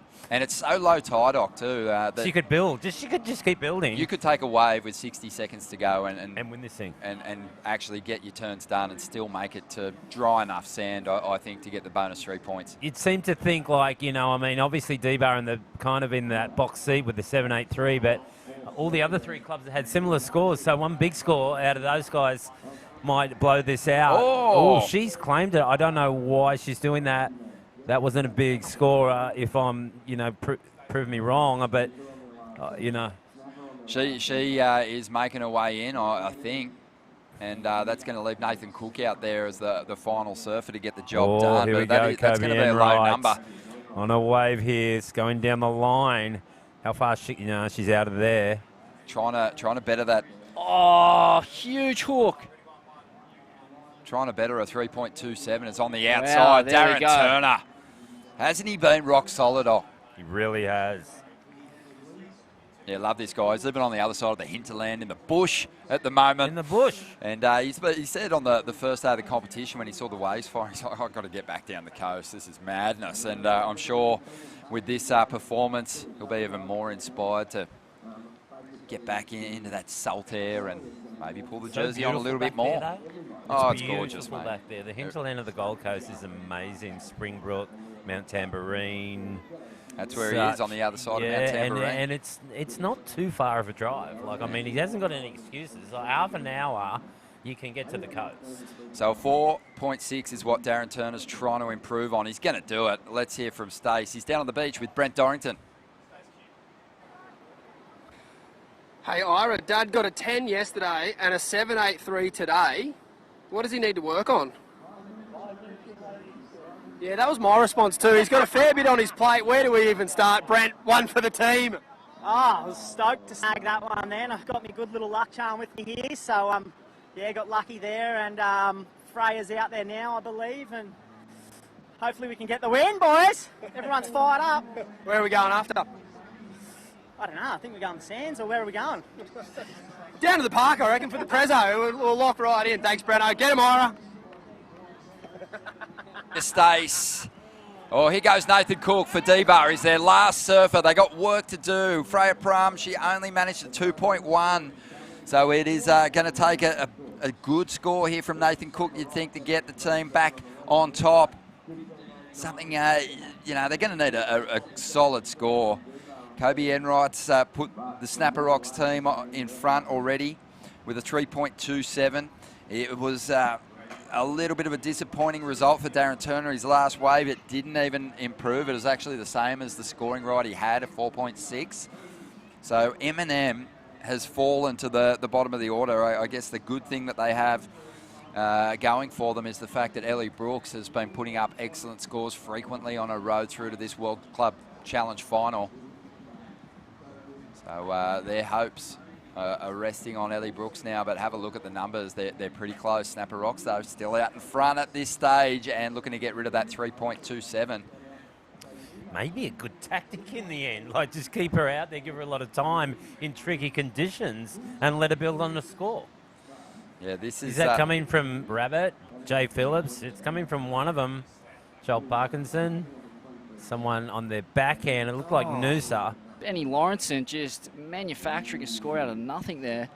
So at this stage of the game, Nathan Cook, he's after a 3.41.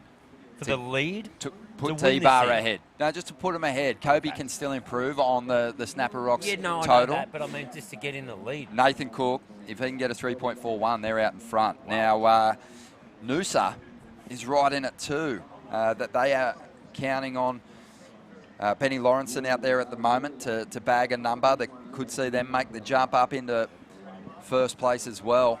As we see Ellie Brooks for M&M trying to get them out of fourth position. Up the order here. And she's looking at the clock. 2 minutes and 20 seconds to go. May as well get back out there, Ellie. As Nathan Cook strings together a couple of nice ones. So as I said, he only needs a 3.41 to get the D-Bar team into the lead, but Kobe's up behind him. She's trying to improve on a 3.27. There's 2 minutes to go. They're saying, are they saying come in? Don't come in. She must have got some work done on the outside because that's a big call looking at that last turn. How about the brains trust at Snapper Rocks there? Joel Parkinson, Jay Phillips, Rabbit Bartholomew. Geez, they got some heat knowledge to draw on there. Oh, they have. Well, the Snapper Rocks' campaign is over. Where they finish is yet to be seen, but Kobe Enright's making her way in, but Ellie Brooks, what kind of work did she do at the start of this ride? Because the finish was strong. Finish was strong. Hopefully we get to see these replays as the... Right, we are waiting on numbers to come through, but there's a lot of shuffling happening here, Rock. A lot of shuffling. Oh, it's already shuffled. M&M have gone to the lead. Snapper Rocks is on the beach. Wow. This is huge. So waiting on that last score to come through for Kobe Enright, 4.03. She did add to the heat score total for the Snapper Rocks club. She got called in by some of the members. And we are seeing the numbers come through for Ellie Brooks. Stand by. This is getting super close. Nathan Cook's been doing a good job out there for D-Bar. Wow. We're on the cusp of one of the great boil-over victories in club surfing history here. This is massive. M&M board riders, an absolute unknown. Well, you know, have they ever been in an Australian board riders battle? Ronnie, 25 seconds to go. Oh, mate, they've definitely challenged, but in different conditions. But this is a big one. This is an international field. This is the first of its kind. M&M waiting to hear their scores. But this is extremely close. Look at Noosa too. He's going to get around this thing. Look at this thing. Benny's got a section here. Mate, he's going to have to. Whack. He's not going to get the bonus points though. Oh. He's still riding though. Yeah, he's getting points right now just for riding. Stuff the other boy at second. He get 3 points here? Maybe. Oh. Wow. Wow, that was one of the waves of the heat for sure. But yeah, he's going to cost the team 3 points there. Yeah, well, he needed a 3.98, but he needed the bonus points as well, you'd think. So he will have to make those up. Was it an excellent score? We're not sure just yet. The numbers starting to roll through. Benny Lawrenson, he did pretty damn well. Well, I think he's justified that decision to not get the 3 points. Looks like he's dropped a 7.27 for that. Well, man, I think the numbers are rolling through. The order's set. And have a look at that. The bonus points are in. M&M have broken through for a victory here in the World Club Challenge. We've still got to work out unbelievable whether that's going to put them in front. What a win. Completely unheralded. They've trumped the best clubs in the world. Mate, amazing. Who would have thought that they would get the better of Snapper Rocks, D-Bar, Burley Heads, Maui, Padma. Oh, what a performance. They're making the bronze statue of Ellie J. Brooks up there at M&M's clubhouse because she has been their star performer throughout the rounds. Everyone contributed in a big way. Darren Turner, he had moments. He was Huey solid. Corlord from the hinterland, whittling sticks by day, and he's just put the sticks down, got off the rocking chair, and blasted his junior competitors away. Unbelievable. We're going to cross down to Stace with the Mermaid team. I want to hear their theme song. It's got to be M&M, right? I thought mate the Noosa got it, but yeah, we're stoked. Just tough conditions out there, and I think we've done what we needed to do. It was a great team effort. So, Darren, big resurgence by the elder statesman this week, led by yourself. You must be proud of all the older boys having a good swing. Yeah, absolutely. I think we still got it in us to, throw a couple of turns, and we're all still feeling young. I think. You saw the legends out there ripping. It's all, mate. If you still got it in you, you keep doing it. Absolutely, and you must be proud of this young club. Definitely the underdogs going into that final, but how good does it feel? Yeah, pretty good. We're about 30 years young, so and a great Groms though, mate. Just great atmosphere. Yeah, we're stoked. Well done, mate. Well done, M&M.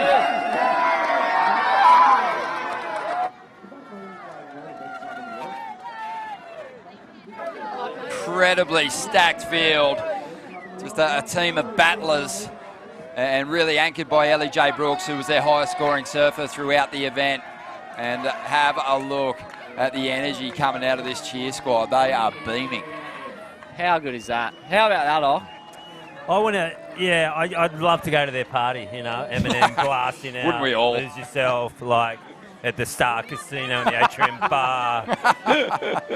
Oh, it's on. Oh, so good. So good to see a boil-over victory. I mean, that's what this is all about, just unearthing unknowns, and that's a team from right there. They've done themselves very proud, taking out the final.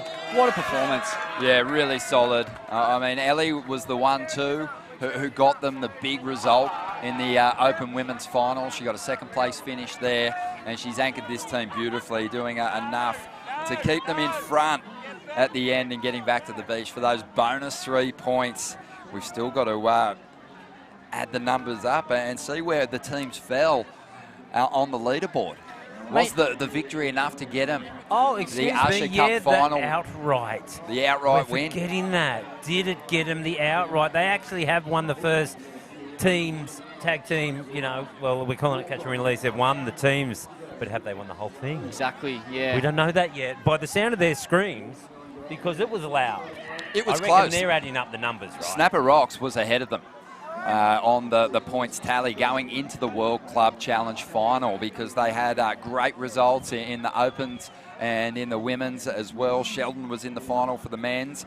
So they had a bit of a point spread, but I am guessing the way that the numbers fell, with Eminem finishing first, D-Bar finishing second in the World Club Challenge, and Snapper Rocks finishing third, they are a really good chance of making that big jump up to the top end of the leaderboard. They feel like they've done enough. They obviously know the points tally. Yeah. But we are just waiting for the official word. Doing the points. But anyway, I mean, who's doing the math right now? Come on, let's hear it. Not us, obviously, but we are going to have the coolest summer vibe walk after the finals, and we will be taking a big waltz on down to Queen's Park for the presentation. You can follow all that live at Usher Cup on Instagram, but have a look at the scenes here on the beach. Have been so all-time since the first day of the competition. Getting the opportunity to rub shoulders with some of the international team riders was so fun. Huntington Beach, Santa Cruz, Maui, Japan were represented, point board riders from New Zealand. Thank you guys so much for making the journey here to Snapper Rocks and being part of the event, for making it so special. That's right, bringing a bit of culture, a bit of local culture, a meeting of tribes here at Snapper Rocks. It's been an unreal weekend, and I mean, regardless of what the outcome is for Eminem, they can hold their heads up. That was an incredible performance, emotional stuff, emotional scenes here, unreal. Absolutely awesome, yeah. As I mentioned before, the Cooley Summer Vibe Walk after the finals, you can follow at Usher Cup on Instagram, and that is where we're just, you know, we're holding the fireworks off until then. That's where we're going to announce who is the winning club for the Usher Cup and our first international meet here for the event. But what an event it has been. I've actually loved my time here on the Gold Coast, Doc, and thanks for bringing the waves, mate. Yeah, no, we had swell the whole time, so no problem. It wasn't me. It was Mother Nature. But, you know, on behalf of Snapper, you know, we just want to welcome everyone. I'm glad you guys had a great time. I think everyone has. And let's make this kind of bigger and better next year because it's got legs. And Jed, the Ain't That Swell team, you guys were up here for the President's Dinner to welcome all the international clubs and sort that draw out. Can we look forward to some episodes? Absolutely, yeah. There'll be bits and bobs from this event featuring on the podcast, and I'd just like to extend my gratitude to Rabs and Theo, to Ock, to the Snapper Rocks Club for having us here, and what a spread they've put on for the boys and the girls. It's been an absolute spesh. An awesome spread. Mate, we're going to head down and cop a few tunes from Shimmy Disco Stoyle to round it out. It's going to be very humane. It's going to be unbelievable. Love your work. Thank you for tuning in for the Usher Cup this year. We're already looking forward to the next chapter, but stay tuned to at Usher Cup on Instagram to find out who won the Usher Cup this year. Thanks for watching.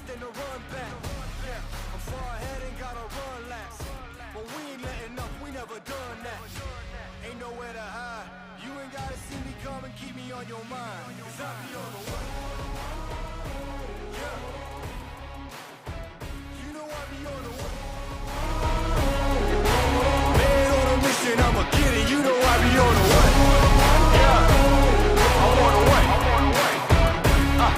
on the way.